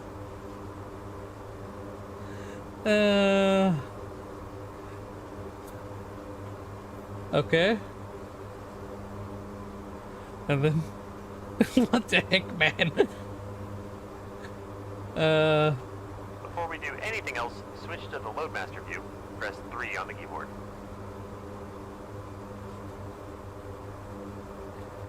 That is the weirdest thing. Oh, hello. Bruh. In the cargo menu, you can see the schematics of the aircraft. You can set the rollers on or off, as well as define the lighting in the cargo compartment. The yellow icon shows the position of the Loadmaster. You can move around using the ASWD keys and turn using Q and E. And see that the icon follows your movements. It does.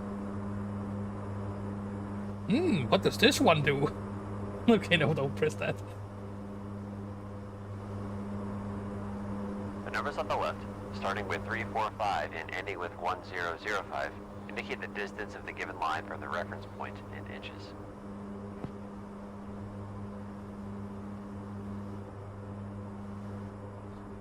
Okay. That was weird. Numbers on the left. In inches. Let's load our cargo for Bitch. this mission. Select CDS crate at the bottom and click on it.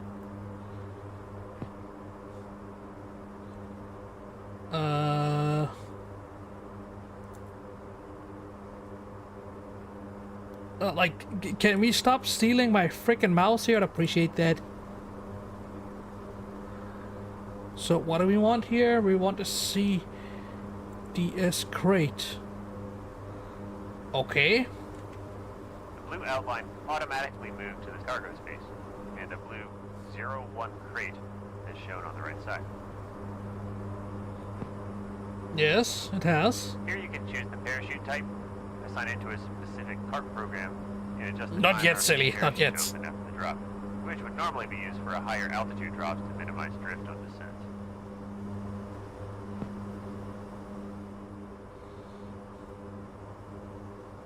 Okay. Move the cargo to the end of the aircraft so that its bottom part is in the middle and aligned with position 1005. It may take some time dragging with the mouse to achieve it. Also, use the menu on the right to assign carp number 1 to it. Press spacebar when you've done this. Okay.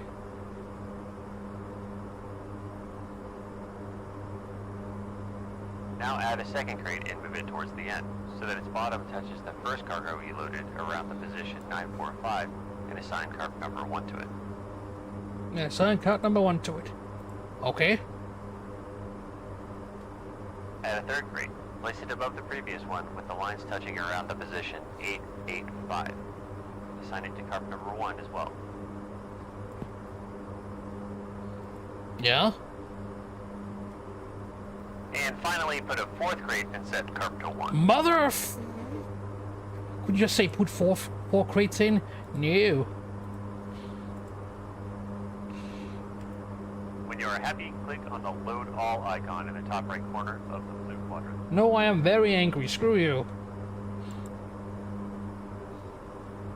Good. Turn off the menu by pressing Control C and jump back. This is just me, it did not load. 1 on the keyboard and we'll return to our flight. Oh, that's what that does.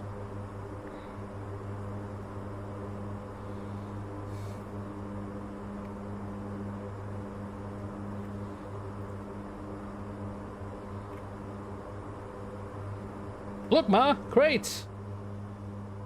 I got boxes.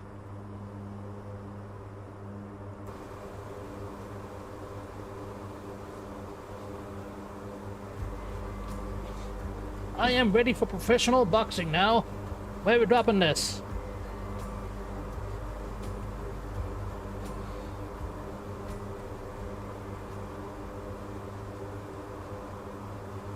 Okay. While you were reviewing the cargo data, I did a little magic at the CNI, so you'll have to enter the weight and stations by hand before we set everything up for the airdrop. Really? Great. I love clicking away at the CNI. Yeah, sure you do. Yeah, you'll have to do a lot of it. But first, do me a favor and go ahead and enter into an orbit here. Okay. Using the wheel? Negative. Use the P-pause. So the mode we never uses, huh? You're full of crap.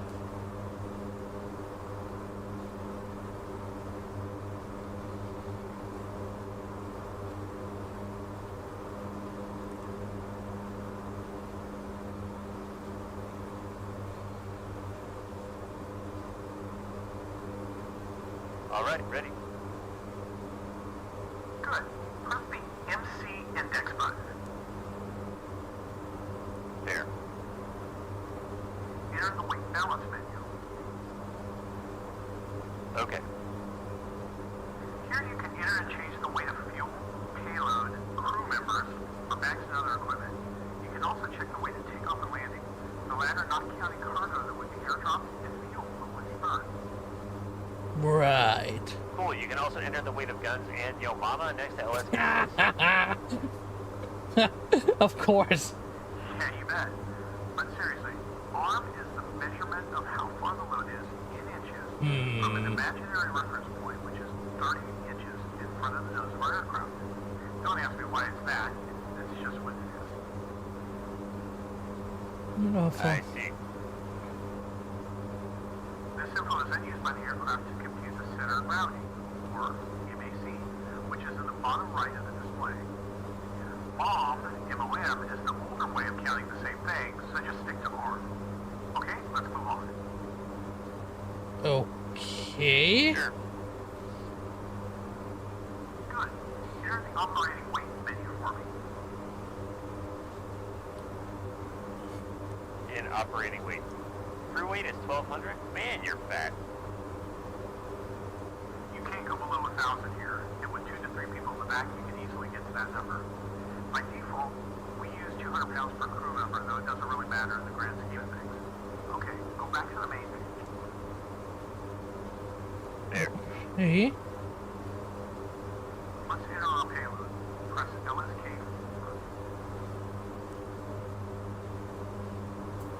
Oh, wrong one.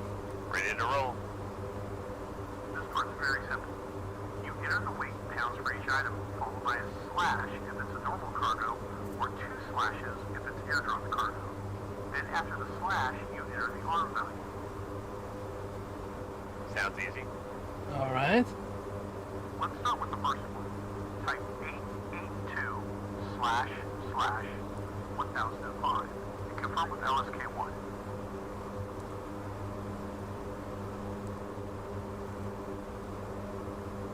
Added. The slash is an inverted video. Yeah, that means it's cargo that's going to be airdropped. Add the same bundles, so weighing Man, hold on. 2 pounds each, with their arm values, Oh. which can be found in the depot.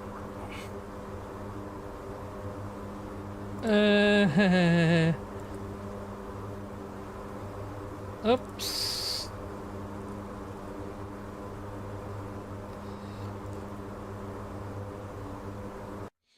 Let's just double check. Slash, yep.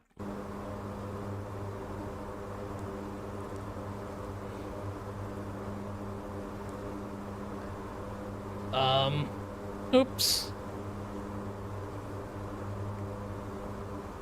How do we do? Ah, so that's how that works. Okay, now it's starting to make sense.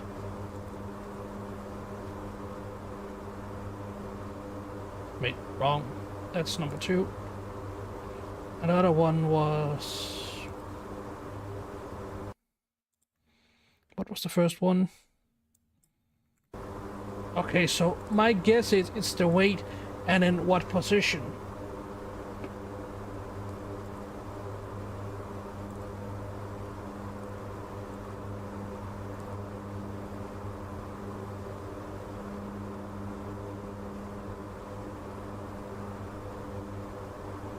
Payload added. We're ready to prepare the drop using the cargo menu. This is done from the legs page, so let's start there. Okay. Legs selected. Now our drop point is named, well, drop. Enter the data by pressing right LSK next to it, and then MFT in the bottom right.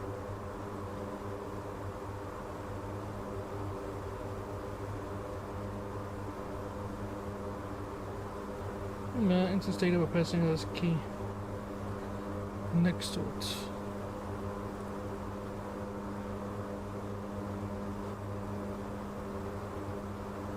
I am on the missions page now. Select Comp 1 and then Yes. I'm there. Then this is where the fun begins. The PI position is a point where you want that first container to touch the ground. In this case, it's accurate since that would be the drop waypoint location. That location will be marked with emerald smoke. yay. Roger. Can I alter the coordinates by typing them and pressing LSK next to drop? Can I use MGRS? Yeah, you can, but it will change the waypoint name and the PI position will still be shown as lat long. Next to it, you have time on target, which is self-explanatory. Below, a few of the items have boxes, which means they have yet to be filled out. Like anywhere else in the CNI. Exactly. Let's start with the length of the drop zone, which should be entered in yards. All the info is in the keyboard. Type 1095 here, and confirm with LSK3 next to length LET. Done. Okay. Next to it is the point of impact measured from the leading edge of the drop zone. We want the first crate to drop close to the edge, so enter 100 here and confirm with right LSK.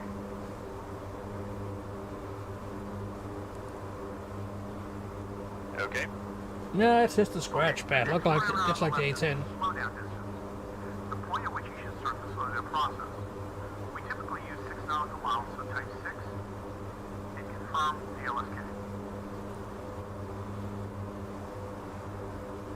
Slowdown distance entered. Next is the turn point distance. So how far away you are from the impact point, we should turn into it. We normally use 10 nautical miles, and this is what you need to type and confirm.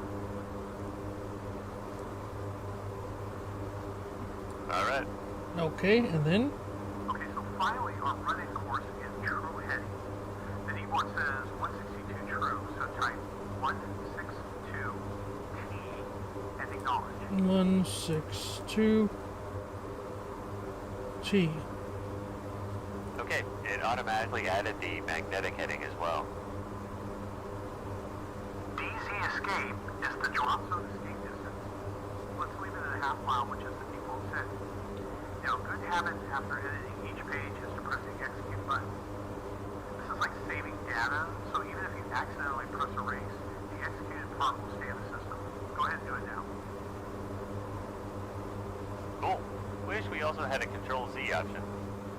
Never mind. Done. And now press next page. Next page. Page 2 is now open.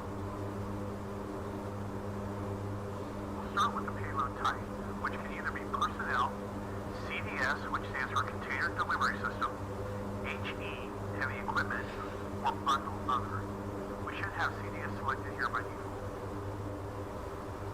We do. Okay, so down to the right of that we have fuselage station.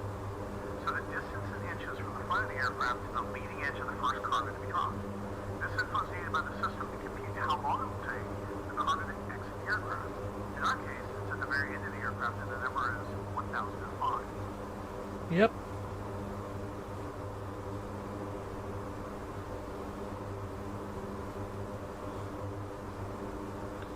Uh,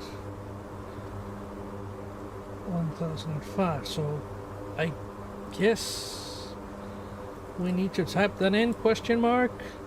Roger, confirmed. Back to the left side.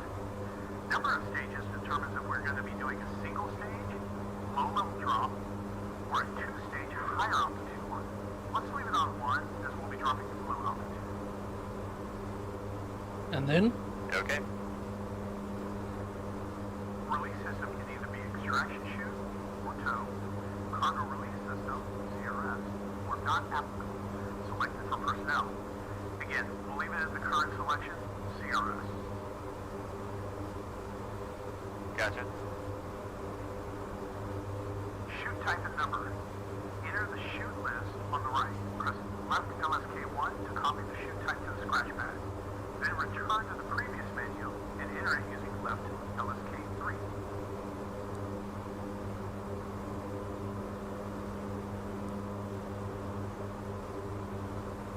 Okay, done. Then? Now on to element weight 1.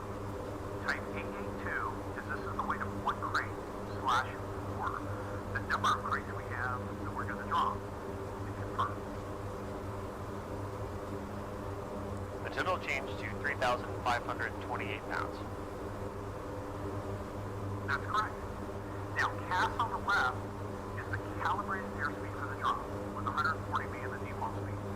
However, the manual says that if we're slick, so we're below 120,000 gross weight, we should be dropping at 130 knots, and this is what we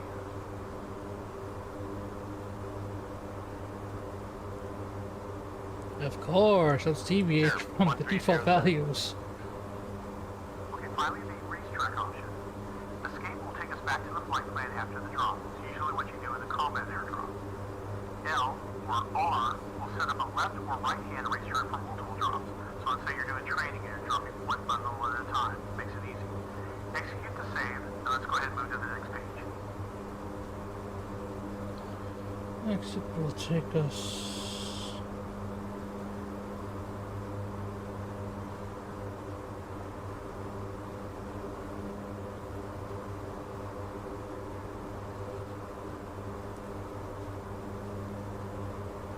On page 3. And then? On this page, we'll introduce the winds and temperature for the drop altitude, as well as winds for the drop zone. Let's start with the temperature. We'll be dropping from 1,500 feet, so we'll take the temperature at that altitude. Okay, how do we find it? If it's not briefly given to you during mission planning, the best way is to use the average lapse rate. We can do that by using the temperature on the ground as a basis. A rule of thumb, it will decrease by 2 degrees for every 1,000 feet. Yeah, sure. Move every Alright, 1,000. so if we have 20 degrees Celsius on the ground right now, then at 1,500 feet we will input 17. Exactly. Let's get to it. First, the winds at the Wait, hold up, what?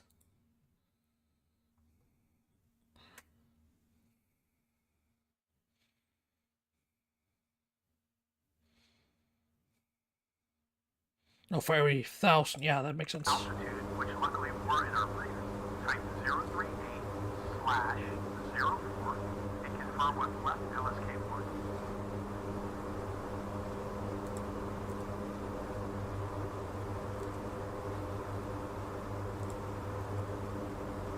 That is done.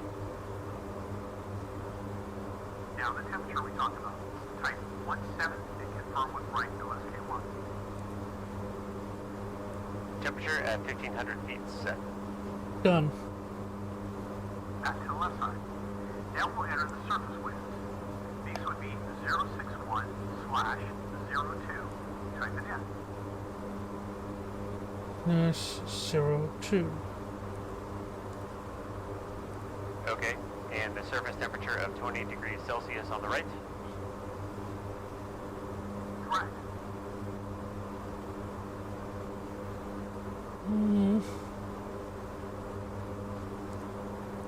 Like so.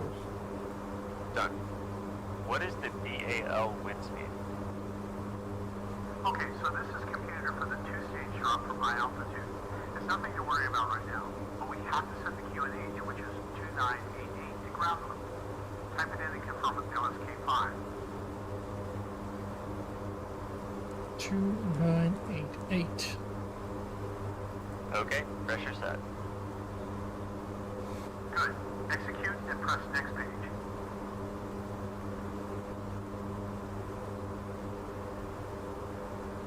Alright, we're on page 4.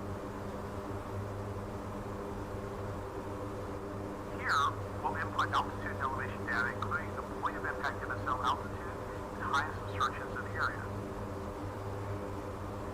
Okay. Oh boy. The PI elevation is correct, so we'll leave it as it is. Obstruction elevation is the elevation above mean sea level of the obstruction that minimum clearance must be maintained. Drop zone elevation is the highest point of the drop zone measured in feet, like hills. We usually enter whichever is higher. In this case, as you can see in the kneeboard, this would be the trees adjacent to the runway, so we'll enter 68 feet. That is a pretty tall tree. Remember, you're using MSL, not AGL, so you have to add the height of the tree as the PI elevation is the 68. Type it in and confirm with the right LSK. Alright, the box has disappeared from the obstruction elevation, and drop altitude changed to 568 feet. Yeah. Correct. The drop altitude will be computed by adding the required clearance height on the left to the DZ or obstruction elevation. But we can also set it manually using a more comfortable value. Go ahead and set it to 1500 feet. Confirm with right LSK1. Okay. 1500 feet set. Alright, now have a look at the digital map. The cyan flight plan shows you the turn point, slowdown point, and the drop zone. Press execute to acknowledge it. Done. Very good. Exit the hold pattern and intercept the flight path going towards the IP. It should show on the HUD as a green square. Then enable the nav mode. Exit the hold pattern.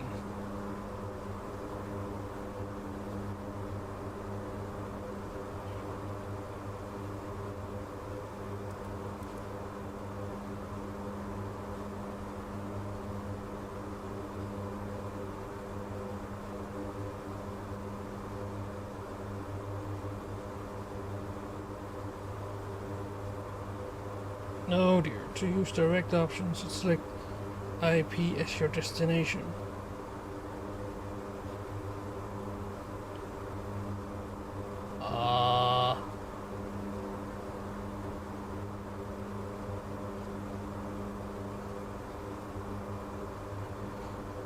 How do I stop doing that?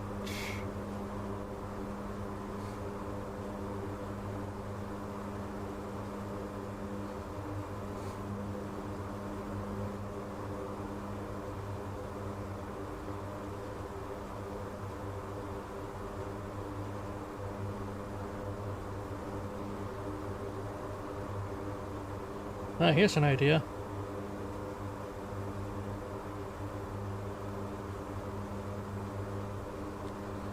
There's definitely a lot to be learned here. The good news is I think I'm understanding most of it as it is.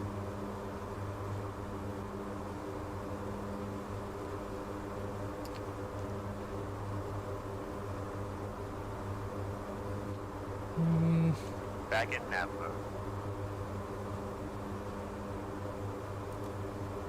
Good. Okay, so normal control over when we do that drop. But since this is the first time we're doing it, we'll use autopilot all the way. Later on, once you get the hang of it, you can practice manual drops, okay? Sure. No, Loban, hello. Crew, 10-minute warning. Acknowledge. Normally, I am we would flying perform cargo operations planes. 20 minutes before the drop, double checking the car data, location, drop point marking, and so on. But we introduced it together a few minutes ago, so no need to do it again. Set the altitude to 5,000 feet, put the aircraft in a 5-degree descent. Why will it not let the damn thing take over now?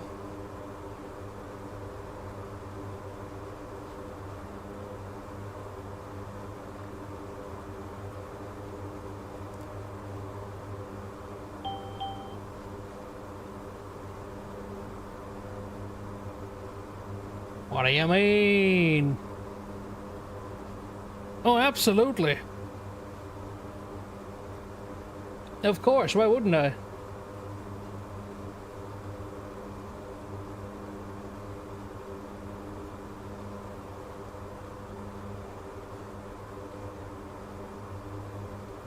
Nope, I don't play Battlefield 6. EA does not get any money from me. Not after what they did to Populous. And Dungeon Keeper. And Battlefield. And Red Alert.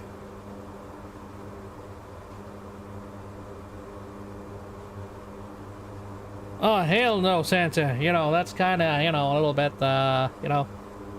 You know.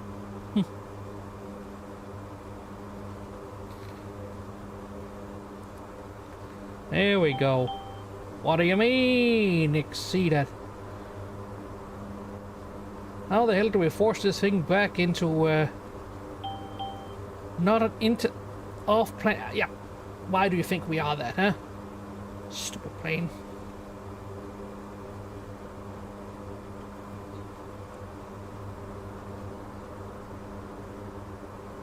There.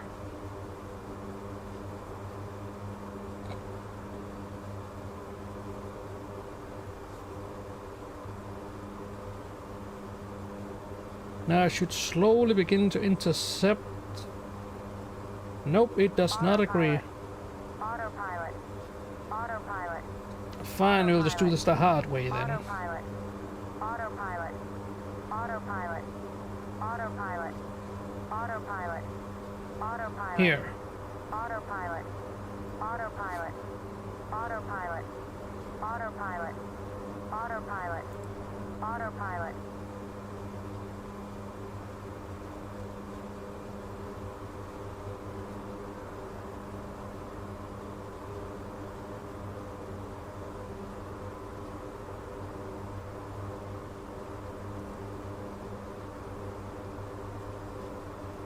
Thousand to go.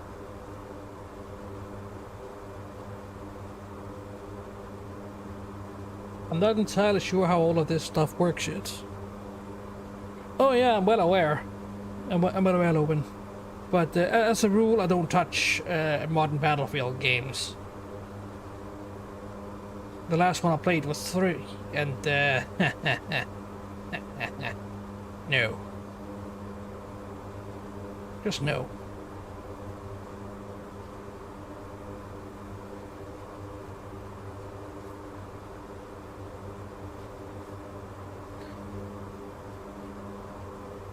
Long and short of it is, I don't like what they did with the franchise.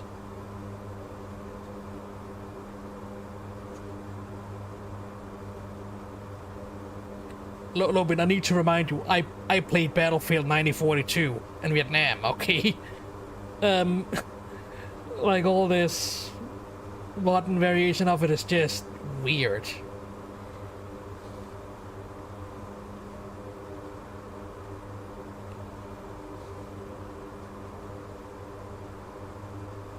Yeah? The original?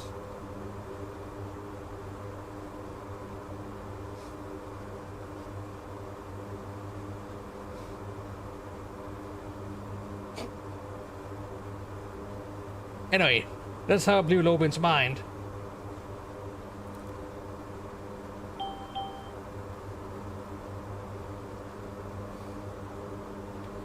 How in the world do we change navigation to... No! Stop it!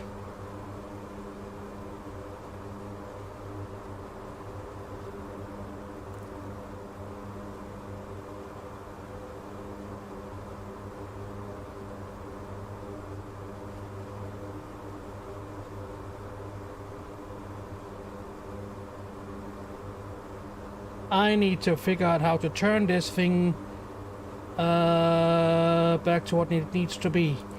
Mission. PPOS. Now exit. Execute. Oh, I think it's working again. Is it working?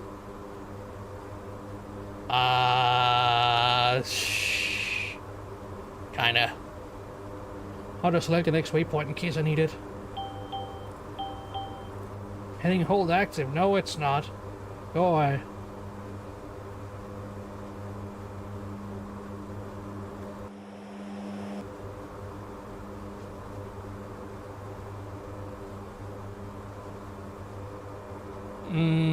I think I mean black cops.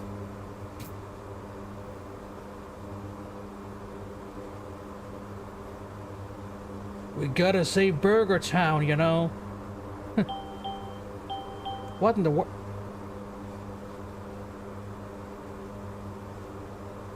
Everything is fine. Just turn the damn plane around to where it needs to be.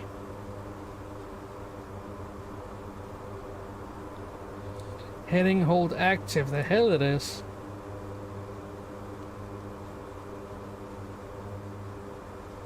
Do I need to turn this thing around?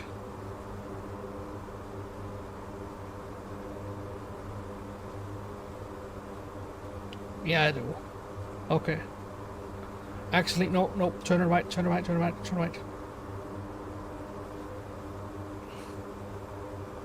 No problem. Let's just hope we don't exceed these given bank angles, otherwise we're gonna be up shit creek.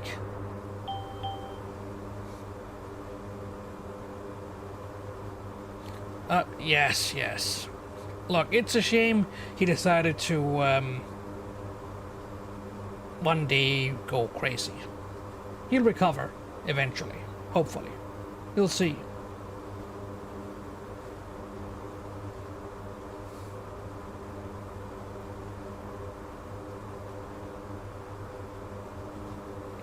And the day he does, I'll be right here.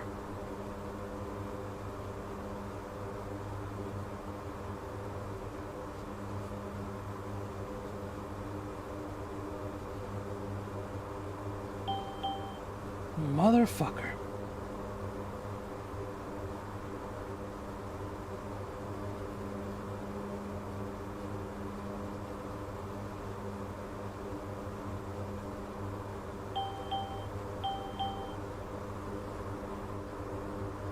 Off-planned altitude. Yeah, tell me about it.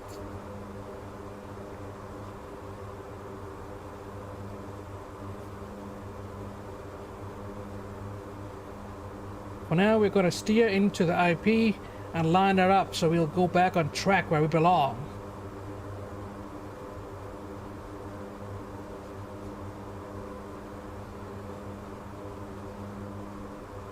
Alright, looking good. Start to level out.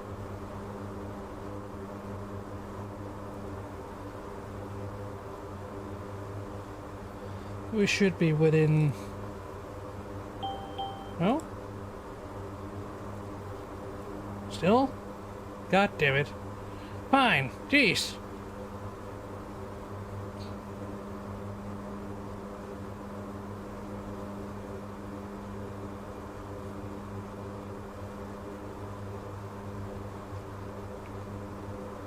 We may have to fly a little bit further left. Like so.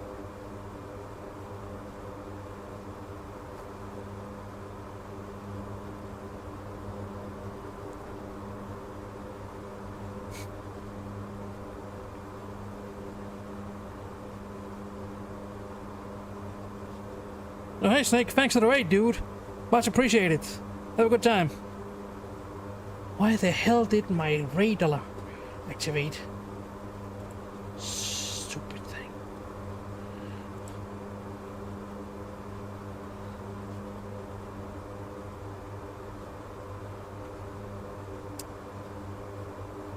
I need to look into what's going on with the setup.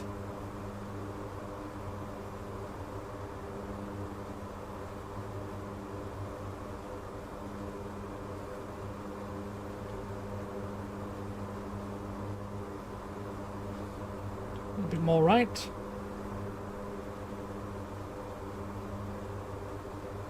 And we are within limits. Come on, let's make it happen.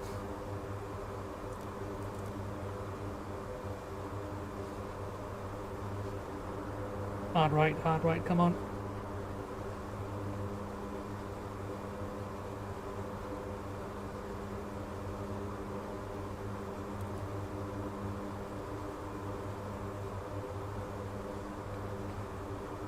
Almost.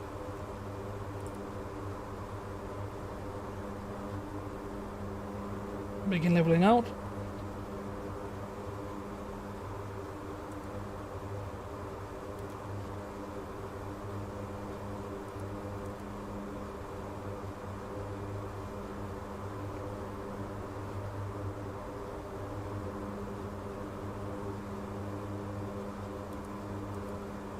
There. We're back on track, boys. Well, more or less. Not an intercept hitting my bare butt.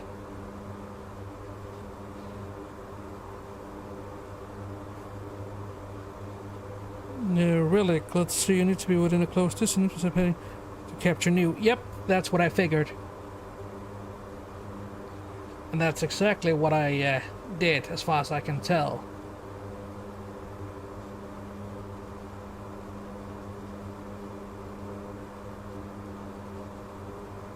As far as I can tell, we are going to hit the... Descending. What? Similar to 1,500 and reduce speed. Set the aux pumps on. This is required to open frame.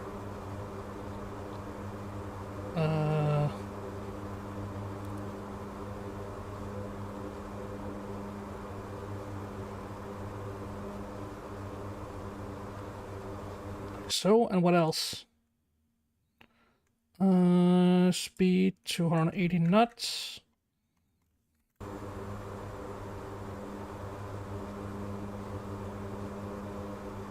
Alright. And aux pump on.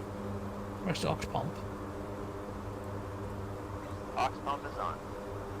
Like so, okay. Make sure the computer drop switch is in manual.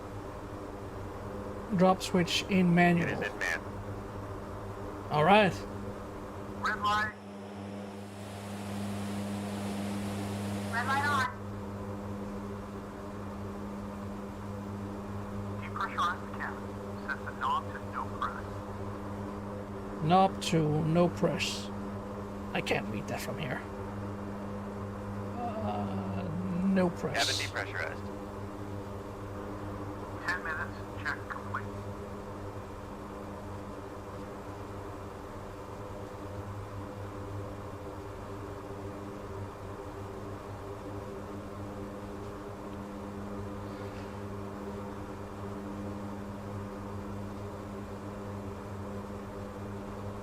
We should be able to descend in time, right? Okay. A quick recap of what will happen next. Eyes on smoke. After we turn in the IP, you'll set the altimeter to 1,500 feet. Set the airspeed to 100 for approaching the turn point. Yeah, I caught half of that. Set slap. Okay. Roger. Flaps down, 130. The cues on the HUD are similar to the ones you may know from, say, DCS. As 1,000 to go. Decent gig. What was that? So, say these. Hell Okay. yeah. Spent hundreds of hours playing DCS. Baltic Dragons campaigns are the best. Come on! Look at that! Shameless! Yeah. Shameless! Once or twice as well. So in a nutshell, this is the same as dropping bombs in CCRP. You have to be on course, on airspeed, and on altitude, and things should go fine. Pay attention to the cross track, which tells you how far left or right you are from the desired course. Easy. Is there a dedicated drop button? That would be a good time to know. Drop.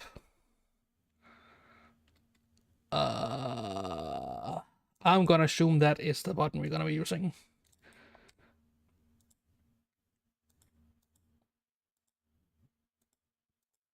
Let's just for good measure have a look at what we have available here.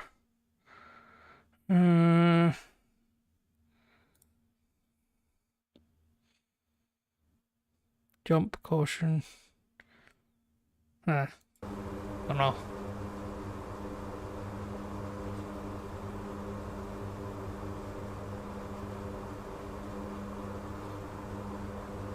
Also, 10-minute warning. I don't think so, boss. Let's review what he said earlier. Airspeed running, descent. Descent has already begun. Airspeed's... Wait. Oh. Watch. Airspeed 230 knots. Yeah, sure.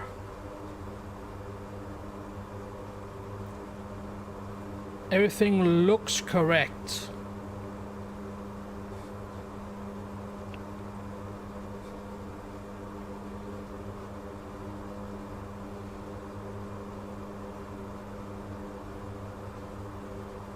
What just happened here?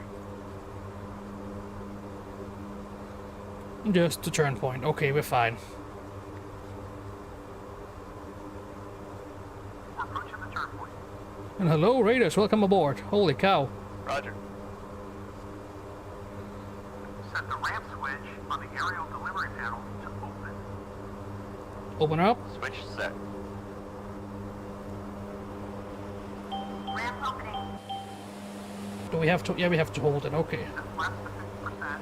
You're reducing airspeed to 130 knots. Roger. Let's see if it's... that looks about right, doesn't it? A bit more, maybe? About 50%. Too little? No, I think we are where it needs to be. Isn't it?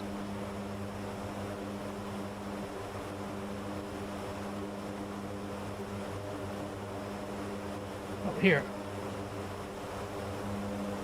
Yeah.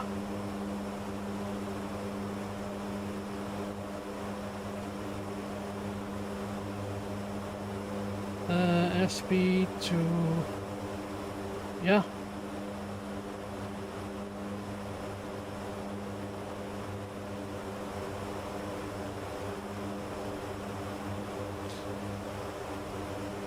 We are a little bit lower than we are supposed to be.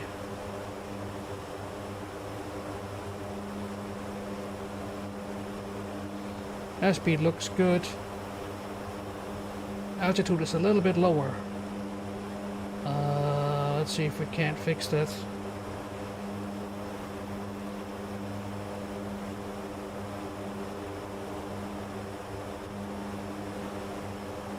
Nope.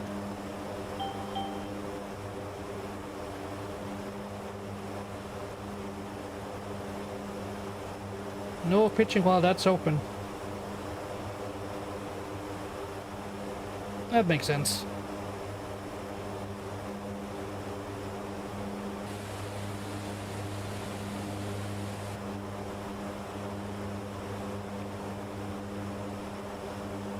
So, how does this work?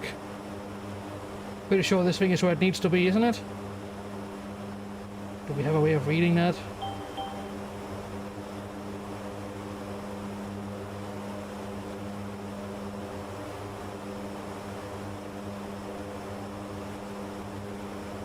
I don't see any way of reading the actual...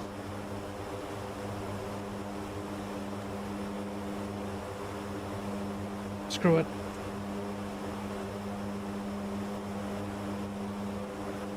We are slightly off target.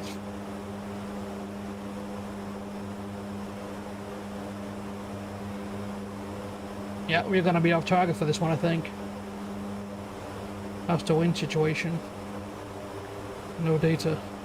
Oh, don't have time to fiddle with it. Just gotta make it work.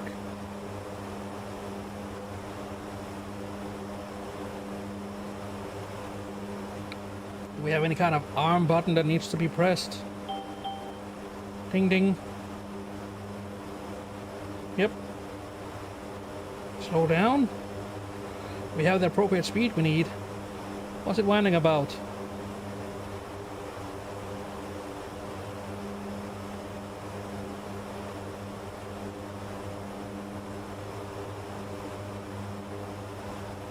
Coming up a drop zone.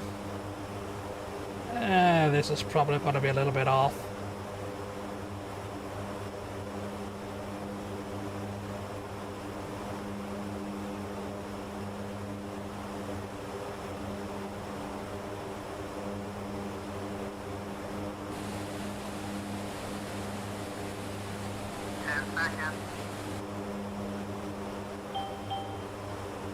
Yeah. And then? Green line.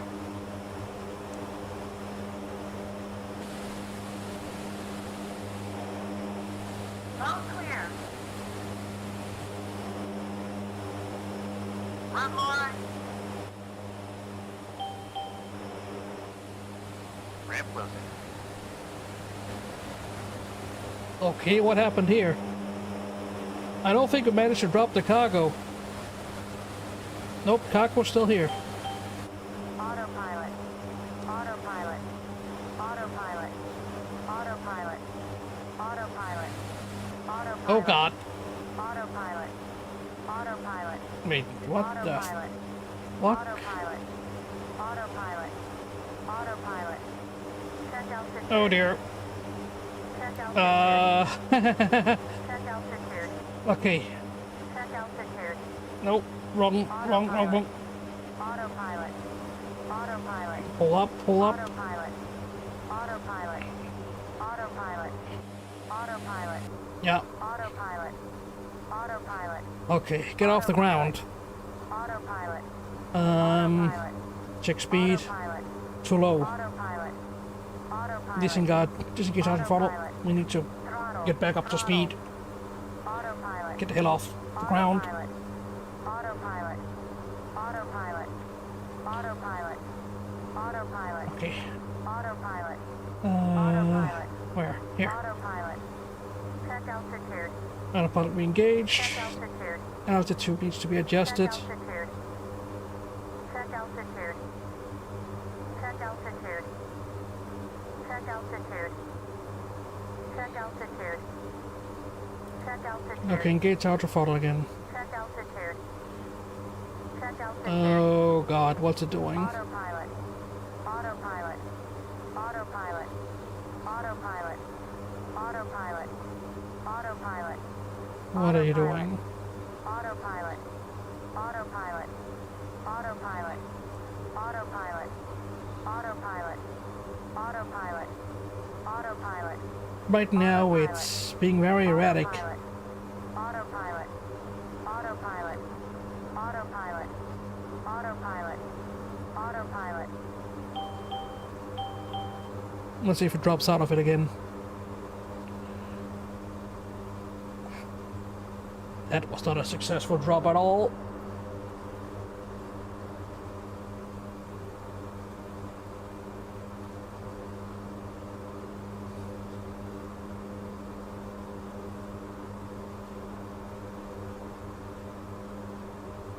Let's see. Nope, no option to try again, I think.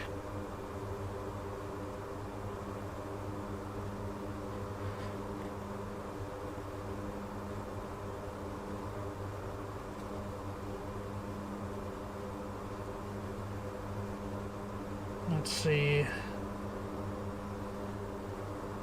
We need to go back to where we just were. Now what? Of course.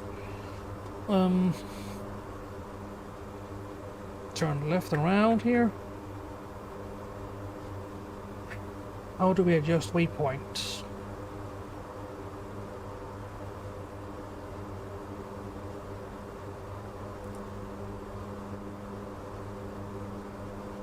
No, no, no, no, no, no. None of that. This thing.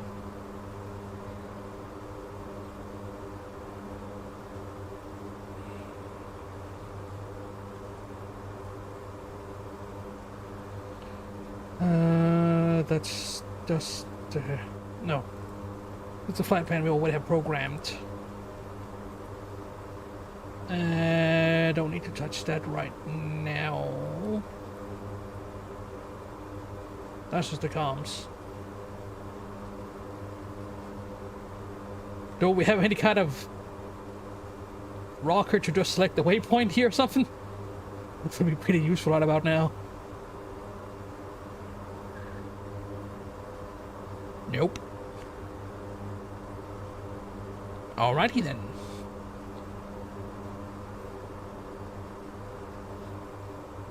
The waypoint we want to go to is probably this thing here.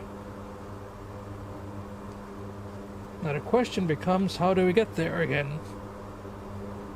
Using the autopilot.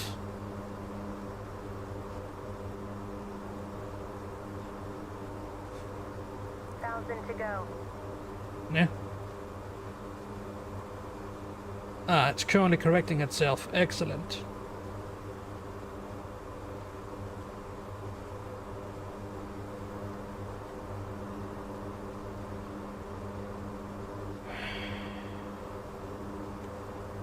I wonder if we actually can see the damn thing here. Nope. Oh, it does actually enable us a drop. Cool. And how do we select it?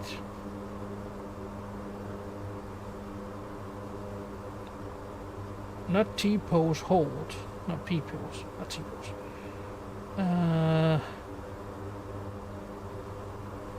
One of these buttons do it, but which? Let's check the various pages. Nope.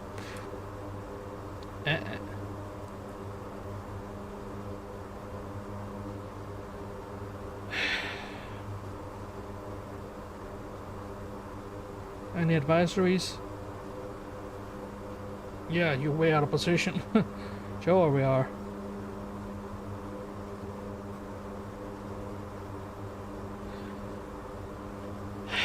Anything in the manual? How do we change?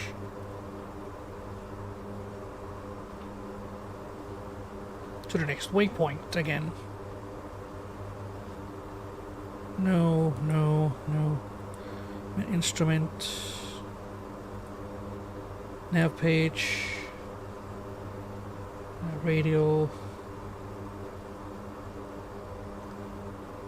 These are just radio navigation, not what I need. Cursor heads up.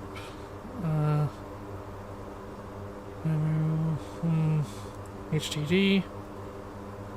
Test primary.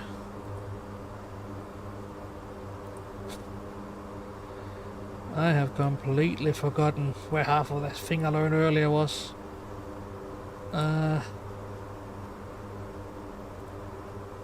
It's a lower consoles. Side autopilot system. That'll move vertical moves. Pitching, autopilot engagement. Yeah, sure. Throttle, yeah, I understand it as well. Turn knob, pitch, lateral, heading knob.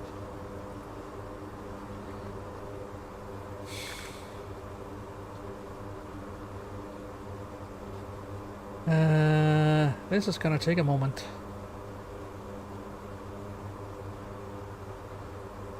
We should be safe in the meantime, though. We are pretty much just circling above the target zone in a very wide circle at low altitude. How much fuel we got left?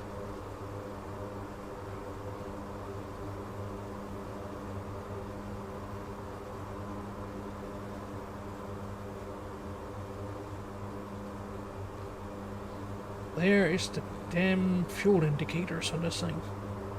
Here. Plenty, we can fly all day.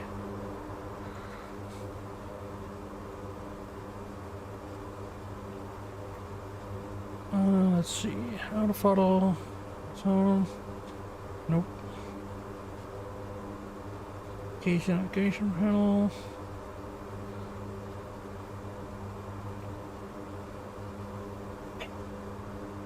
I'm kinda lost.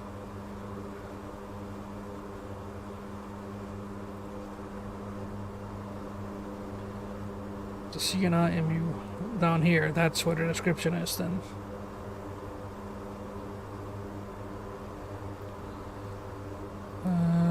Waypoint data. Yeah. How do we do that? Displays graphic wind at. Okay, so how do we get to that?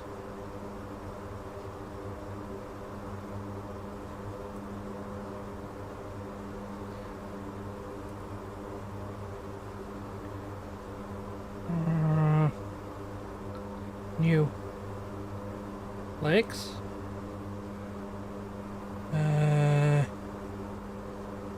Maybe.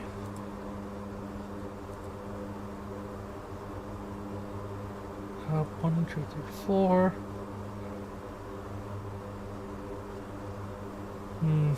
No. Then what?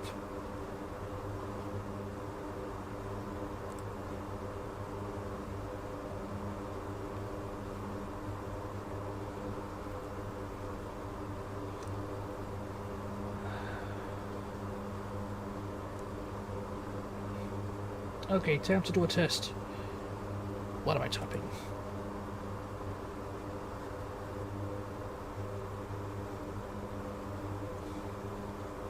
What the hell happened to that thing? Are we outside bounds? Not really.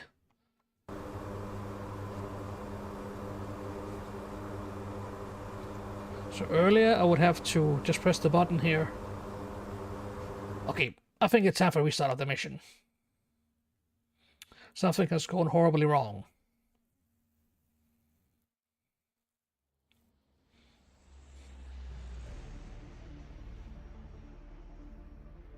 Oh yeah, the manual. Sorry, I missed that. There is kind of a manual in the game files. It's located where DCS is installed. You'll find it under... Where is it again?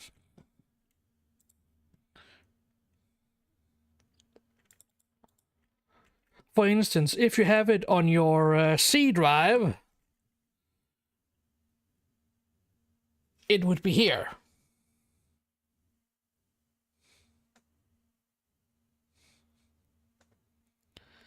And God, that looks ugly.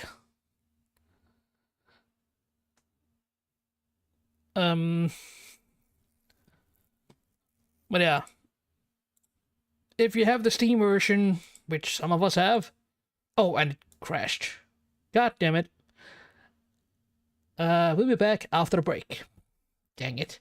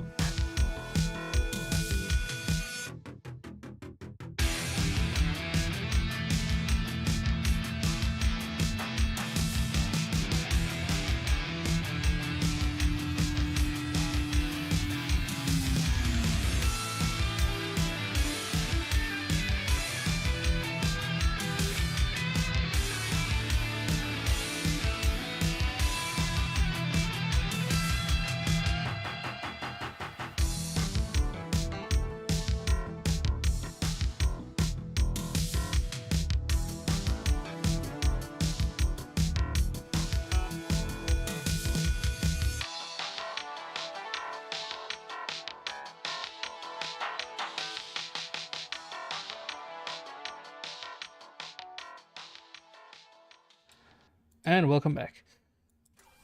DCS is crash happy today. Really crash happy.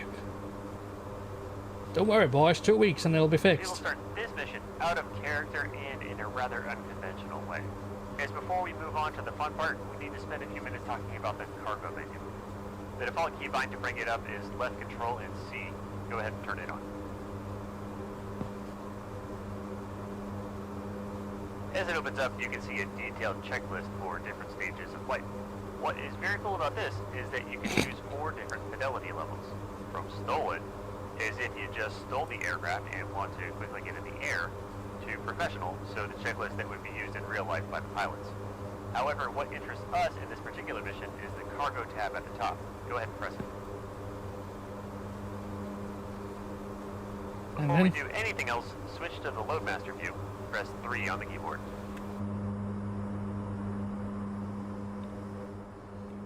yep, we're actually moving around. In the cargo menu, you can see the schematics of the aircraft. You can set the rollers on or off, as well as define the lighting in the cargo compartment. The yellow icon shows the position of the Loadmaster. You can move around using the ASWD keys and turn using Q and E, and see that the icon follows your movements. Need to have a direction thingy on the Loadmaster as well, that it matters. The numbers on the left, starting with 345 and ending with 1005, indicate the distance of the given line from the reference point in inches. Let's load our cargo for this mission. Select CDS Crate at the bottom and click on it. Hello.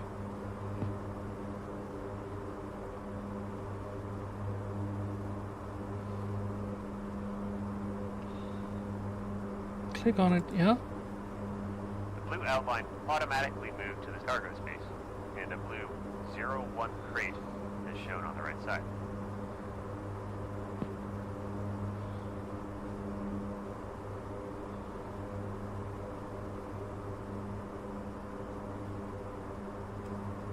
Here you can choose the parachute type, assign it to a specific CARP program, and adjust the timer for the parachute to open after the drop, which would normally be used for a higher altitude drops to minimize drift on descent. That makes sense. Move the cargo to the end of the aircraft so that its bottom part is in the middle and aligned with position 1005. It may take some time dragging with the mouse to achieve it. Also use the menu on the right to assign CARP number 1 to it. Press spacebar when you've done this. Now add a Next. second crate and move it towards the end, so that its bottom touches the first cargo you loaded around the position 945 and assign CARP number 1 to it. Add a third crate. Place it above the previous one with the lines touching around the position 885. Assign it to CARP number 1 as well. And finally, put a fourth crate and set CARP to 1.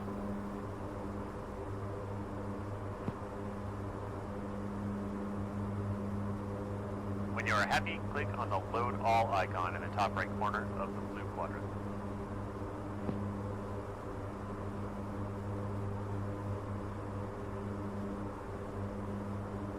Good. Star Turn off Citizen the ain't menu got by nothing on pressing DCS now, Alt huh? And jump back into the cockpit by pressing 1 on the keyboard, and we'll return to our flight.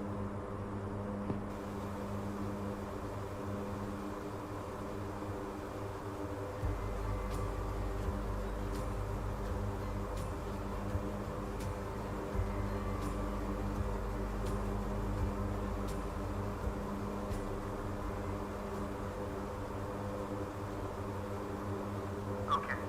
While you were reviewing the cargo data, I did a little magic in the CNI, so you'll have to enter the weight and stations by hand before we set everything up for the airdrop.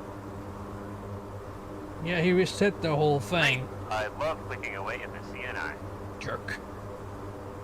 Yeah, you'll have to do a lot of it. But first, do me a favor and go ahead and enter into an orbit here. Orbit. Using the wheel? Negative. Use the T-pause. Ah, yes, the thing we never use.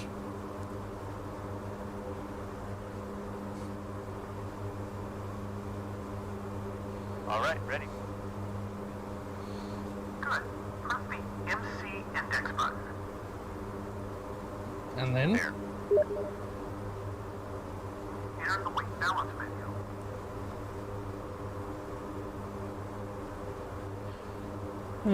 Weight balance. Okay. Here you can enter and change the weight of fuel, payload, crew members, or bags and other equipment. You can also check the weight of takeoff and landing, the latter not counting cargo that would be airdropped and fuel that would be burned. Cool, you can also enter the weight of guns and Yo Mama next to LSK-6. Bruh. Yeah, you bet. But seriously, arm is the measurement of how far the load is in inches from an imaginary reference point, which is 30 inches in front of the nose of our aircraft. Don't ask me why it's that. It's just what it is. I see. Right. This info is then used by the aircraft to compute the center of gravity, or MAC, which is in the bottom right of the display. MOM, MOM, is the older way of counting the same thing, so just stick to ARM. Okay, let's move on. Okay. Sure. Good. Enter the operating weight menu for me. In operating weight. Crew weight is 1,200? Man, you're fat. You can't go below 1,000 here, and with 2 to 3 people in the back, you can easily get to that number. By default, we use 200 pounds per crew member, though it doesn't really matter in the grand scheme of things. Ah, not nowadays. More like 250. There. Let's enter our payload. Press LSK.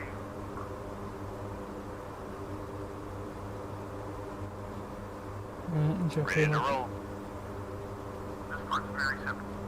You enter the weight in pounds for each item, followed by a slash if it's a normal cargo, or 2 slashes if it's airdropped cargo. Then after the slash, you enter the arm value. Sounds easy.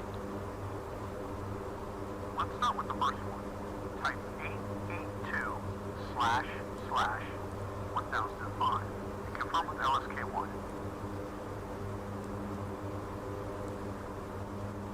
Added. The slash is an inverted video. Yeah, that means it's cargo that's going to be airdropped. Add the same bundles, so weighing 882 pounds each, with their arm values which can be found in the depot. That doesn't look quite right, but okay.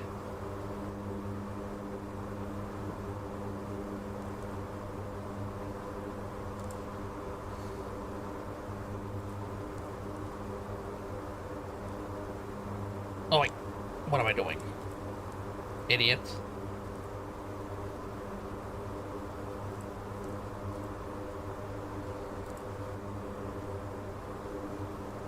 Payload added. We're ready to prepare the drop using the cargo menu. This is done from the legs page, so let's start there. Let's just double check we got everything.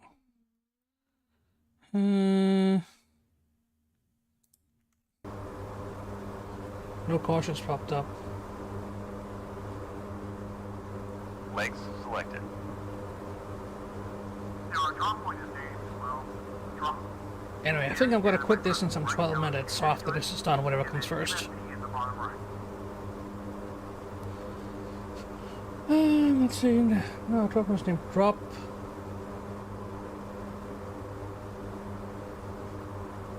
That's data.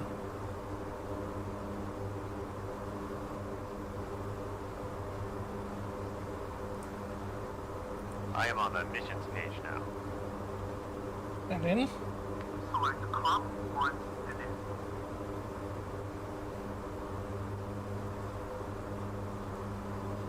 I'm there.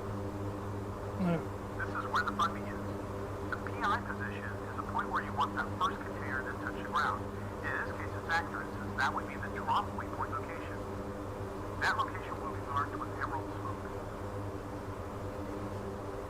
Roger. Can I alter the coordinates by typing them and pressing LSK next to drop? Can I use MGRS? Yeah, you can. Can we? But it will change the waypoint name and the PI position will still be shown in lat long. Next to it, you have time on target, which is self-explanatory. Below, a few of the items have boxes, which means they have yet to be filled out. So fill me. Okay. Like anywhere else in the CNI. Exactly. Let's start with the length of the drop zone.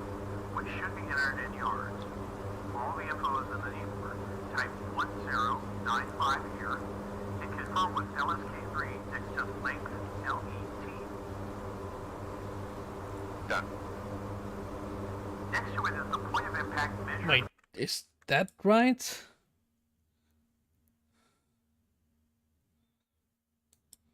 from the leading edge of the That didn't look right. Let's have a look at that again. 100. What the hell did I just type in then? 100 here and confirm with right LSK. Next to it. Wait. Back it up.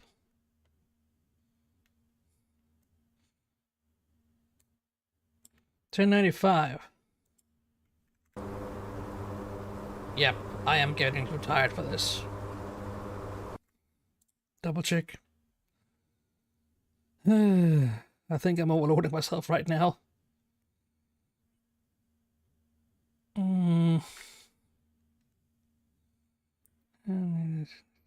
Type 1095. Okay, 1095.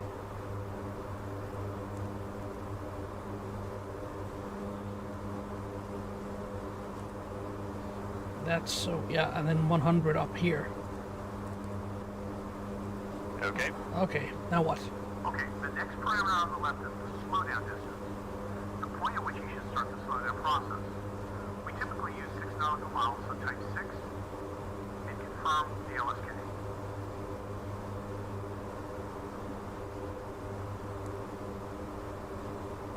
Slowdown distance entered. Next is the turn point distance, so how far away you are from the impact point, we should turn into it. We normally use 10 nautical miles, and this is what you need to type and confirm. 10. Alright. Oh wait, nope, wrong. Alright. Okay, so finally our running course is true heading. The keyboard says 162 true, so type 162T and acknowledge. Okay, it automatically added the magnetic heading as well. DZ escape is the drop zone escape distance. Let's leave it at a half mile, which is the default setting. Now, good habit after editing each page is to press the execute button. This is like saving data, so even if you accidentally press erase, the executed part will stay in the system. Go ahead and do it now. Alright. Cool. Wish we also had a Control Z option. Never mind. Hey, Done. jeez. And now press next page. Next page. Page 2 is now open.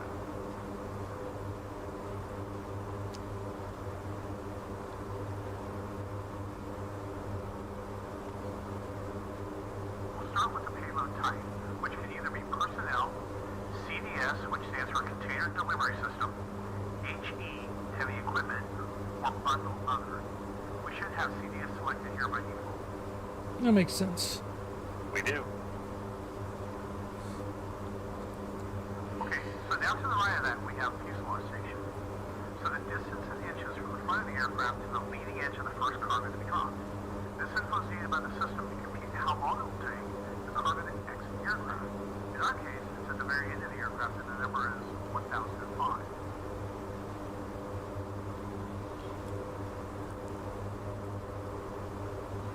Roger, confirmed. Done. Back to the left side. Number of stages determines if we're going to be doing a single stage, low level drop, or a two-stage higher altitude one. Let's leave it on one, as we'll be dropping from low altitude. Okay. Release system can either be Should extraction leave it as is. or tow, cargo release system, CRS, or not applicable, selected for personnel. Again, we'll leave it as the current selection, CRS. Gotcha. Chute type and number. Enter the chute list on the right. Press left LSK1 to copy the chute type to the scratch pad. Then return to the previous menu and enter it using left LSK3. Okay, done. So, Now on to element weight 1. Type 882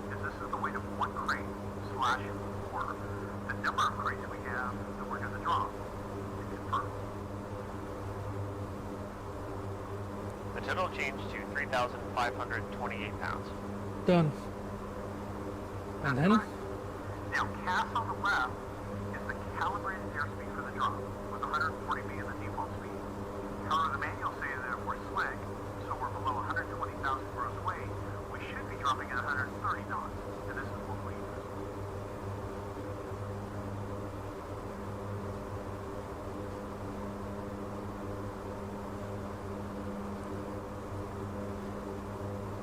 Sure, 130 set. Okay, finally the racetrack option. Escape will take us back to the flight plan after the drop. It's usually what you do in the combat airdrop. L or R will set up a left or right hand racetrack for multiple drops. So let's say you're doing training and you're dropping one bundle at a time. Makes it easy. Execute the save, and let's go ahead and move to the next page. Left or right? Makes it easy. Yeah. I think that's what I was missing last time. That's why I didn't drop. On this page, we'll introduce the winds and temperature for the drop altitude, as well as winds for the drop zone.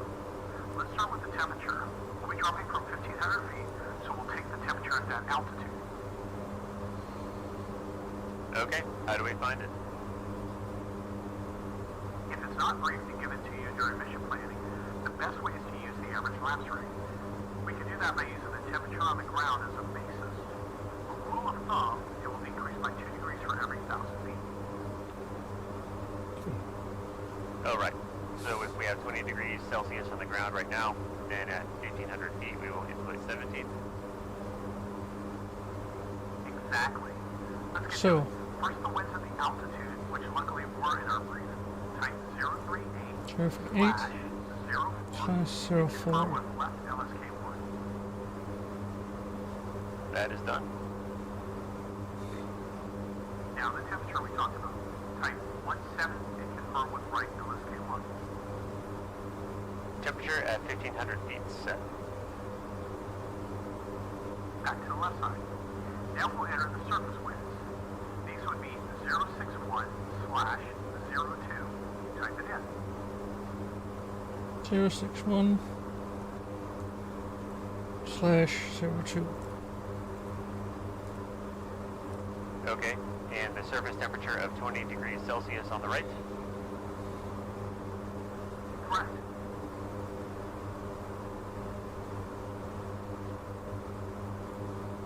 Two zero. Done. What is the BAL wind speed? Okay, so this is computed for the two-stage drop from high altitude. It's nothing to worry about right now, but we have to set the QNH, which is 2988 to ground level. Type it in and confirm with LSK5. 2988. Okay, pressure set. Good. Execute and press next page. Alright, we're on page 4.